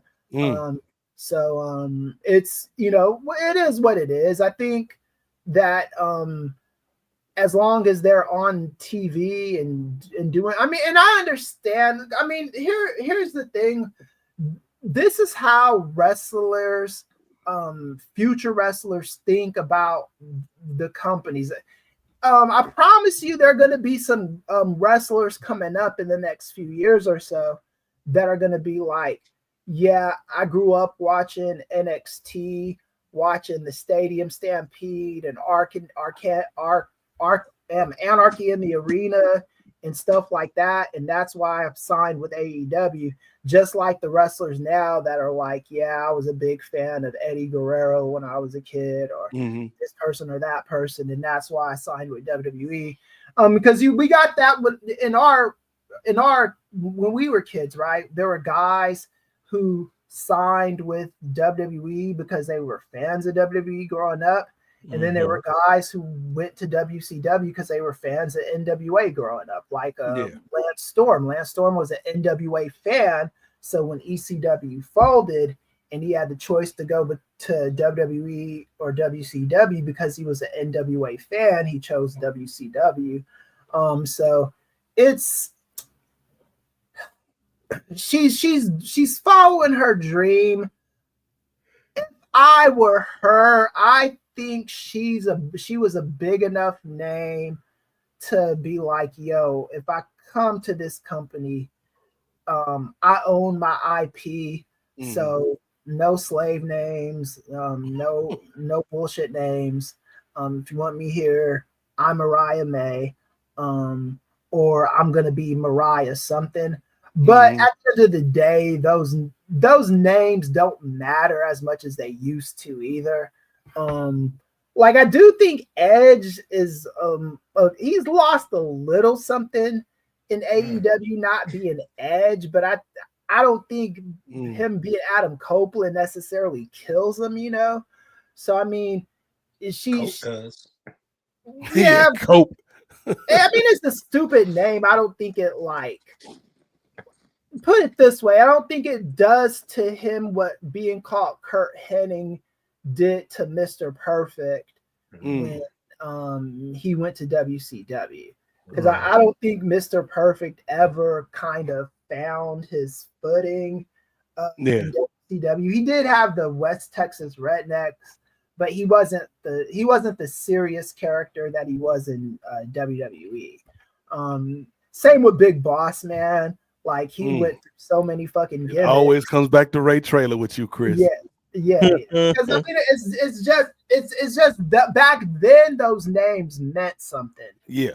Now it's like Dean Ambrose goes to AEW and he's John Moxley and nobody gives a fuck. Mercedes Moné goes to AEW. She used to be Sasha Banks. Nobody really gives a fuck, man. It's like the name is only as important as the voice and the character behind. you know. Right. And if you're gonna call this person whatever you're gonna call it, and not make them a character that's a unique person in that ecosystem, then it doesn't matter what the fuck you call them, because they'll just be who they're going to be in the next company they're going to go in. I don't think there's a difference between Miro and Rusev. If he gets fired from WWE tomorrow, he could go back to AEW on a Tuesday and be Miro, and nobody's going to give a fuck. Damn. Yeah, so, What about you, Ray? What are your thoughts on Blake Monroe on these streets? Let's use a real name, sir. Real. Well, I'm in agreement with most of you guys. I think this is going to be a short stay in NXT, similar to a Julia and a Stephanie Vacue. oh yeah, I remember that. I think they're going to give her a little bit of time to cook, give her some an opportunity with the title around her waist for maybe a month or so, and then I think she's on to the main roster. I think it was mentioned by Jet Black Suit that in regards to the whole name thing, it could come down to maybe she wants to keep the rights to Mariah May, and so she figured she'll just go ahead and use whatever name that they have, and they can own the rights to that, and she'll just retain the rights of Mariah May without having to rent it out or give them full possession of it. So that could be a possibility as well. I'm trying to understand that, because I've heard people say stuff like that, as because they want to own their IP. So, like, I don't understand. It's not like once if that's an IP she made up, and if you're an IP lawyer, just get on the call and tell us. But if that's an IP that she made up, she should be able to take it with her wherever she goes, you know. Yeah. If she's already had it trademarked. So I don't so like, because I know that they when they are in that company, they get licensed to use that IP while they're in the company, you know. But Ricochet is going to leave the company with his IP. You're not going to get another guy and put him in a mask and call him Ricochet and get away with it. Yeah. I don't understand why, like, what her thinking behind that was, or what her lawyer was telling her, because IP you made up is an IP you made up. So I would just need to be more educated, because that's how I've seen it work in wrestling since the beginning. I've never seen a guy in WWE with a name that he made up on the indies not be able to use it once he left the indies. So I'm trying to understand it, is all I'm trying to understand. That's true. Well, I don't know if maybe Toni, like Toni maybe gave her some advice about her experience over there and stated, like, and maybe Toni and maybe a Moné gave her advice about how hard it is to negotiate your name out after. Because I was looking between Toni's release and when she popped up in AEW, it's not that grand of a time. She asked for her release, she got it in December, and then she was in AEW by March of 2022. So it's pretty much a 90-day, probably no compete that she was held to. But I don't know if she maybe had troubles, because I'm trying to remember back to that time period, because I felt like there was something else behind Toni Storm's release. It was like weird, but like I felt like there was something else. Was it like a visa issue? Was it like a visa issue? I think she was having visa issues prior. That's why she wasn't showing up on SmackDown like that. But I don't. I just remember there being something weird about her release, and so I don't know. Maybe she got some advice to say, hey, though you can do this and sign it and get it back, it might just be easier just to go with something new over there. So that way, if they sweep the rug from under you, you can hit the ground running as fast as you want to. Oh, okay, yeah. Because her real name is Mariah May too. Her name is Mariah. If Wikipedia is to be believed, her name is Mariah May Mead. So I don't. Triple M. Yeah. That's a point that Lady B brings up in the chat as well. Mariah May. May is her middle name, and Mariah is her actual first name. So Yeah. Because that's Alberto El Patron. Like he owns the name Alberto because that's his first name. So Del Rio is just, or El Patron depends on the company he goes to. And even that doesn't fucking matter either. It's like, so. Then I put my conspiracy brother hat on and I say Cody had stated to them, hey, as somebody who went from Cody Rhodes to had just to strictly be Cody for so long until I had to fight for my last name back. Better tuck that May and that Starks away, y'all. Take it away. Go ahead and replace it with that Saints and that Blake Monroe. You'll be fine in the end. I promise you. But again, that it's kind of unique, the circumstance where those two had to go through with it, but then a Penta could come straight up and he just has to drop the El Cerro Miedo, or Ray Phoenix can just come over and just keep his name, or Ethan Page can just come over to NXT and keep his name. AJ Styles. It's weird how that works. AJ Styles, another one. AJ Styles was a long while ago though. Him and Joe both got to keep their name. Yeah, they did. Yep. Which I'm so glad because having Alan Jones come out every time, I don't know if I can do it. It's the phenomenal Alan Jones. They don't want none. They don't want none. Not very intimidating. Respectful. Braden like that was such a garbage fucking name. The Pitbull, Alan Jones.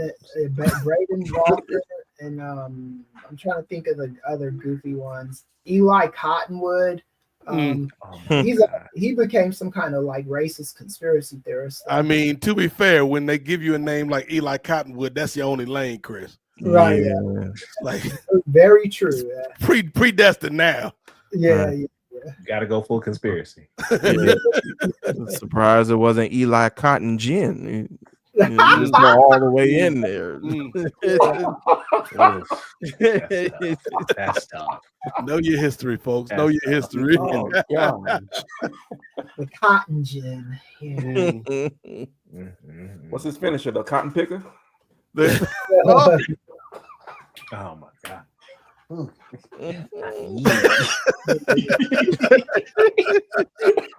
Oh, it's Dave Chappelle. This racism is killing me.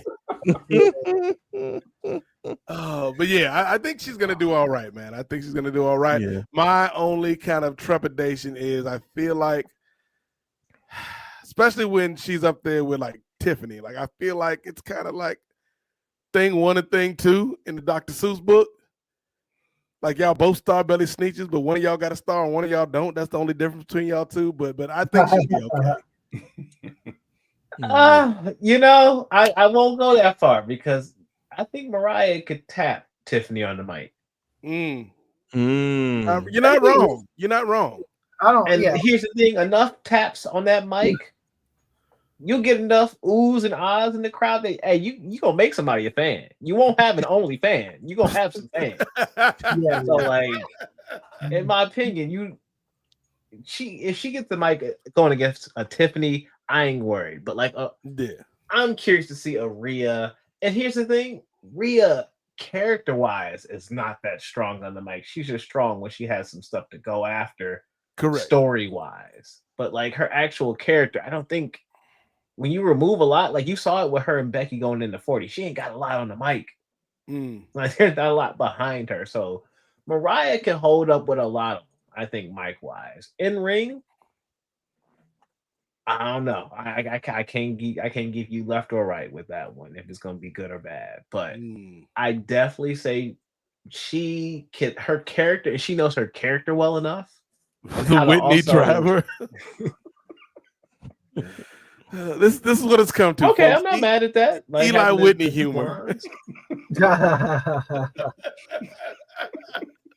And here's the thing: people talking about having this show off in the Rumble with Mariah, Tiffany, and Charlotte. Don't forget about Alexa. Go ahead and throw her up in there too. Don't forget about Liv, because she get mad when people forget about her name. So go ahead and throw her up in there too. So there's multiple blondes. We could be hey, 6. Can we get? Oh, here comes Trish. She drove down from 6. She up in this mug now too. She caught a flight. So you know what? We got her too. So we got Tiffany's childhood hero. Hey, K2. Where Kelly at? Damn, she up in here too. Now we calling up all the Is that Michelle McCool? Is she back? Oh, one more point about this whole thing with Mariah May. I would argue that she's more popular than Ethan Page or Sean Spears were when they left AEW to go to WWE. You know? So I don't. I just don't understand. Not too much on Karate Man, Chris. Right. I think so. I would agree with that. Yeah, especially as Gerard or as Jay. No, it was Gerard. You know, they look alike. I don't see color. As like Gerard Jay and Jimmy. Right. I can't tell them apart. They twins. As Gerard mentioned, like especially coming off of the program with Toni Storm, like this is the hottest that character was going to be, and so WWE got her at the right time, and I think she's going to do well, even when she goes up against our great esteemed NXT Women's Champion Jacy Jayne on these streets. The disrespect to Fatal Influence is appalling and egregious. It's not. It's the Great Value Toxic Attraction. Get out of here. We've got Toxic Attraction at home, guys. Yes. Since we both look alike, I mean, I just figured he got the shades. Yeah, he had really, might as well rock with it. You know what I mean? Might as well finish it up. Out here looking like an NXT tag team. What type of street gimmick will they saddle you with? That is the question. You like money? Yeah. Oh man, shout out to Crime Time. And they already got out the mud. What? Is that the smokestack twins? You just good. I forgot about Out the Mud. Oh, man. Yeah, a lot of people have, I think. Damn. That's why Miss Parker just got her own music. They ain't even got her using their music no more. It's a damn shame. But real quick, as we start to looks like we're starting to wind things down at a brisk 4 hours and 21 minutes right now, ladies and gentlemen. Too soon. Right, because we're gonna introduce a topic and be here 3 hours from now. But before we move into our final thoughts, I did want to say again, shout out to everybody watching, man. We got a lot of people tuning in live tonight, man. So we appreciate that. If you enjoy the conversations that we're having, man, hit us up. As Jay alluded to just a few moments ago, we like money. Yeah. Patreon.com/Nefarious Media Network is where you can go. $5 gets you in the door, as we are in the midst of the drive for 500 Patreon subscribers. That's what we are looking for. That is our stretch goal for the year. And if we can exceed that, great. But 500 Patreon subscribers, that'll allow us to do a lot more things here at the Nefarious Media Network. It'll allow us to bring on new folks. It'll allow us to get some new producers in the building, maybe put out some more merch, maybe and introduce new shows. We got a show for those interested in superhero stuff outside of the Marvel Universe, a show called Super Salad that is on the horizon for next month. And we just trying to do some big things. So if y'all dig what we're doing here on Post Wrestling, head over to the Patreon. And if you're already a member, share the show with your friends. With that being said, folks, I think we are in the home stretch. So any final topics that we haven't touched on for this month, Ray? I know you got the docket in front of you, the spreadsheet, if you will. Anything that we've missed tonight? Well, of course, we did mention Marilyn Monroe going against Beyonce at All In, but we failed to mention any other matches going on at All In. So I figure Okay. we at least there are only. Could this be a patented prediction segment, Ray? Well, we can have a quick prediction segment because there's only 3 matches announced. We can have ideas on matches that might be coming up or might end up being on the card, but for right now there are only 3 matches. 3 matches announced and reported. So we already went through Storm versus Moné. We also have the now AEW newly announced AEW Unified Championship, where you're gonna have AEW International Champion Kenny Omega taking on the AEW Continental Champion Kazuchika Okada, and then we also have the other winner of the men's Owen Hart tournament, Adam Hangman Page, taking on the reigning, defending, very popular AEW World Heavyweight Champion. I'm about to call him Dean Ambrose, John Moxley, but the names don't matter, as Chris said. The names don't matter.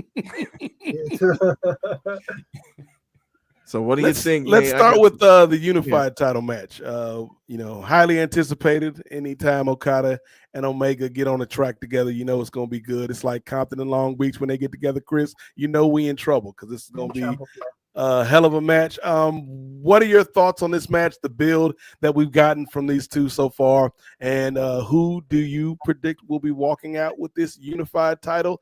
Let's start with Jay.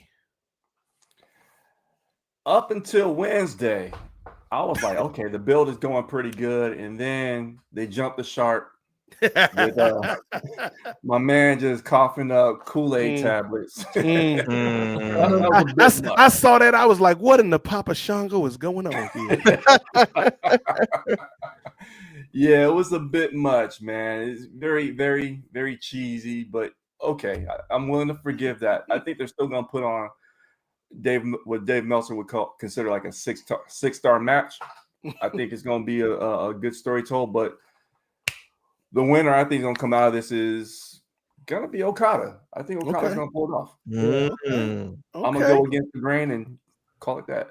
I'm not mad at that. Gerard Brown, I agree with Jay that this is going to be a 5-star match. Dave would say if it was in the Tokyo Dome, it'd be 6, 7, 8, 9 stars. But what are your thoughts on the build and what we're going to get at All In? Yes, it's very comical with the blood and the elbow off and just the facial expression of him coughing it up was just a face to be seen. But in the end, I like the fact that we're putting these belts together and we're reducing the belts. I just wish we would just go ahead, rip the Band-Aid, just call it the Intercontinental. International, Continental, literally Intercontinental.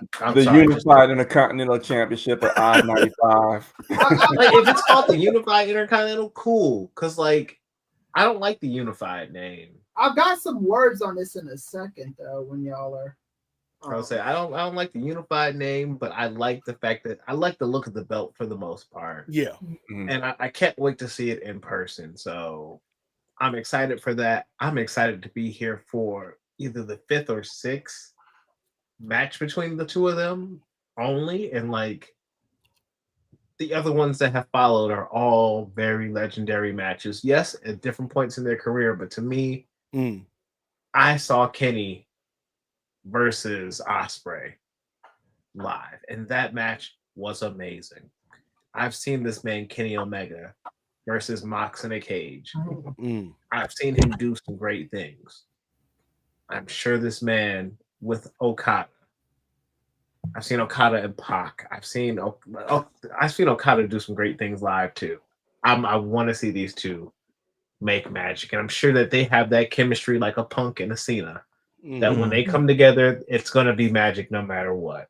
And they're going to take their time. It's going to be probably a classic Okada match.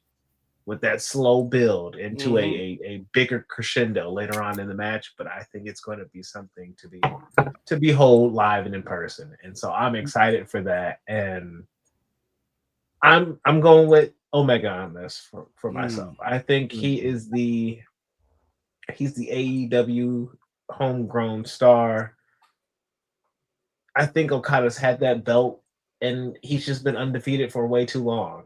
And in the grand scheme of things, wouldn't this put Kenny, I think, either above him or in their score of all time, or it puts him equal to Okada of their score of all time. And so, yeah, with that, I don't think Okada pulls in their overall score ahead of him. So I'm going with Omega.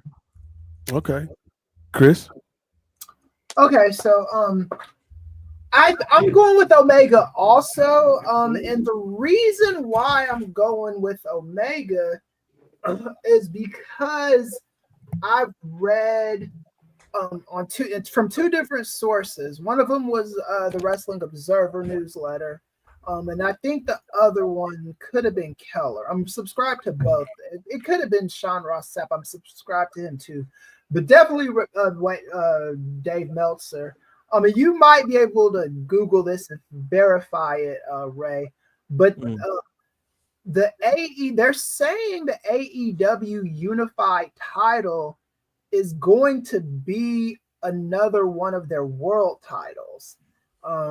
So I'm thinking they're gonna, when it's all said and done, they're going to make maybe the AEW Unified title be the exclusive world title to Collision. And I think for if it's true that the AEW Unified title, I mean, it looks like a world title too. So if it's a world title, I think they're going to give it to Omega first because they want to set that precedent. So that's why I'm picking Omega. But I love Okada. I do think the blood stuff was goofy, man. It was supposed to be shocking.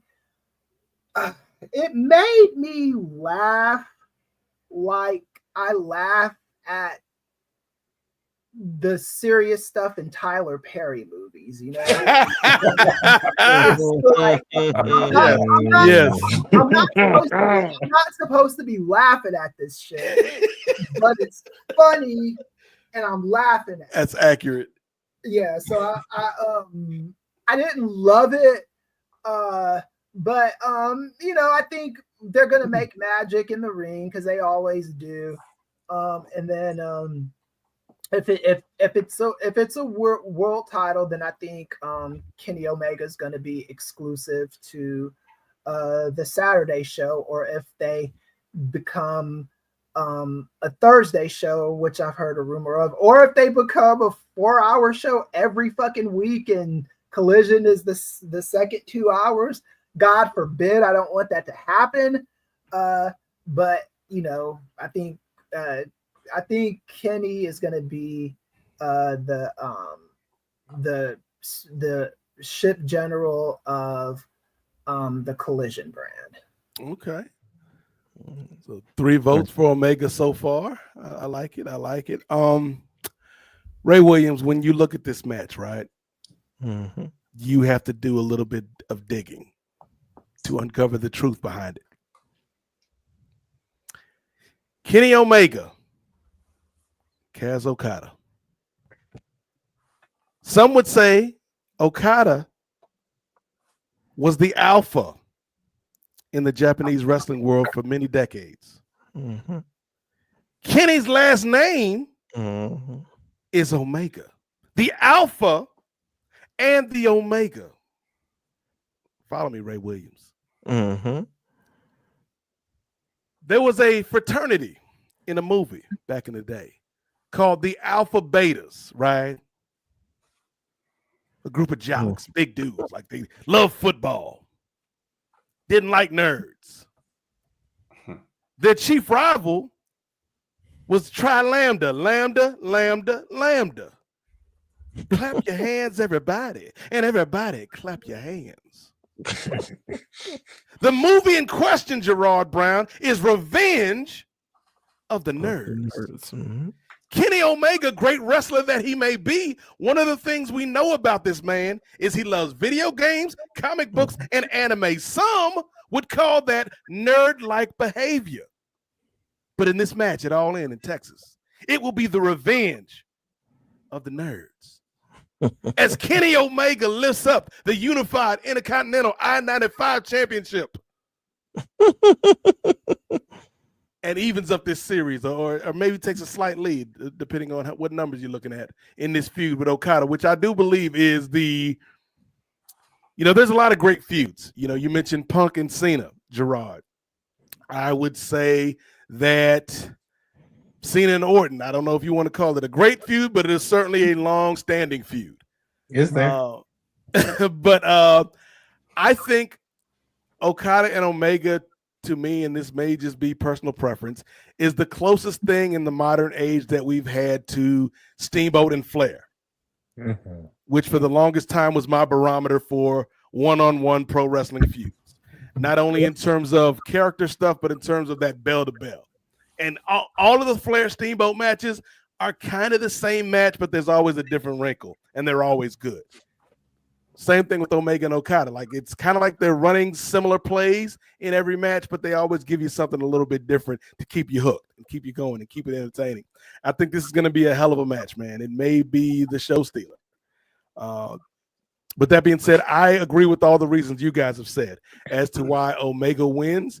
I think another reason why I think you put it on Omega is because eventually we're going to get to the Okada babyface run.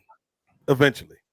And I think having some stumbles along the way, having some things that may introduce a little bit of humility into the Okada AEW character can be beneficial to him eventually in the long run.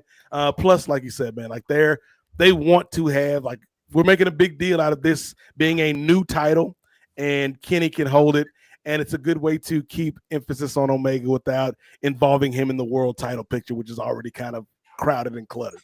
So, yeah, I think it's going to be a hell of a match, but give me Omega. Shout out to Lambda Ray.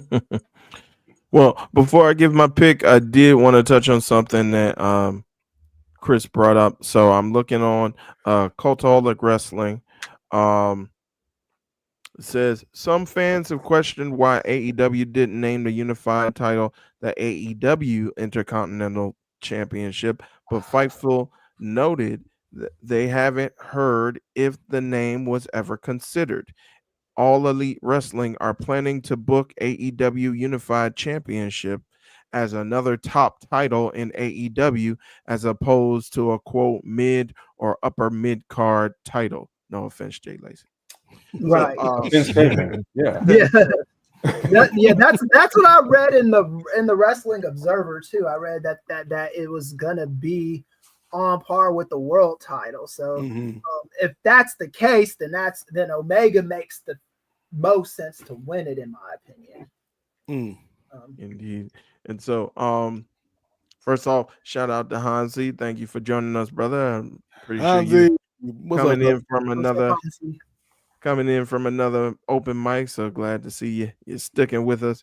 And it was a point made by Jet Black in the chat saying that Omega is already 2-1-1 over Omega or over Okada.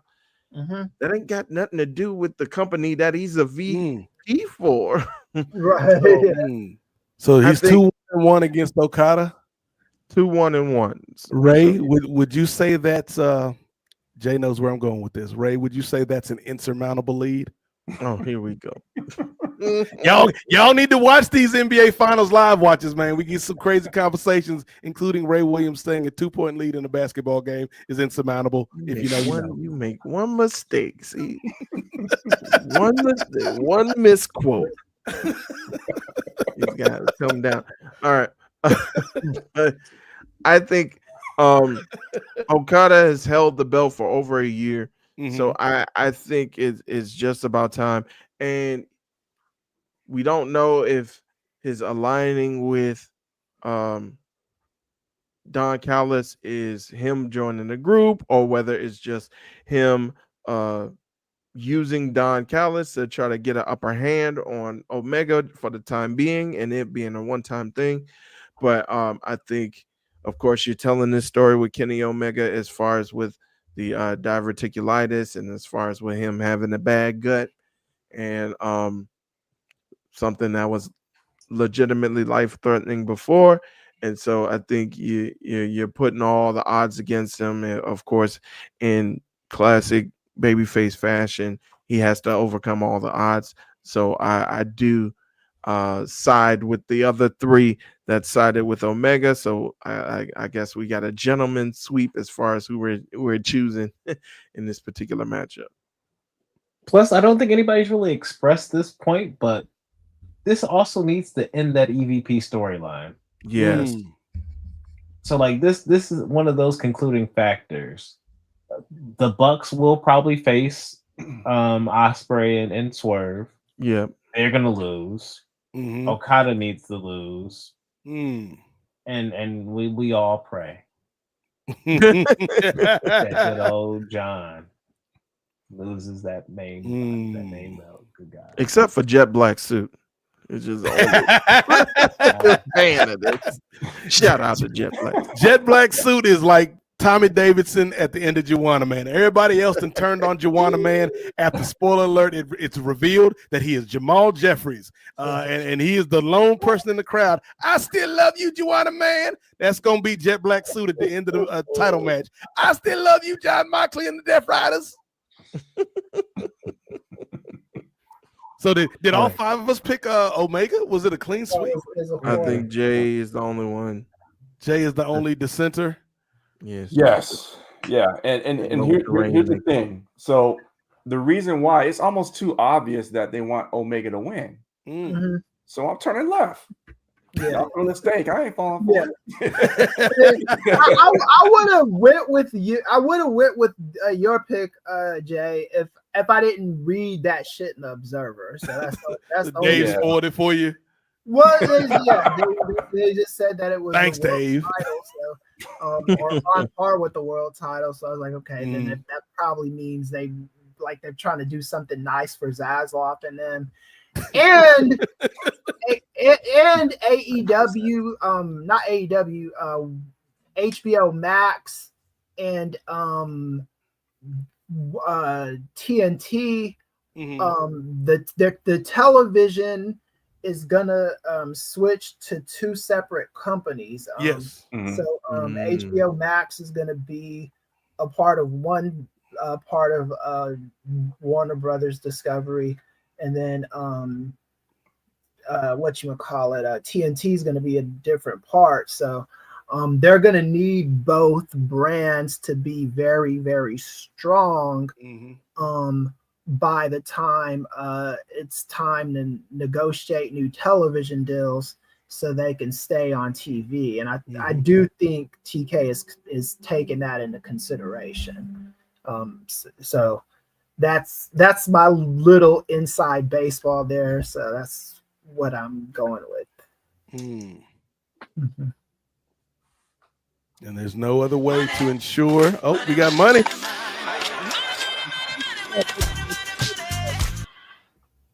All right. So Jet Black Suit says, say his name and he appears. Max is losing, or I'm throwing trash in the ring. Love him, but it's time. I don't know if Kenny is winning, but I bought my ticket to see him. Okay. Or Mox is winning. Mox is losing, he says. Mox is losing, or I'm throwing trash in the ring. So even Jet Black Suit is finally come around to the realization that it is time for John Moxley's last ride as world champion. I'm going with John Moxley to lose, but I don't know how deep TK is with this NWA booking, man. And if you remember anything about NWA back in the day, Ric Flair was always winning matches you thought he definitely should have lost, you know. So, yeah, we'll see. See, Jet Black, we being non-violent with our protests. We're not gonna throw stuff in the ring. We just gonna walk out in solidarity. We are not gonna throw stuff in the ring. We just gonna show them our backs as we leave in disgust. Just after Moxley wins, you just see Gerard and Jet Black walking out of the arena. We shall overcome someday. Someday. No King Part 2. No King. No King's Part 2. You are not a king, Tony Khan. You will not take. Gonna be no kings, no con. I ain't doing this no more. No kings, no con. That's crazy. And somewhere Nick Khan has seen that. What did he say? Fuck me for? Yeah. One of these days, someone's gonna write a wrestling book about the Khans, Tony Khan and Nick Khan. In about 10 years, I call it Con Man. Yeah, something like that. Yeah. I'm not gonna be the one writing that book, but someone's gonna write that book. And then they could turn it into a TV movie like that time back in the late 90s. With the late night hosts. Well, yeah, like that one, the Late Shift. That was a great movie, telling the story about Jay Leno and Dave Letterman. But I'm thinking in particular about the one Pirates of Silicon Valley. Oh yeah, Noah Wiley as Steve Jobs and Homeboy as Bill Gates. Yeah, and Anthony Michael Hall. Yes, Anthony Michael Hall is Bill Gates. It was a made for TNT movie. We'll get a made for there it is. We'll get a made for TNT movie about Nick Khan and Tony Khan called Con Man. Yeah. Starring Rick Moranis as Tony Khan. It all comes full circle. Hey, I'll pay to see that shit. But we're here at the main event, Ray Williams. Lead us there. Not the main event, the world title match, because we all know what the main event is: Beyonce versus Marilyn. All right. Well, I believe that as we've kind of compared this to Avengers, I think the end game is near. I think everyone's going to unite. I think Swerve's going to come out the woodwork. Osprey's going to come out the woodwork, along with the Death Riders and along with Gabe Kidd. Although we haven't seen a lot of Gabe Kidd recently, ever since Anarchy in Arena. So, but I think all those guys are going to come back. I think Joe's going to come back as well with the Ops. So I think it's just going to be everything clashing together. And as Lady B says, I think everything's been pretty much leading to this moment. Or I think Jet Black Suit says it's Hangman's story. He promised if TK turns him into a liar, then it will be the worst decision he's made for a long time. So I think with this story behind Hangman, I think all roads leads to him dethroning Moxley. So it'll be crazy if it doesn't happen in that way. So I got Hangman Adam Page. Okay, one vote for Hangman. Gerard Downtown Brown, who you got? I am hoping and praying that during this match, if it's going to be in-game style, I would love for one of the people to do the on your left, to be a Darby Allin sliding in to maybe make the final save right off the mountain prior to Hangman just clipping his head off. Let a Sting, because I see Lady B talking about having Sting come with the Undertaker like cameo. Well, let's do that, but also let him help Osprey and Swerve keep the Bucks out of here. So that way, and then let Swerve and Sting have this almost like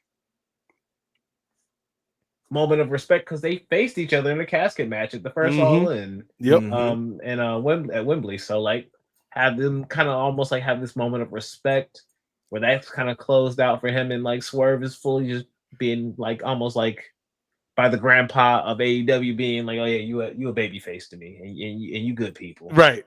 And then let's finally just close out with Hangman with the buckshot, put him down, take that title. And here's my thing that I've been expecting since the very beginning: a new AEW championship. because the belt looks great and all. Like the belt is cool, but I think it's been in a briefcase for a reason. And Mott's been like, "Oh, I'm the champion." I think his whole idea is he's created a new belt that's supposed to represent something different because of basically the trauma that he's put AEW through. Mhm. That's why it's been sitting in a briefcase this whole time, because nobody deserves to even look at it until he's been fully defeated. And so I expect us to get a different looking belt when that briefcase finally opens.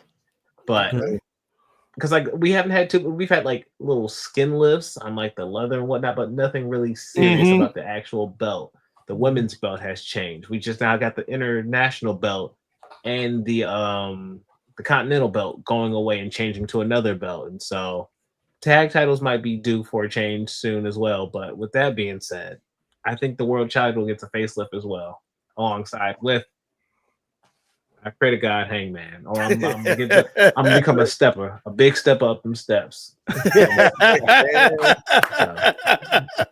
Like if this is the end game analogy, hopefully it's the end game analogy and not Infinity War, where Gerard has his scenario, but at the end Moxley looks up to the audience, should have went for the head. No. What did you do? What did you do, John Moxley? But yeah, I think Hangman has to win it. Now, I don't think this is the story that they were telling the whole time. I think at some point the story changed, but I do like where this is headed. But Moxley's got to win it. I hope we get the Avengers moment, like seeing Sting pop back up would be amazing. And I love the idea that Gerard threw out there of the moment of respect with Sting. I think an even better moment, if you can believe me saying that, so what, a better moment than Sting, Nate? Are you crazy?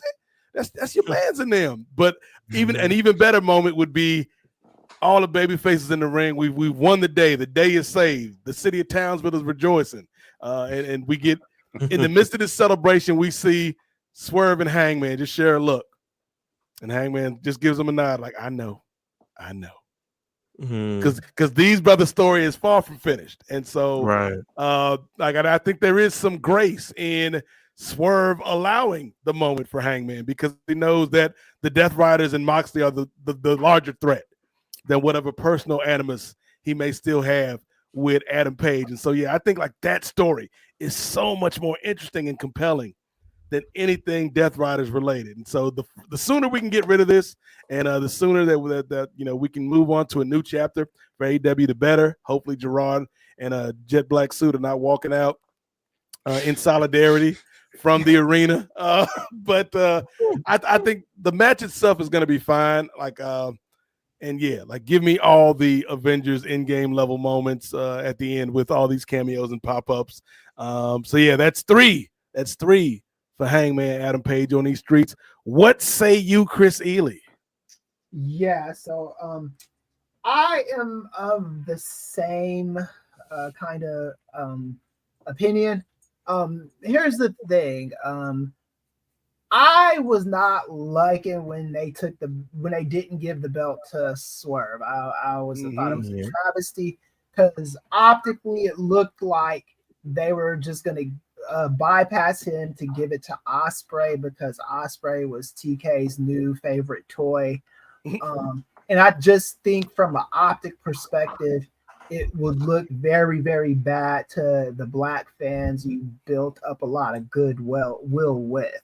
So for that reason, I definitely think Hangman Page was a better choice, because Hangman Page isn't a shiny new toy.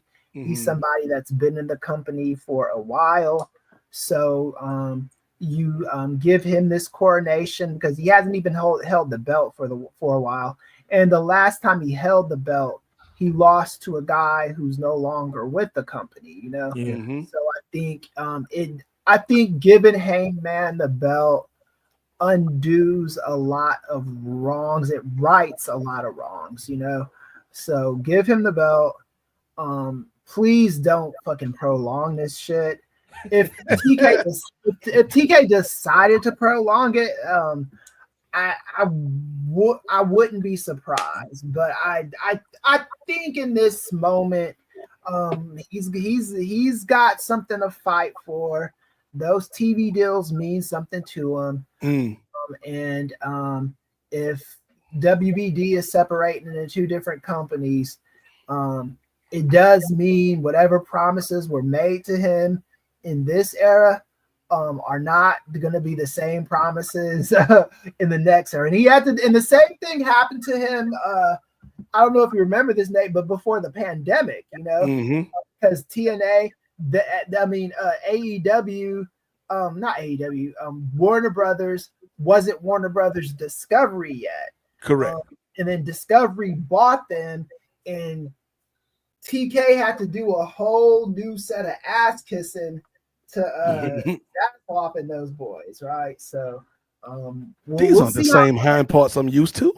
Right, yeah. So, but hey, he did what he had to do, man. he did exactly what he had to do. He cut that deal before the fucking pandemic hit. And be like, think about this. If he would have just waited a week, that deal would not exist, you know, because of the pandemic happened like all of a sudden. Kobe died, the world went to hell.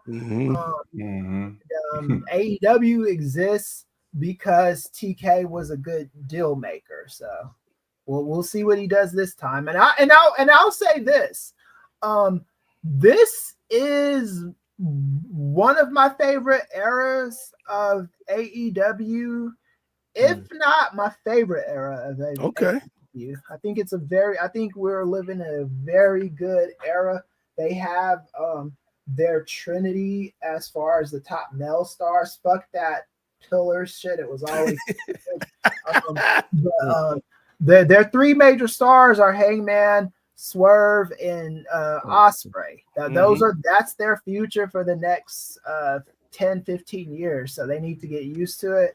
And then you got your women there, you got your Mercedes, you got your Toni Storm, and they're in a very, very good space. And this is, if they play their cards right, they're gonna level up this year. Yeah. Like, and I think you're right, Chris. Death Riders aside, I think this is a good era for AEW. Just being somebody who tends to be a fan of chaos as long as it doesn't hurt people. I still love the in-school suspension era. Like, that was just a wild time. Y'all stay over there because y'all can't get along with the people over here. Like, we got star-bellied snitches on this beach, non-star-bellied snitches on that beach. And never the two shall meet. Jay Lacey, all of us have gone with Hangman Adam Page in this matchup. Will you make it a clean sweep, or will you, much like the last match, be the lone dissenter, the one standing on top of the mountain with Darby Allin saying, no, the Death Rider story is not finished yet. We still need more from this Jon Moxley title reign with a title that we don't ever see? No, I've had my fill. And I'm not talking about that Mr. Phil Brooks out there just putting the chokehold on folks. I'm talking about the reign of Jon Moxley. I think that, it's time for Adam Page to get his second title run, and he's a different character at this point. I think he needs to. There's a lot of stories that can be told from this, so I do see a lot of interference, a lot of plunder, if you will. But yeah, it's time for the Death Riders storyline to be done, and hit a reset. I love that, Lady B. I don't know if you saw that comment, Jay Lacey. Like, if they do the Avengers style moment, Bryan Danielson coming back.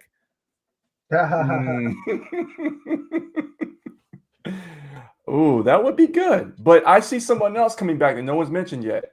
Okay. Jack Perry. Oh, yuck. No one spoke about that man. Yuck. Yeah. Hey, I'm not saying that I'm thrilled about it either. Gerard turned into Mr. Horse from Ren and Stimpy. No, sir, I don't like it.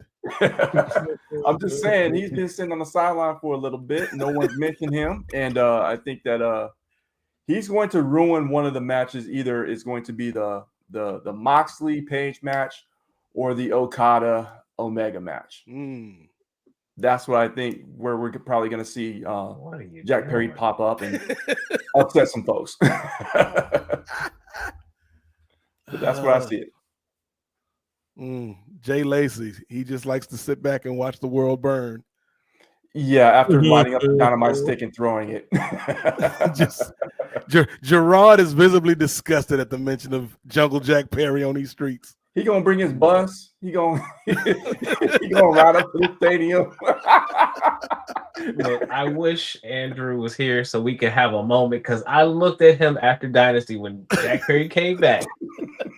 And him and my other co-host on another show, they were both like, "Oh yeah, this is gonna be great." I'm like, I don't know.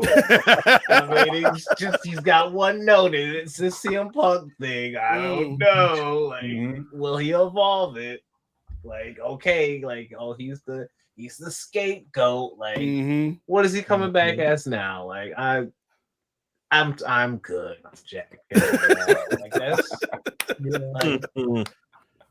that's like throwing cottage cheese on top of pancakes. You just ruining my pancakes. Get out of here. Yeah, you see how you just made that face, right? That's Jack Perry. What you doing here? What you doing here? You can be on the show. I'm not mad at you. He can come back, and I'm sure they're going to do a casino gauntlet. And I don't feel like MJF is going to have a big match. So I think he'll be in the casino gauntlet to win his shot to get back his Triple B. Jack Perry can go up in there with him too.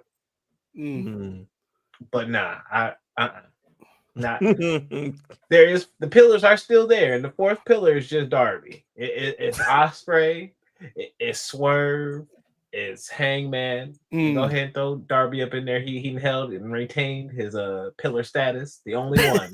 Everybody else falling. All the other pillars that fell off. So yeah, and that's why Jack can't be here, because he fell off. I'm sorry. No, thank you. Sorry. Gerard Brown, anti-cottage cheese on pancakes. Hey, Sammy holding up. I see Lady B talking about Sammy. Sammy holding up ROH. She doing fine down there too. So no. It's a wrap. It's Reynolds because it's a wrap. That's what it is. Poor Jack Perry. I remember when he came back and everybody was like, "Oh, this is gonna be great." And it wasn't. He's friends with the Bucks, so he's got a job. Yes. I mean, I never believe, historically speaking, when you name somebody like the Future or the Pillars or some shit like that, it rarely ever bodes well for them. I think people need to decide who's the company, just like they did with Swerve, Ospreay, and right. Yeah, whatchamacallit. And then like in WWE, it's Cody, Roman, and CM Punk. You know, the people are gonna decide who is the present and the future of your company. Yeah. Ask Harold Miner how those titles and names can weigh on you. Salute to you, baby Jordan, wherever you are. Right, yeah. Harold Miner. A Harold Miner reference in 2025, the year of our Lord. So Big Country. Oh man, I forgot Big Country Brian Reeves. Shout out to the Vancouver Grizzlies. They were low key a great franchise with a great logo.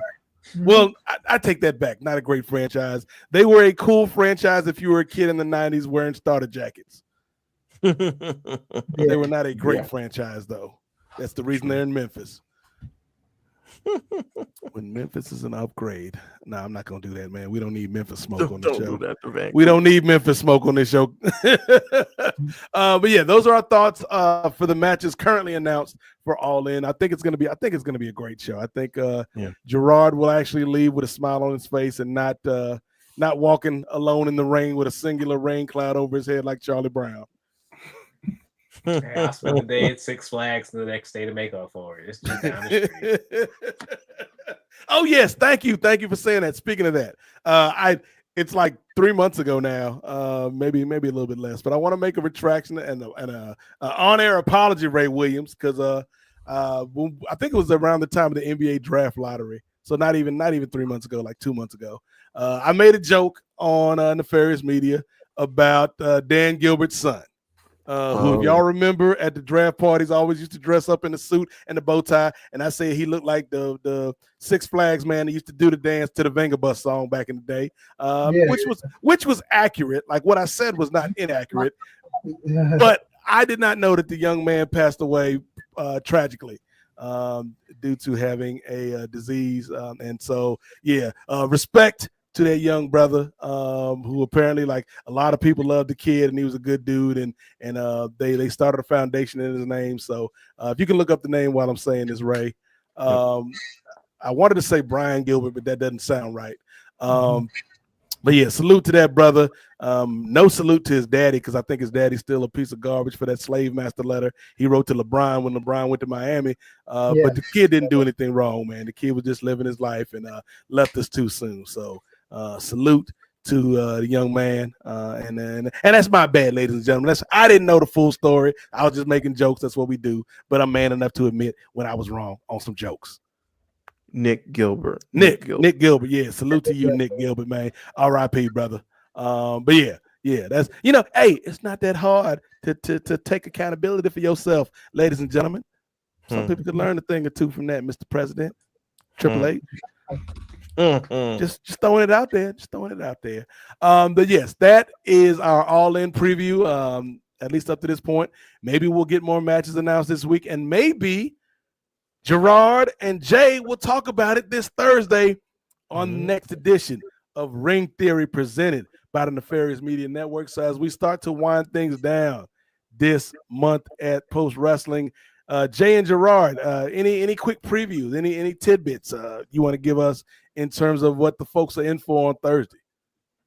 Well, I presented the question of who was going to be the one to take Mercedes L. We never really dived that deep into it, so we're going to take a little deep dive around potential women who could be the person who takes the belt off of Mercedes if she is the one to win at All In. We'll also cover what advancements we get off of Monday Night Raw moving forward into the Night of Champions, talking about the King and the Queen, the ring tournaments, giving our predictions about who will win, possible bracket matches for the finals and whatnot, comparing our thoughts about that as well. And then seeing what other wrestling news just comes out for the week. So, and Jay, anything on top of your brain that you want to cover for this week as well, man? They call this a teaser. We may have a special guest, so you might want to check us out. Ring Theory on Thursday. We're going to do it right here on the Nefarious Network. So be there or be triangular. Okay, Jeff Hardy. Yo, shout out to one of them low key at the time. A lot of people, I might have been one of those people, said that was stupid. The whole Jeff Hardy thing, where we as the viewers of the show at home could hear Jeff Hardy's inner monologue. Yeah, I loved it. but now in hindsight and retrospect, with the benefit of time, that was genius, because Jeff Hardy would just be sitting backstage, Ray, and you just hear a voiceover, just a lot of things going on in Impact Wrestling right now. A lot of people are mad at everybody for some reason, but I'm just here in my imagination trying to do the best I can. I'm like, you know what? This is actually groundbreaking television you producing, Dixie Carter. Ahead of his time, man. But yes, Apollo over here doing it in the future. So hey, yep, Jeff was ahead of his time. But yeah, so stay tuned. The next edition of Ring Theory will be live this Thursday on the Nefarious Media Network. So subscribe to the YouTube channel right now. You're already on YouTube if you're watching this. So bookmark it, subscribe, and like and share the YouTube with your friends, because I'm excited to see what Jay, Gerard, etc., whoever shows up, are going to bring to the proceedings on Thursday evening. So that is going to be an exciting edition of Ring Theory. We may do a double dip on Thursday. Ray proposed that. I have not signed off on it yet, because that may be, or it is going to be an NBA Finals game as well on Thursday. So we may go straight from Ring Theory into an NBA Finals watch party, which is ridiculous and crazy, but that's the type of things that we do. And if you all want to help us do more stuff like that, patreon.com/Nefarious Media Network. Ray Williams, is there anything you want to say before we leave tonight? Well, as always, not only be tuning in to Nefarious Media Network for Ring Theory and for whatever else comes out, but every fourth Monday, It's always an episode of Styles Breaks Fights with myself and Chichi Okafor, the maestro herself. We're going to be recapping UFC 316 because Marab said so. Marab Davalishvili defending his title against Sugar Sean O'Malley and what's her name? Juliana Pena. Yes, not Juliana Margulies. Not Juliana Margulies. Shout out to ER. Juliana Pena defending her UFC Women's Bantamweight Championship against Kayla Harrison. If you know the results, then you'll have to tune in to see what our thoughts are about it. And we'll also talk about whether John Jones is actually going to come back. He's pulling a Willie, won't he? He's on social media doing all kinds of things other than his job. So we'll be talking about that as well, and be talking about if there's any replacements. Could Francis Ngannou be coming back? Who knows? We'll talk about it, that and much more that's revolving in the world of mixed martial arts. All of that will be coming to you on the 4th Monday next week. So be keeping your eyes and ears peeled for that. And as Brother Nate mentioned, not only are we continuing to do the draft for 500 for Patreon, but also for YouTube. We've expressed on here before that 500 followers or subscribers on YouTube gets us that much closer to opening up a YouTube membership. So that way we'll also be having memberships not only on Patreon, but also on YouTube. And we can also start offering more content on there as well. And we'll just open up more revenue streams again, to piggyback off of what Nate said, to help us behind the scenes with more productions, things, with helping out with more people to help out. So all that good stuff. So, again, we always gonna push towards the Patreon, but if you're struggling, it's free to subscribe on YouTube. So go ahead and help us out on YouTube as well as on Patreon. Yeah, I've already made the promise to America and the world, Ray Williams. You don't know nothing about this. If we hit 500 or 1,000 subscribers on YouTube, we gonna launch a YouTube only show. It's gonna be some shorts with Ray. And Ray is going to be giving you wrestling takes and MMA takes in a very quiet voice. It's going to be called Ray SMR. Ray SMR. This brother is going to be whispering in your ears and whispering sweet nothings about Zack Sabre Jr. with the Zack Driver 97. Is he going to use it? I wonder who's going to win this match. Ray Sabre Jr. whispering in people's ears. Gerard, I think Emi Sakura gonna be the one to beat Mercedes Moné. Just whispering in your ear. I think John Jones gonna fight Stipe one more time. They ain't said nothing about it, but they gonna sign for the fight. Ray Williams whispering in your ear. If that's the kind of content that you feel your life is missing, sign up for the whisper song, the Yin Yang Twins whisper song. It's gonna be like a Temu version of the whisper song, because we're trying to make sure that we don't get copyright strikes. But a Temu version of the whisper song behind them, just I'm Ray Williams, can I whisper in your ear? I'd like to tell you about Darby Allin versus Sammy Guevara. It's gonna be a very interesting matchup that the people want to see. Just Ray whispering in your ear. Blake Monroe had a very impressive debut when she took on Jacy Jayne in the 5-star classic on NXT. Just Ray SMR, ladies and gentlemen. That's what you want. That's what you're going to get. But only if you subscribe to the YouTube channel for exclusive content like Ray Williams whispering in your ears, ladies and gentlemen. I'm afraid of how popular that could get. we'll see what happens. We could be opening up some doors. Again, like I said, I don't know if it's just grown in popularity or if it's just the algorithms on some of the social media sites I frequent. But like ASMR seem to be hot on these streets, Ray Williams. So you know what? Just whispering in people's ear. You know what? My favorite thing about a glass of milk is when you dunk an Oreo cookie, right? You went to the glass of milk. You let the Oreo cookie get a little mushy, and then you eat it. You know what's even better than an Oreo cookie and a glass of milk, though? EL fudge, because it's like you're eating a little person. Like, do you start at the feet or do you start at the head? It's very important when you're eating an EL fudge cookie made by the Keebler people, Nabisco. If you want content like that, Ray Williams, that's what's going to happen if y'all subscribe to the YouTube, man, and we hit 1,000 subscribers. Ray is like, I did not sign off on any of this. Yeah. 1:37 in the morning, Ray Williams just whispering in your ear. You can set your alarm to it. Get up, it's time to go to work. Have a great day. Chris, going from Ray whispering to a man who I've never heard whisper, Chris Ely, my brother. Anything you would like to promote, my friend? First, before I promote anything, I want to give a quick RIP shout out to Ananda Lewis. Yes. She did MTV News in the 90s and BET Team Summit in the early 90s. I was a moderator of a panel that she was on back in the day. She was a San Diego girl, then moved to LA. When she was doing LA radio is when I hosted a panel. I moderated the panel she was on at my old college. So want to give a shout out to her.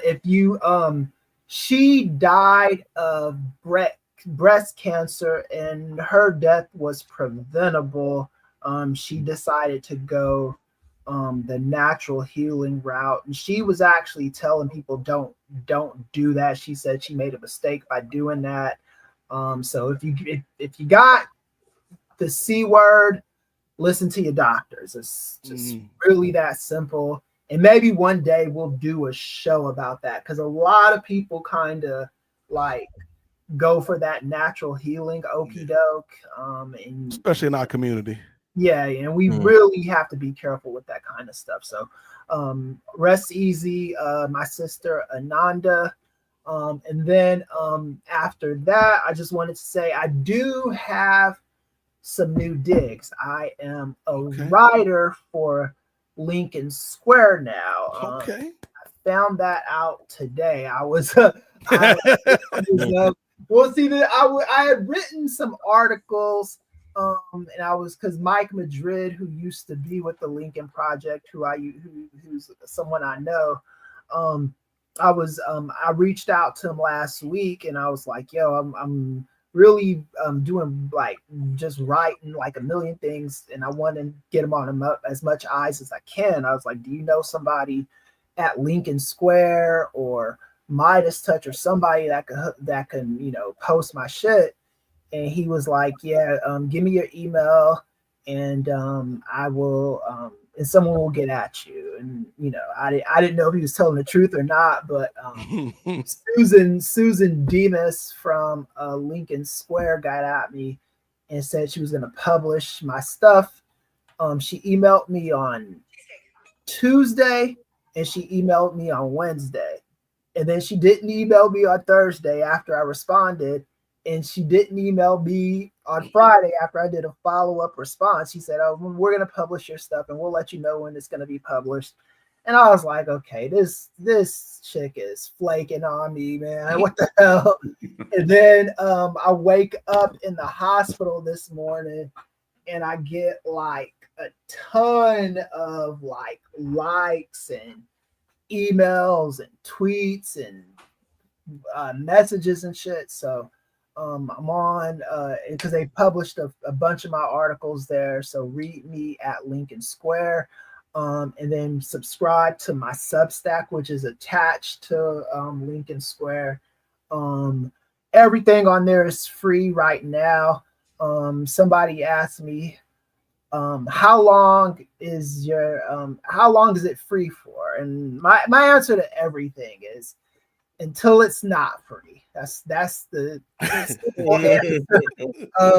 it's how long are you doing free speaking engagements? And until I'm not doing them anymore. Once I see I'm a difference maker and I'm bringing numbers then that's when I'm like, okay, this has been free long enough. So that's how I do Yesterday's that. price is not today's price. Yes, exactly. Talk to me nice. Yeah. Yesterday's price is not today's price. But anyway, and then also you definitely got to check us out at the Nefarious Media Network. Read me on Medium, read me on Substack, read me at Lincoln Square. Follow me on LinkedIn, get at me on all of the socials.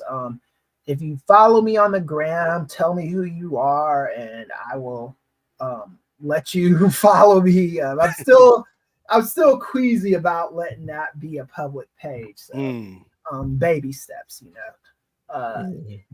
yeah, man. So just definitely check us out at Nefarious Media Network. And of course, Post Wrestling. Gotta keep us in mind, we're getting 1,000 consistent viewers now. We're trying to get to, and we're actually sometimes breaking like 1,500. We're trying to get to 2,000 consistent, and then I'm not asking Pollock and Wei Ting for a raise until we get like about 3,000-4,000 viewers, and then it's like, okay, Pollock and Ting, any other.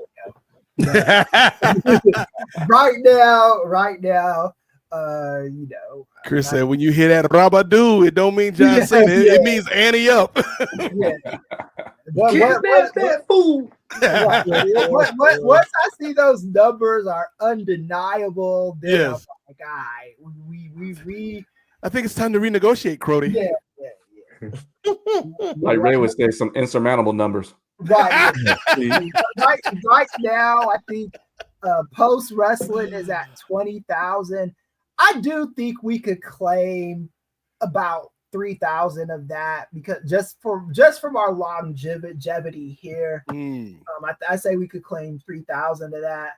Chris trying to get that Ron Killings deal. But yeah, but what if they hit 30,000 and then 40,000? I think that's like, okay, what's with the bread? When is it breaking?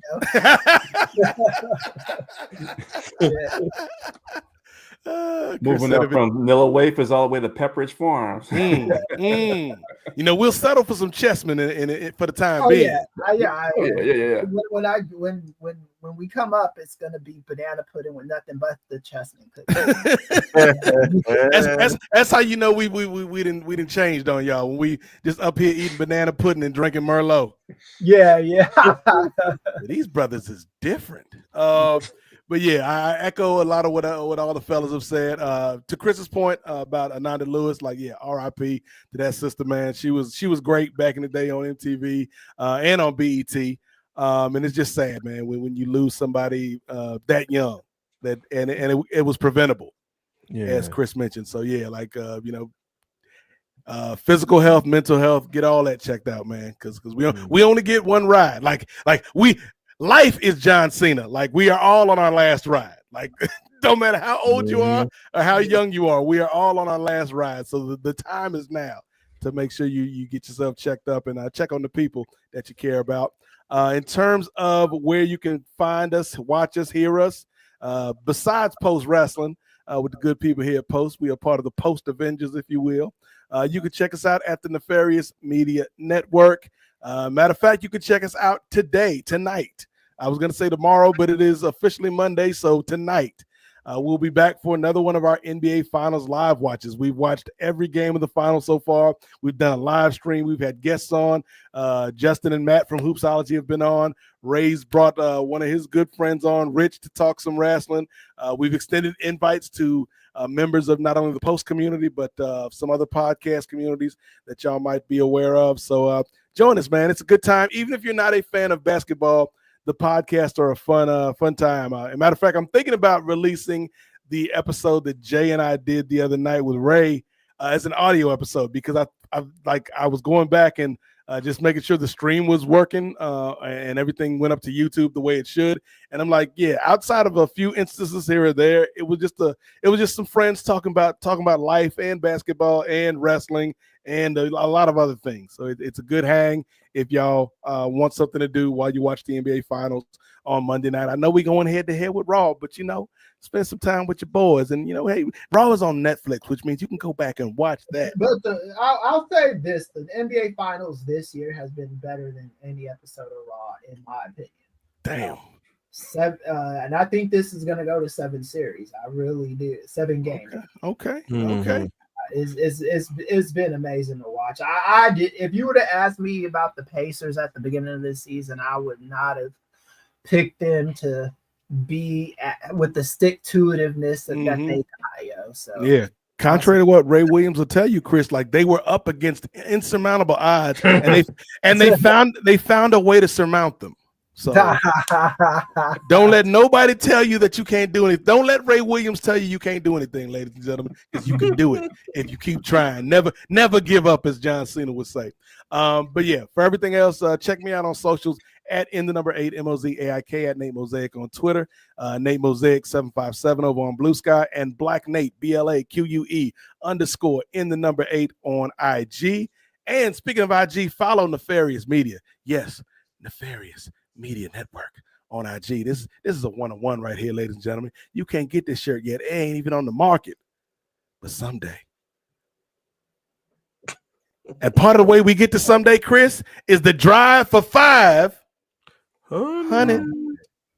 And again, Patreon is the fastest way y'all can help us out, man. Fastest way you can show your love, fastest way you can support us, because we got plans, man. We got ideas, and there are things that we want to do, not just limited to Ray whispering in random people's ears. We got some other ideas that we want to do. Like there's a political show with Chris that we eventually want to develop. There's a video game show that I want Ray to spearhead. We've got, like I said, Super Salad is a superhero and comic book and possibly even anime show that we've got in the works. So, and that's in addition to shows like Ring Theory, shows like the Avengers Initiative, shows like Styles Break Fights, shows like TDT Talks with myself and Steve Willie, which may be returning as well. So, if you I keep calling this the level up year for us. I really do believe that. Yeah, we on Level Up. Like I was gonna say like a certain wrestler, but I can't remember any of the people that was on Level Up. But we gonna level up. This is our Blake Monroe year, ladies and gentlemen. This is our Blake Monroe year at Nefarious Media Network. We about to do some big things. It's gonna be glamorous Ray Williams. It's gonna be Ricky Superdome. All of the above. All of the above. Don't laugh, Ray. It's not funny. So for Ray Williams is sick of all of this, man. But at least he gets a company Lexus. That's how much we appreciate you, brother. But for Jay Lacey, upper mid card Jay Lacey. He's still a champion in our book. For Gerard Downtown Brown, you can check those brothers out Thursday on Ring Theory. Y'all don't want to miss it. These brothers are doing some of the most interesting commentary when it comes to this pro wrestling thing, and I'm excited to see what they do with their guest on Thursday night. For two-way Ray Williams, who will be joining myself and whoever else decides to show up tomorrow or tonight for the NBA Finals live watch. For the Professor Chris from LA, this man, ladies and gentlemen, got out the hospital bed to bring you some news and information and thoughts tonight. Are you not entertained, Postmarks? And I would have did it from the hospital if they wouldn't have let me out. So this man would have been live from the hospital. Never surrender, never give up. Right. I am the Godfather, Nate Milton. Oh, and for John Pollock and Wei Ting, the proprietors of Post Wrestling, we appreciate both of y'all brothers for the platform and the friendship. For Righteous Reg, who performed our theme song for the culture, check out Reg and Phil Lindsay over at Fightful with Grapsody and the good work that they're doing. And for my man Austin James, who did the cover art for the NWA podcast. This has been the June edition of the NWA Podcast on Post Wrestling, aka Ronteldat. Yeah, I liked what you did with that title. Yes, and shout out to Wei Ting for like creating the graphic. I love that. Like Wei Ting, awesome. Wei Ting, the silent advocate. He is out here with us. But for Jay, for Ray, for Gerard, for Chris, I am the Godfather, Nate Milton. And remember, the revolution may not be televised, but it damn sure will be podcasted. Hit the button, Ray.